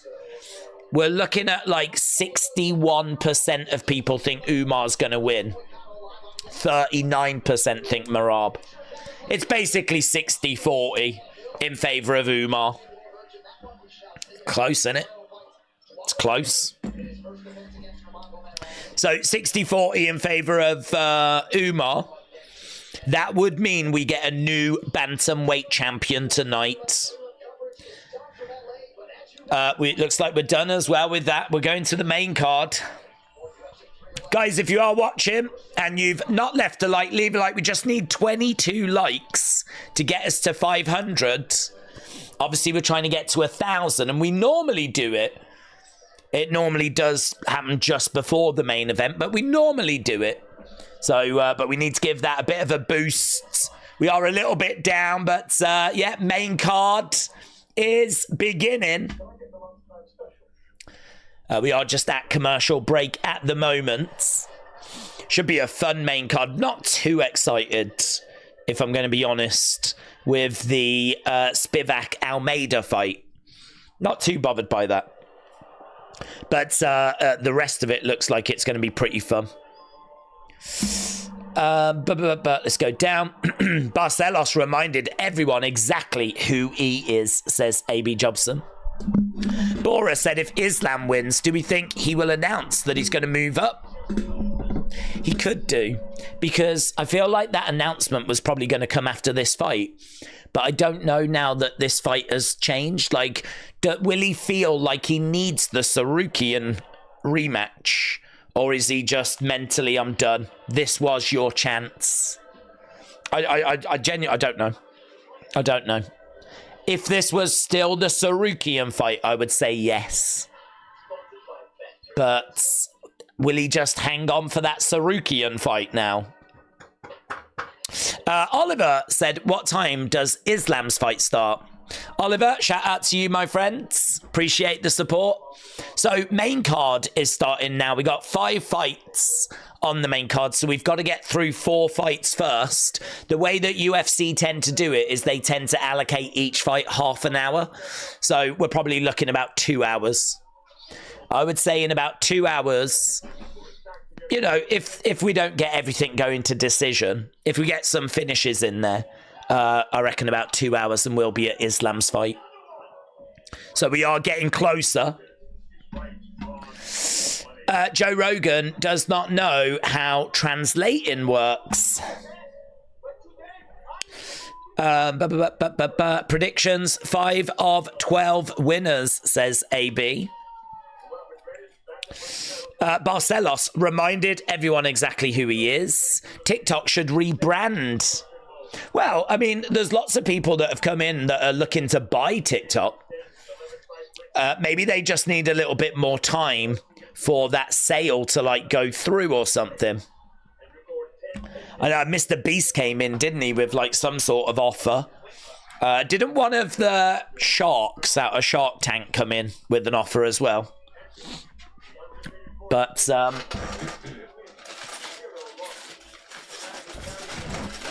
I don't know why they didn't sell, to be honest. I mean, I don't think this is a situation that's just going to go away unless Donald Trump's got a drastically different opinion on it. But it seems like both parties believe that there are US security concerns. So with that being said, is that just going to magically change now? I don't know. I think it'll go down. I think it'll come back on Monday, and then I think they're going to have to try and find a buyer. I failed college 4 times in 4 different unis, says iChael. Yesterday, I just had my last semester exam in my 5th college. I wish you all the best, my friends. It actually took me a couple of times to pass my driving test. And I've never cared about driving. I've never cared. I don't care about cars. I don't care about driving. Doing lessons was a chore. And I don't know. I think if you're into driving, you probably think about driving and watch driving and, you know, all that. I just didn't. I didn't care. I knew I needed it as a skill, but I just didn't care. I made the mistake, actually, of booking one of those crash courses. So you book 2 weeks off work and you just do a crash course and then you do your test at the end. And I did that and it was horrible. I hated it. Because I knew I wasn't ready for it. I knew I needed more lessons. And so I failed that, unsurprisingly. And then I failed. Did I fail my second test? I can't remember. I can't remember if I failed a second or not. No, I did. I failed my second test. I passed on my third. That's bad, isn't it? So I feel your pain, my friend. I wish you all the best. If at first you don't succeed, try again. We are at the main card. Kevin Holland. Oh, this will be a good fight, actually. They're just talking about the main event.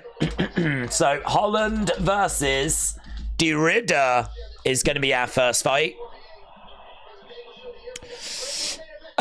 Do we think this goes over 1.5? I'm going to say yes. I think Kevin Holland Derrida goes over 1.5.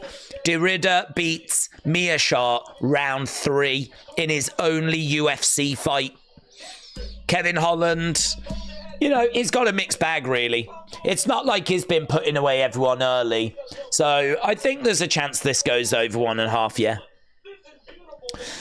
I can dodge bullets. Said I can't find a stream without porno adverts. Well, funny you should say that, because I've actually got my own porn channel, which I'm going to promote in a minute. It's just lots of videos of me.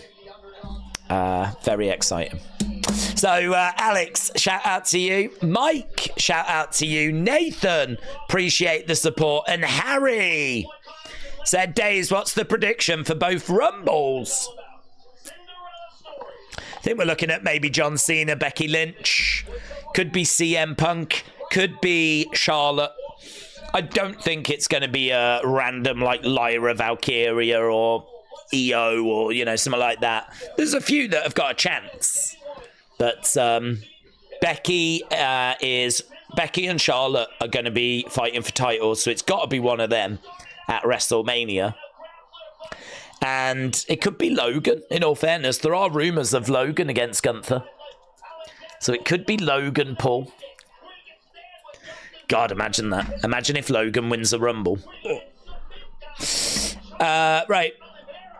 What's up, Days? Happy 2025, Nico. Same to you as well, buds. Trump will do whatever President Musk tells him to do, said Stephen. Bari said, I heard the oral arguments with the Supreme Court, and one of the justices asked if time to sell was an issue. The attorney said it wasn't an issue. They just won't sell. Ah, wow. Well, there we go. If they're not going to sell, then, well, there we go. It's not much that can be done, is there? Apparently, I heard that I don't know what they're called, right? But the politicians have seen classified information that we have not seen. There is classified information that shows that TikTok and the information they are getting is a problem, right? Your representatives have seen classified information we have not seen that show that TikTok is a concern. I mean, for them to shut it down, there must be something there. And I watched a video on it that said that there was a document that had the evidence in of why it was a problem, and loads of it is redacted. So yeah, they've pulled loads of information. They don't want it out in the public domain. Obviously, we don't know what it is, how severe it is. But I don't know. Look, for me, I don't care if it goes. I really don't care. For me, it's just interesting watching it play out. If TikTok goes, I've got no doubt an alternative would pop up. You know, if you're an American businessman right now, why would you not create an alternative? If this TikTok problem is not going to go away, why has no one created an alternative, an American-owned one? Gotta think that's on the way. Gotta think that's... I know there's Instagram, I know there's YouTube Shorts, but, you know, why has no one created a Big Bock? That's what we need. That's what the world needs. It needs Big Bock. Right, we are just running down the card. You're not missing anything. A.B. Jobson said Tober was exposed badly tonight. Would go back in time and put $100 on Barcelos if I could. Has the fight ended? No, we haven't got to even the first fight on the main card yet.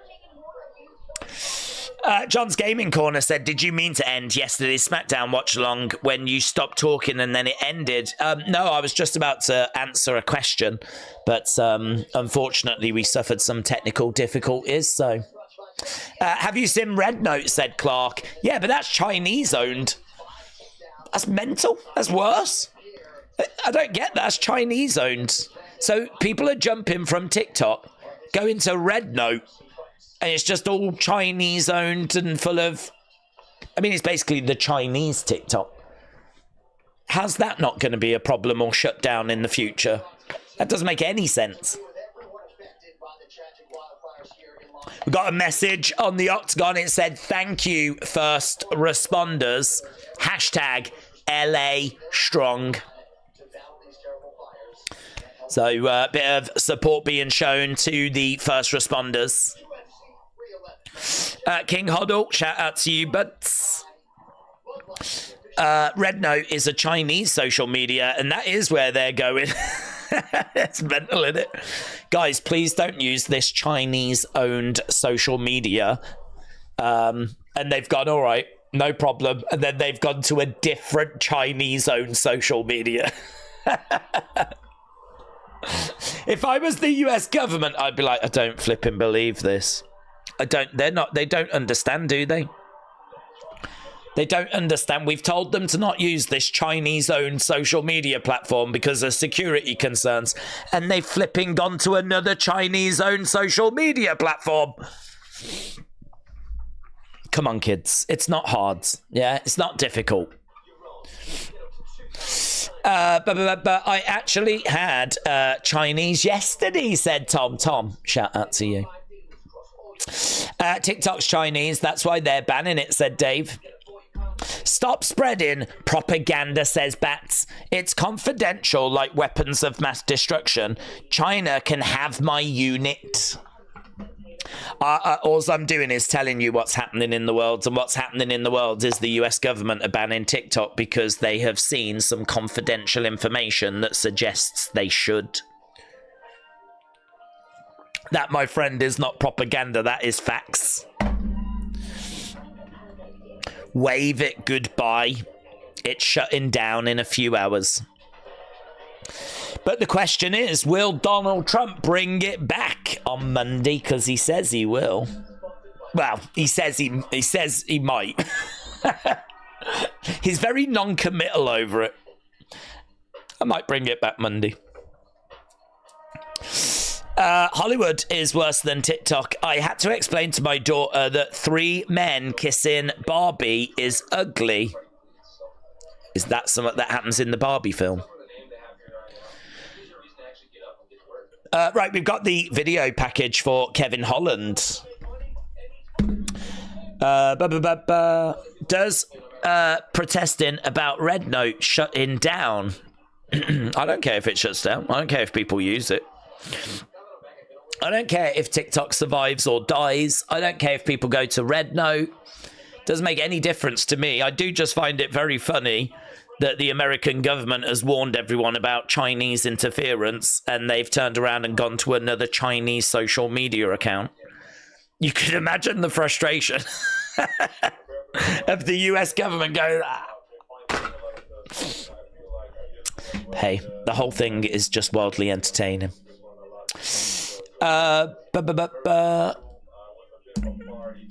Arena for the win, says Ariel. Charles said this fight should be fun. I love Holland. Yeah, so, okay, let's go over to this. Going to be our first fight on the main card. If you are watching and you've not left a like, leave a like. It is greatly appreciated.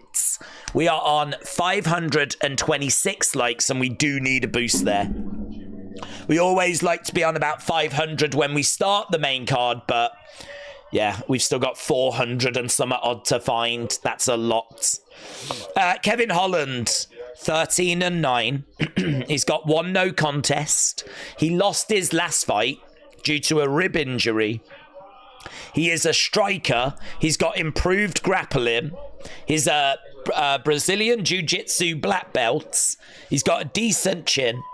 He's got decent top pressure. He's tough. He's an all-rounder. He's got a long-range strike. He's got good kicks from distance. His fight IQ is quite questionable. He does tend to get a bit distracted. And he's taken on Derrida, who's only had 1 UFC fight. And that was a round 3 submission win against Gerald Meerschaert. That was back in November. So he's got an unorthodox style. He's quite chaotic.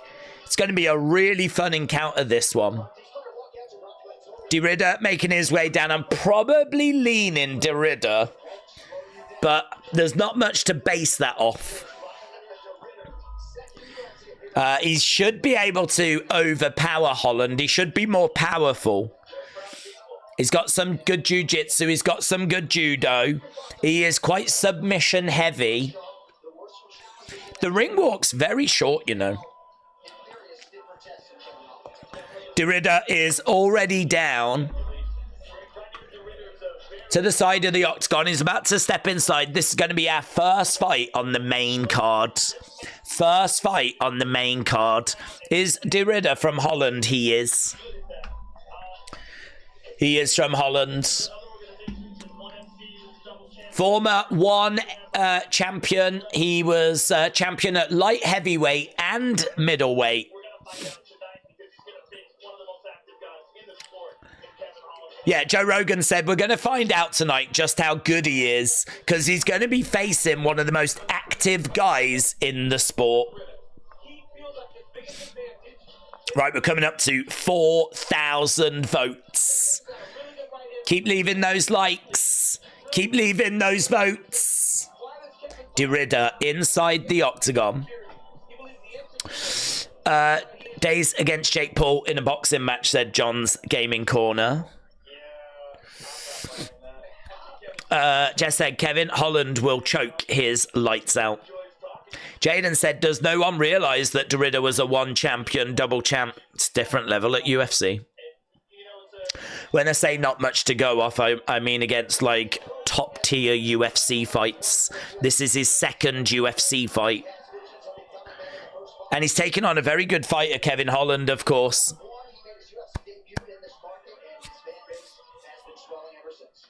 Kevin Holland making his way down. A.B. Jobson said, outstanding matchmaking. Kevin Holland is a rangy striker, but he's also physically a twig. Reina can wear a decent amount of damage before he gets Kevin and drags him down. So, yeah, I've got Derrida winning this. It feels like A.B. Jobson has got Derrida winning this. Feel free to put your thoughts in. 4th most finishes against active UFC middleweights with 6 for Kevin Holland. Just having a look at some of the props to keep an eye on. Kevin Holland to win by finish is plus 195. Derrida by submission is plus 330. That's a good bet, actually. Derrida is quite submission heavy. Oh, yeah, he's very confident. Kevin Holland's very confident. Umar by finish, said Alisha. Derrida round 2, said Gary. Ewan has got Ridda round 2. Jaden said it's fair. Jaden, shout out to you. A.B. Jobson said, don't count out the possibility of Kevin's long right hands being too much for RDR, or even the idea of him threatening RDR off his back. Derrida, the French postmodernist philosopher, that's the one. The exact same one. Okay, here we go then. First fight on the main card. Bruce Buffer going big for this one. They love that smoke coming down from the top screen, don't they? They've done that a few times. Those bursts of smoke coming down. Okay, so this should be good. I'm guessing the next fight after this will probably be the Almeida fight. Almeida against Spivac. Then we got Jiri against Hill. That's going to be amazing. And then we've got our Merab Umar match, Bantamweight Championship on the line. And then, of course, Islam Makhachev against Moicano. Bit of a bonkers last-minute change there. But, yeah, Derrida from the Netherlands. RDR, let's go. I've got Kevin Holland, said John's Gaming Corner. When is Kevin Holland ever not confident, said Kendall. Days, have I ever said that I'm a big fan of classical art memes, says Fortnite. No, but that's a good thing to know. Eric said it's going to be good.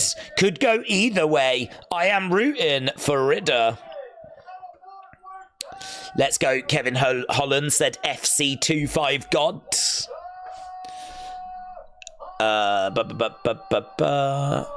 Sharkin, shout out to you, my friends. Appreciate the kind words. Okay, here we go. Round number 1 of our first fight. RDR, Derrida, Southpaw. Look at the smile on the face of Kevin Holland. He is so ready. Here we go. Okay, Derrida coming forward, grabbing Holland, taking him down. Yeah, straight away getting a takedown. Elbow there by Holland. Yeah, that was quick. That was really quick. Straight in, getting Holland down. Elbows from Holland. Right now, he is standing over Holland. Yeah, what I like about Holland is he doesn't just accept being on the ground. Derrida is all over him. He's got to be careful, though. Holland's dangerous in every position. Right now, he's on his back. We got Derrida on top. So Derrida is on top and controlling this. It's not going to be the fireworks we were hoping for, unless Derrida gets some ground and pound going. Again, shot coming into the midsection. No joy at the moment. Again, another elbow. Kevin Holland trying to battle back up to his feet. He's throwing out some kicks. Oh my God, some big kicks. No joy though. Derrida again gets in close. Throws down a couple of shots. Kevin Holland is down on the ground. Derrida throwing in some ground and pounds. Kevin Holland is trying to make this as awkward as possible. But at the moment, it is all Derrida. RDR doing really well. Lovely forearm there on Kevin Holland. Crowd a little bit subdued. This isn't the fight they were hoping for. I think they wanted some fireworks first, but those elbows by Derrida are definitely causing some damage. He might have opened him up, you know. He might have opened him up. Kevin Holland might have a bit of blood on the side of his head.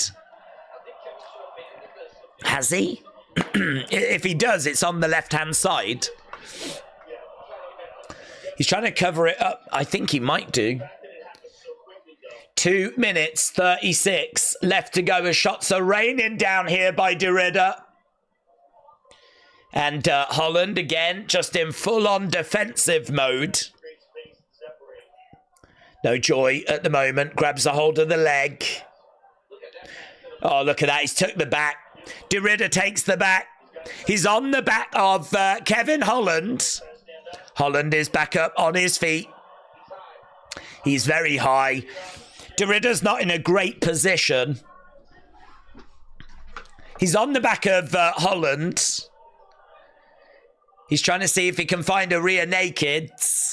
There's nothing happening at the moment. It's quite slow in its pace right now, but it's very captivating.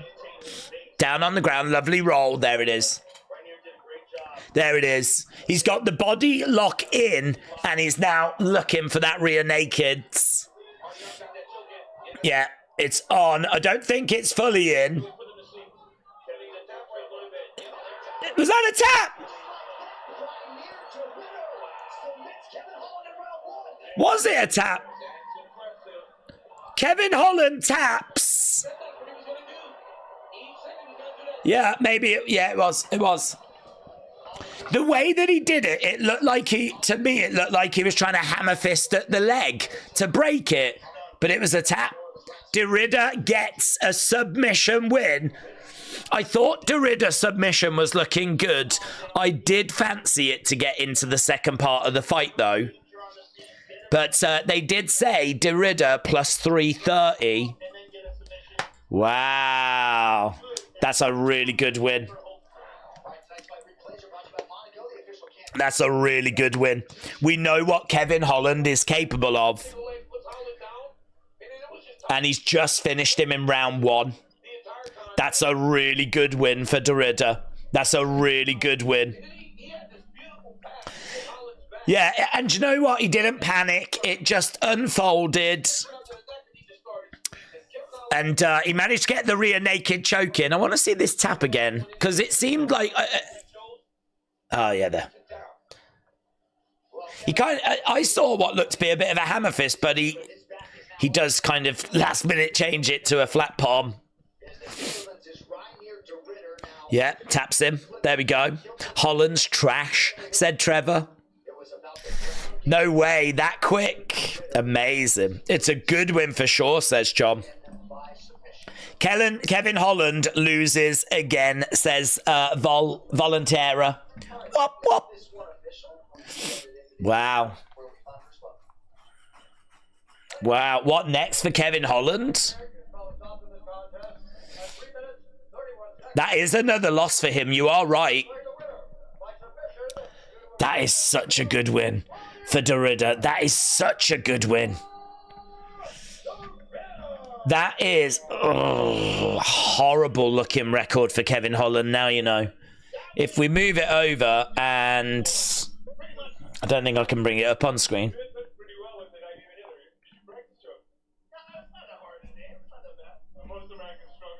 So, yeah, we've got in the last 1, 2, 3, 4, 5, 6, 7, 8. In the last 9 matches, he's now lost 6. In the last 9 matches, Kevin Holland has lost 6. He tends to lose 2 and then win. So he lost against Chimaev and Thompson, but then he won a couple. But then he lost to Jack Della and Michael Page, but then he won against Oleksiejczuk. And now he's just lost against Delidze and Derrida. So, man, this record is so sketchy. He had such an amazing 2020. And really, since 2020, he's had 1, 2, 3, 4, 5, 6, 7, 8. He's had 9 losses since 2020. 9 losses. In how many fights? 1, 2, 3, 4, 5, 6, 7, 8, 9, 10, 11, 12, 13, 14. He's lost 9 of 14 since 2020. It's not good, is it, man? It's not good.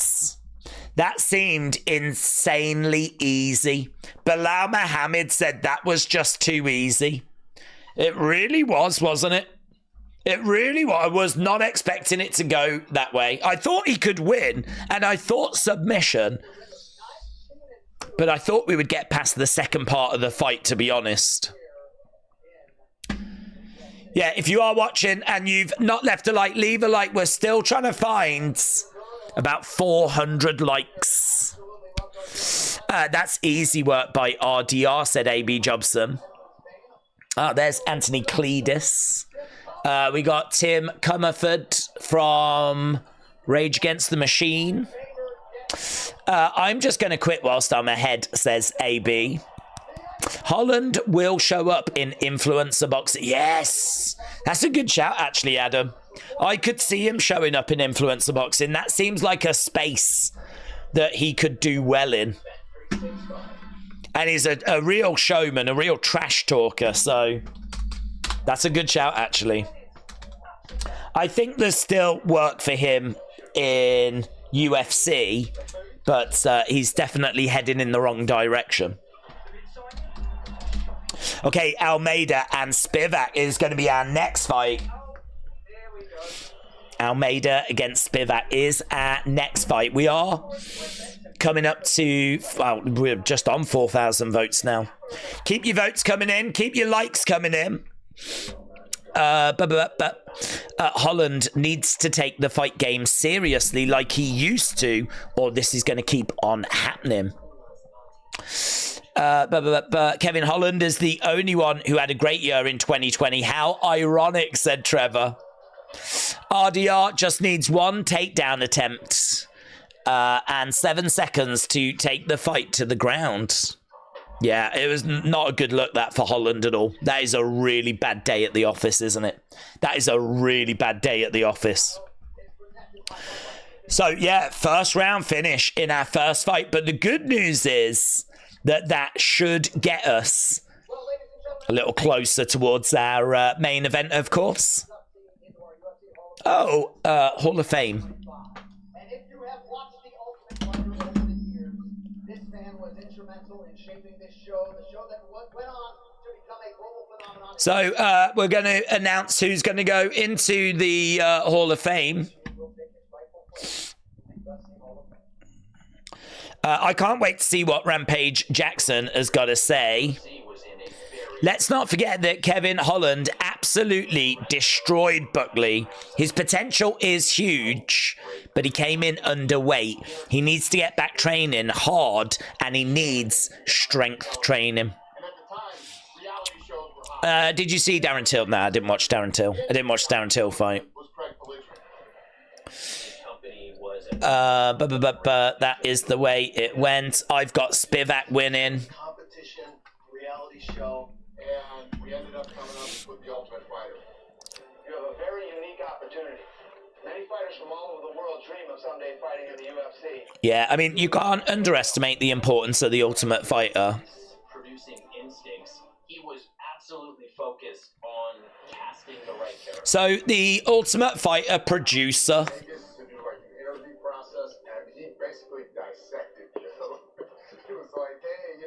is going into the Hall of Fame.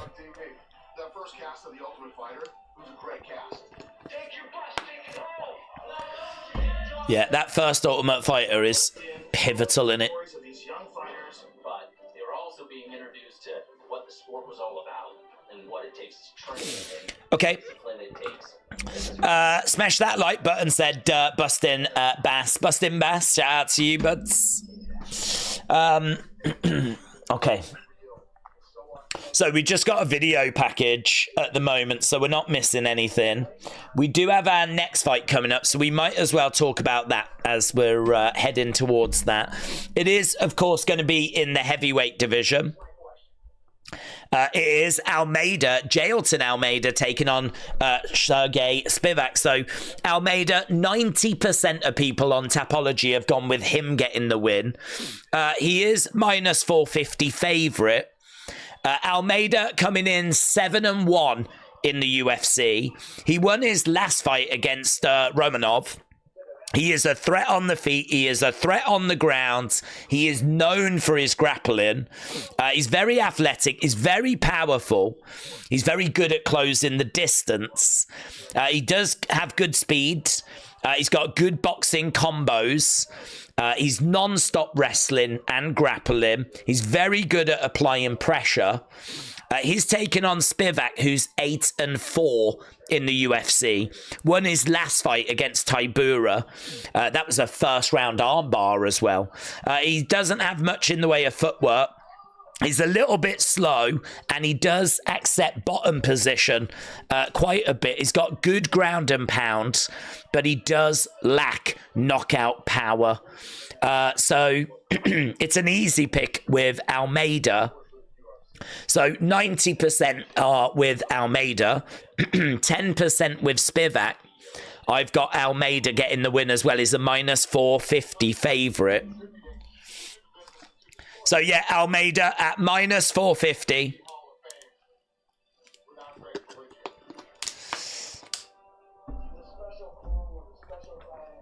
So yeah, let me know which way you think it's going to go. Don't count out Spivac, says Kevin. Earthen, shout out to you, my friends. Craig Pilligan is going into the UFC Hall of Fame. Pelagian. Right.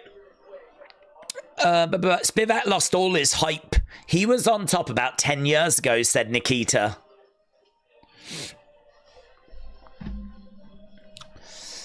Sarukian is a chicken, says La Legion. He is afraid of Islam. If you are in a main event, especially a championship match, you should not waste opportunity. Sarukian is a whack clown.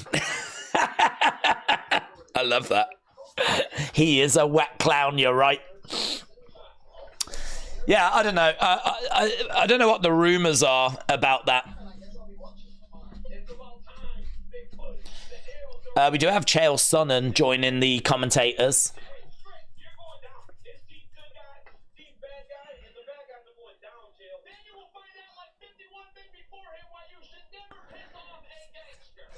Ultimate Fighter 33 coaches Daniel Cormier, Chael Sonnen.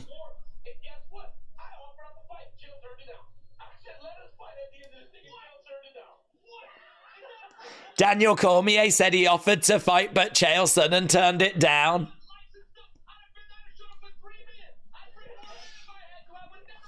Well, that's a bit different, isn't it? I never heard that news, that Daniel Cormier and Chael Sonnen were going to be the coaches.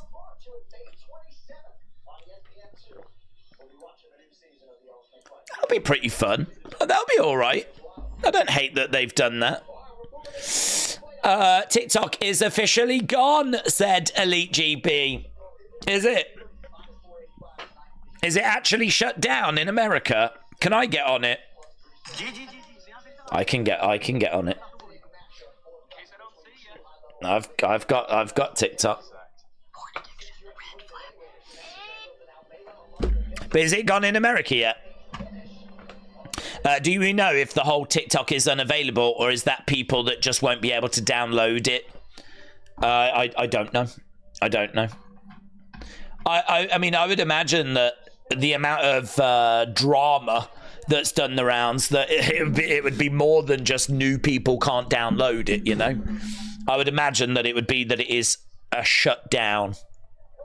I think, didn't they say, actually, that it is going to be a shutdown? So I think it is just done. But again, the thing is that Donald Trump on Monday said that, you know, there's a good chance that he'll come back into office and actually bring it back. So it is gone in America, says Bobby. It seems a bit early. I thought it was shutting at midnight. It's not quite midnight in America. William said, can't we just VPN to the UK? John's Gaming said, I've just checked and it is. It's gone. Hannah said, will your TikTok dances be saved? I hope so. These kids slap box different than they used to. They make you look game. Meanwhile, we're playing till we weren't most times. What? Puff Dutch, what? Okay, here we go then. Moving on to our next fights. This is going to be Almeida against Spivac, as we said. Heavyweights going at it. This is probably the one I'm least excited about. Somewhere, Biden is confused why he can't play tic-tac-toe, said James. Spivac is going to win by knockout. But it is there. I mean, TikTok will still live on. But, yeah, a lot of sadness. But as we said, it could come back tomorrow. A. Jobson said, that sucks. I never used it. What's your prediction? Almeida. Yeah, Almeida. I mean, is a big favourite on the odds. 90% of people on Tapology have selected him, so I've got Almeida. Ewan said, yeah, TikTok, it is now down in the States. Spivac making his way into the octagon. How long ago did it shut down, says Hannah? Honestly, I don't know. I mean, from what I heard, it was meant to be going at midnight in America, which would be 5 a.m. our time. And it's not quite 5 a.m. right now. Yeah, apparently there is a message. It says, sorry, TikTok is not available right now. A law banning TikTok has been enacted in the US. This means that you can't use TikTok for now. We are fortunate that President Trump has indicated that he will work with us on a solution to reinstate TikTok once he takes office. Please stay tuned. That's what the message says, apparently. That's what the message says. Right. I wonder if my VPN would work, said AB Jobson. It seems like less than 5 minutes ago in the States. Where are the fights, says Matty. Well, crack streams you could try, but I don't know how reliable they are.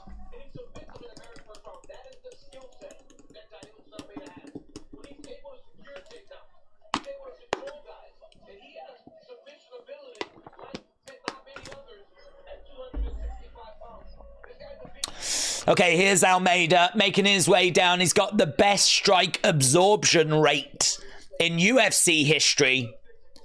He got his contract on Dana White's Contender Series back in 2021. And he has got the largest control time percentage in UFC history, 88.3%. Jelton Almeida, definitely the play here. Minus 450, 90% of people on Tapology selecting him. Imagine if YouTube was in that situation. That would be horrible. Oh my God. I don't even want to think about that. That would be horrific. Yeah, that would be horrific.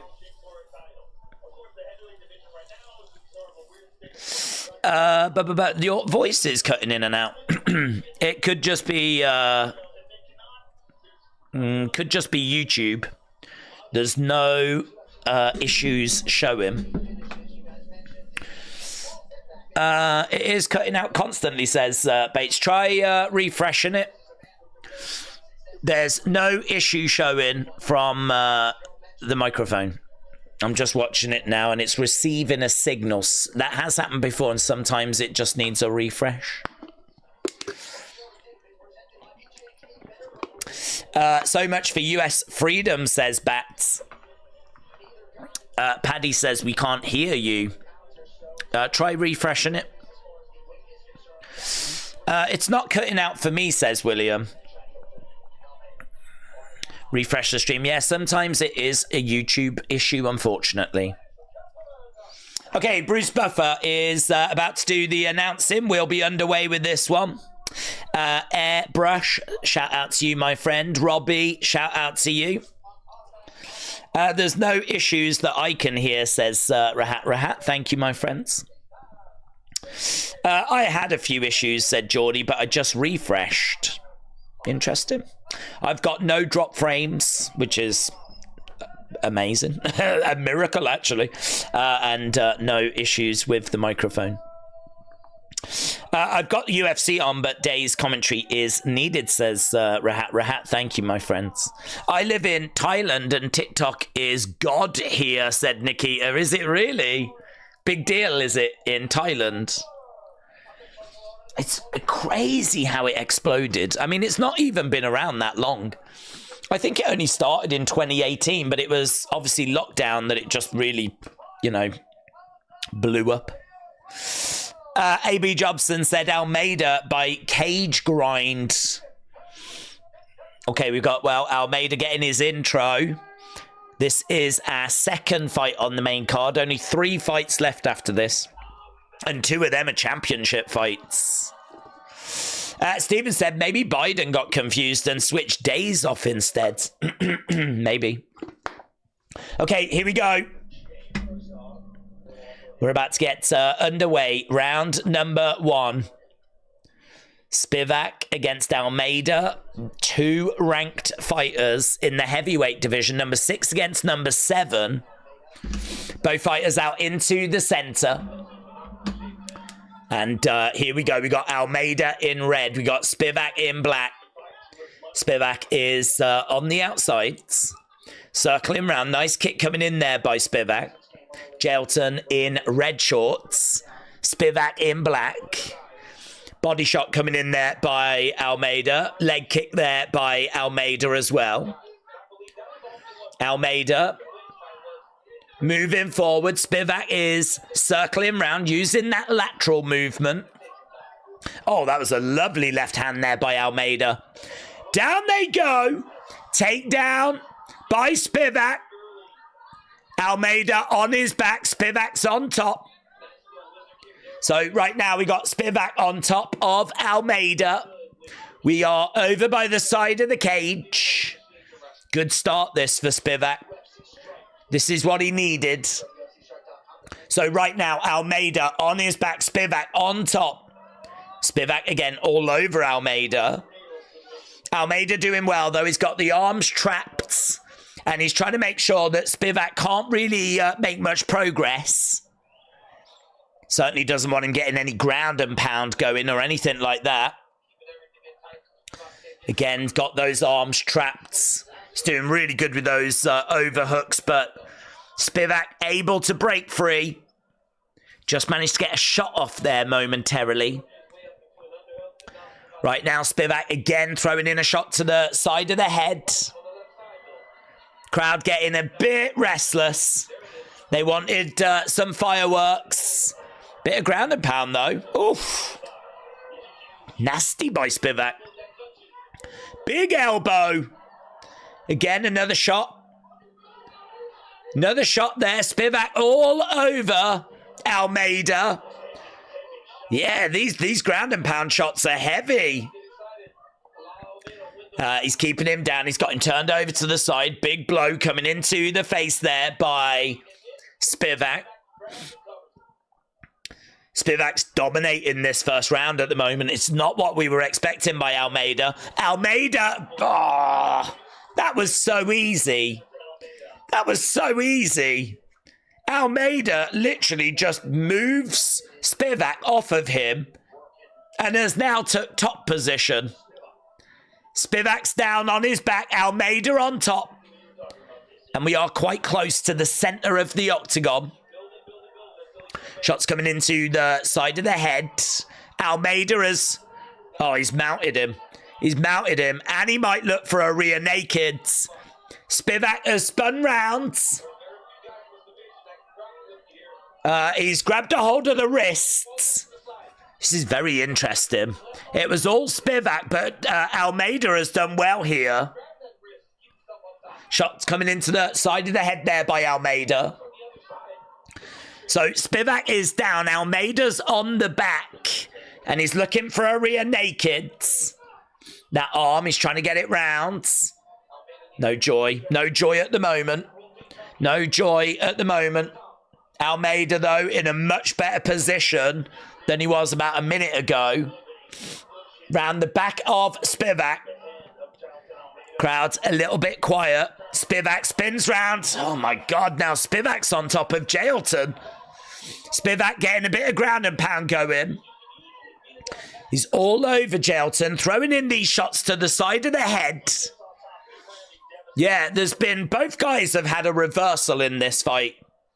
But it makes it hard to know as to who's winning the fight. It's probably Spivac. Getting back up to the feet. Yeah, okay, we're back on the feet. Jailton! Big blows! Oh, my God! Jailton! Unloading! Bang, bang, bang, bang! Looking for a takedown! Gets it! Oh, mates! Jailton Almeida!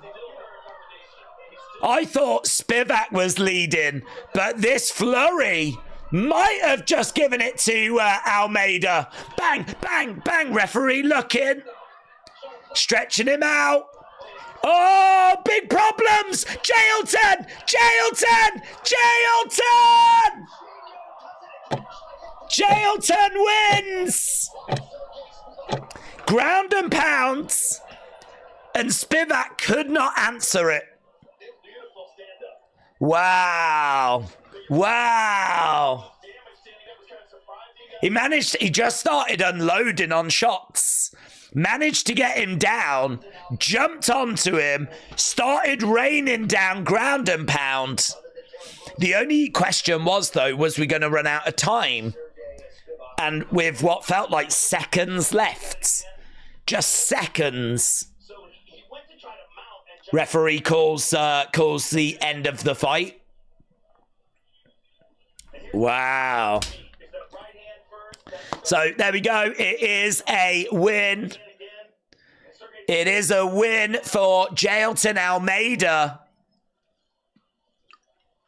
Round one. Yeah, look at that. Big shots. Next, end of the Russian Empire tonight, said Nikita. Lao Taro, shout out to you, my friend. We got over 4,000 votes. Jailton is the real deal, said Charles. Just a slow start, and then wow. Really good. Really good.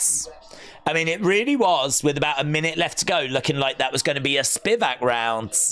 If you looked at the significant strikes and you looked at the control time and the fact he had a takedown, it looked like Spivac had done enough, but honestly, Jailton just exploded at the end.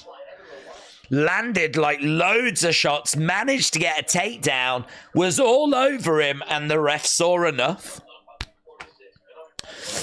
James, shout out to you. AB Jobson said, called it. Here we go. We're just getting the official decision.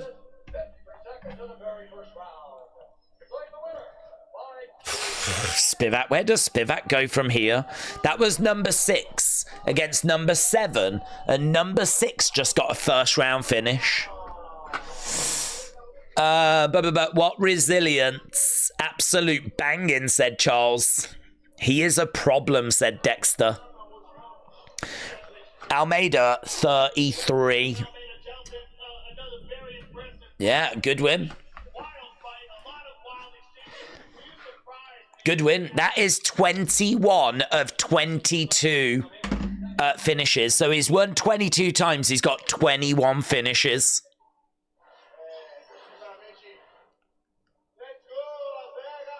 Let's go, Las Vegas.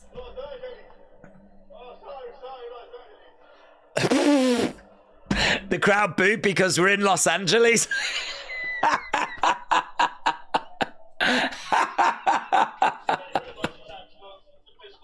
I'm sorry. Let's go, Las Vegas! Boo! I mean, Los Angeles.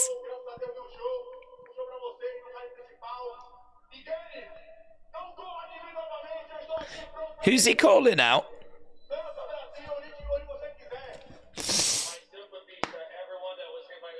Oh, he's talking about the fire.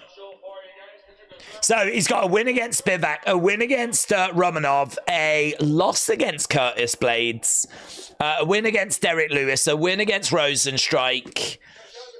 I mean, the quality of opposition is okay. I'd like to see him against Pavlovich or Gone.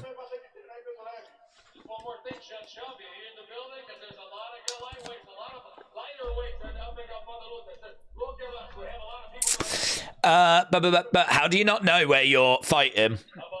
Joe Rogan was like, guys, he just got punched in the head quite a few times. Let him off.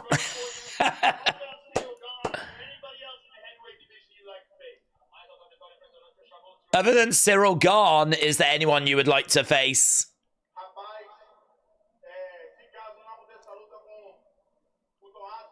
Aspinall?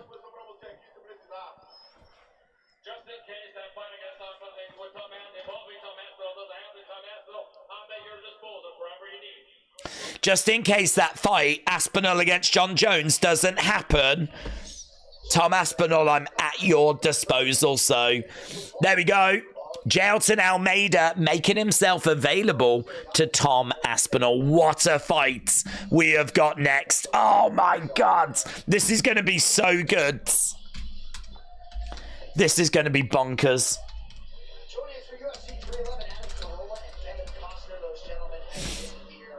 Mario Lopez is in the house. There's Bilal Muhammad, the welterweight champ. Tatiana Suarez as well. Pantoja, UFC flyweight champion in the house. All the stars are out for this one. The first big UFC card of the year. Okay, UFC 312. Duplessis takes on Sean Strickland. We've also got Zhang Wei Li taking on Tatiana Suarez. Not crazy about the rest of that card, to be honest. But not a bad main event. Duplessis, Strickland 2. Zhang Wei Li against Suarez. But yeah, this is pretty special. We're in the Intuit Dome.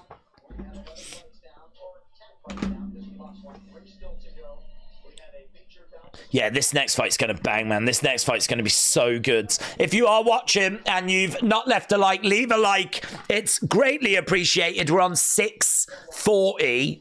Need a little boost there. We've only got 3 fights left to go.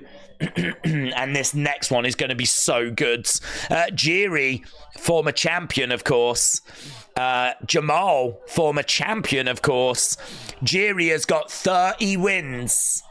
And he has got 23 first-round finishes. Jiri is 4-2 in the UFC. He switches stances. He likes to push a pace. He's got 25 wins by knockout overall. He's very unpredictable. Likes to set traps. He's well-rounded. He's got really good defense, but he's got all offense. He is someone that's going to be aggressive. He's going to take the fight to Jamal Hill. Jamal Hill, 6-2 in the UFC. He's a long-rangey southpaw.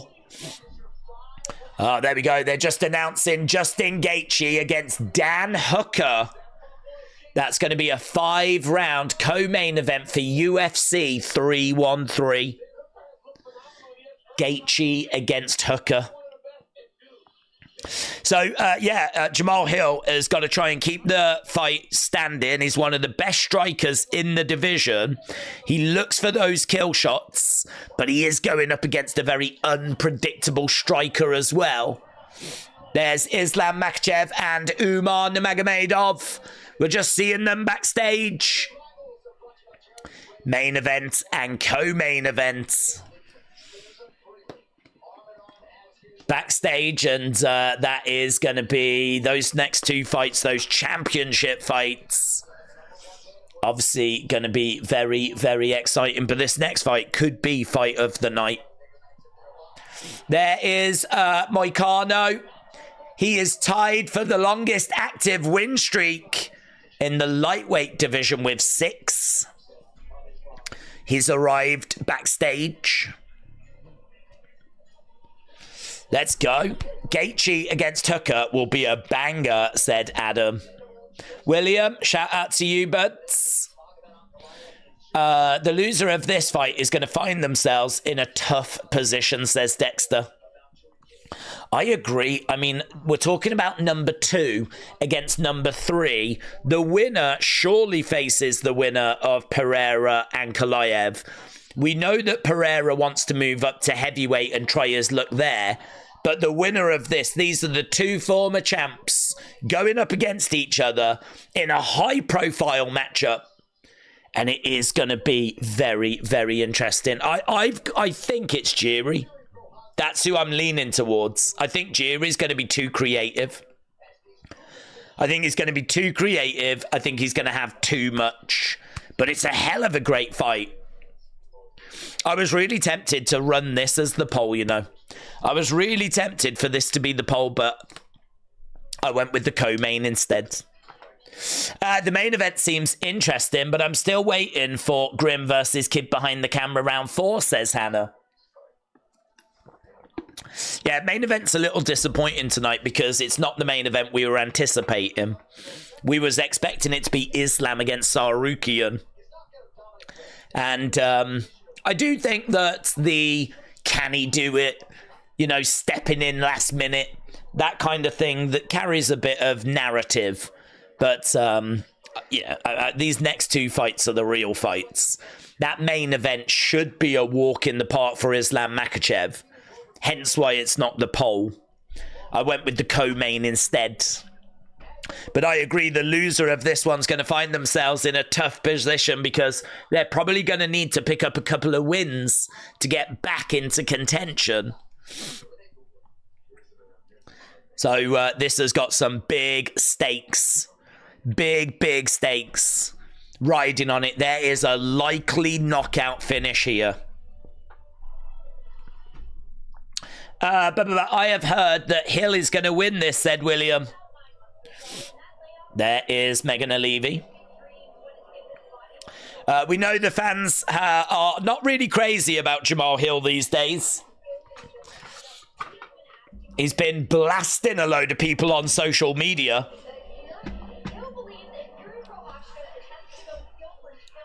Who's coming out first? I don't know who's on the way first. It's going to be Jamal Hill. I probably should have told from the booze. Jamal Hill making his way down. Adam said, seeing as they've both lost to Ferrera, whoever wins this fight will fight Ankalaev next, maybe. Well, it depends how Ferrera and Ankalaev goes. Ferrera and Ankalaev, I think, is that 3-1-3. And so the winner of this, I think, will face the winner of that. Maybe you're right. The loser of this might go on to face Ankalaev. But if Umar wins, father's plan will be fulfilled. Shout out to the great Abdul... I don't know how you pronounce his first name. Abdul Nurmagomedov, says Jashan. Yeah, I mean, just incredible what that whole group has been able to do. I mean, I feel like they have really moved MMA forwards. Their contribution is undeniable, what they've been able to do.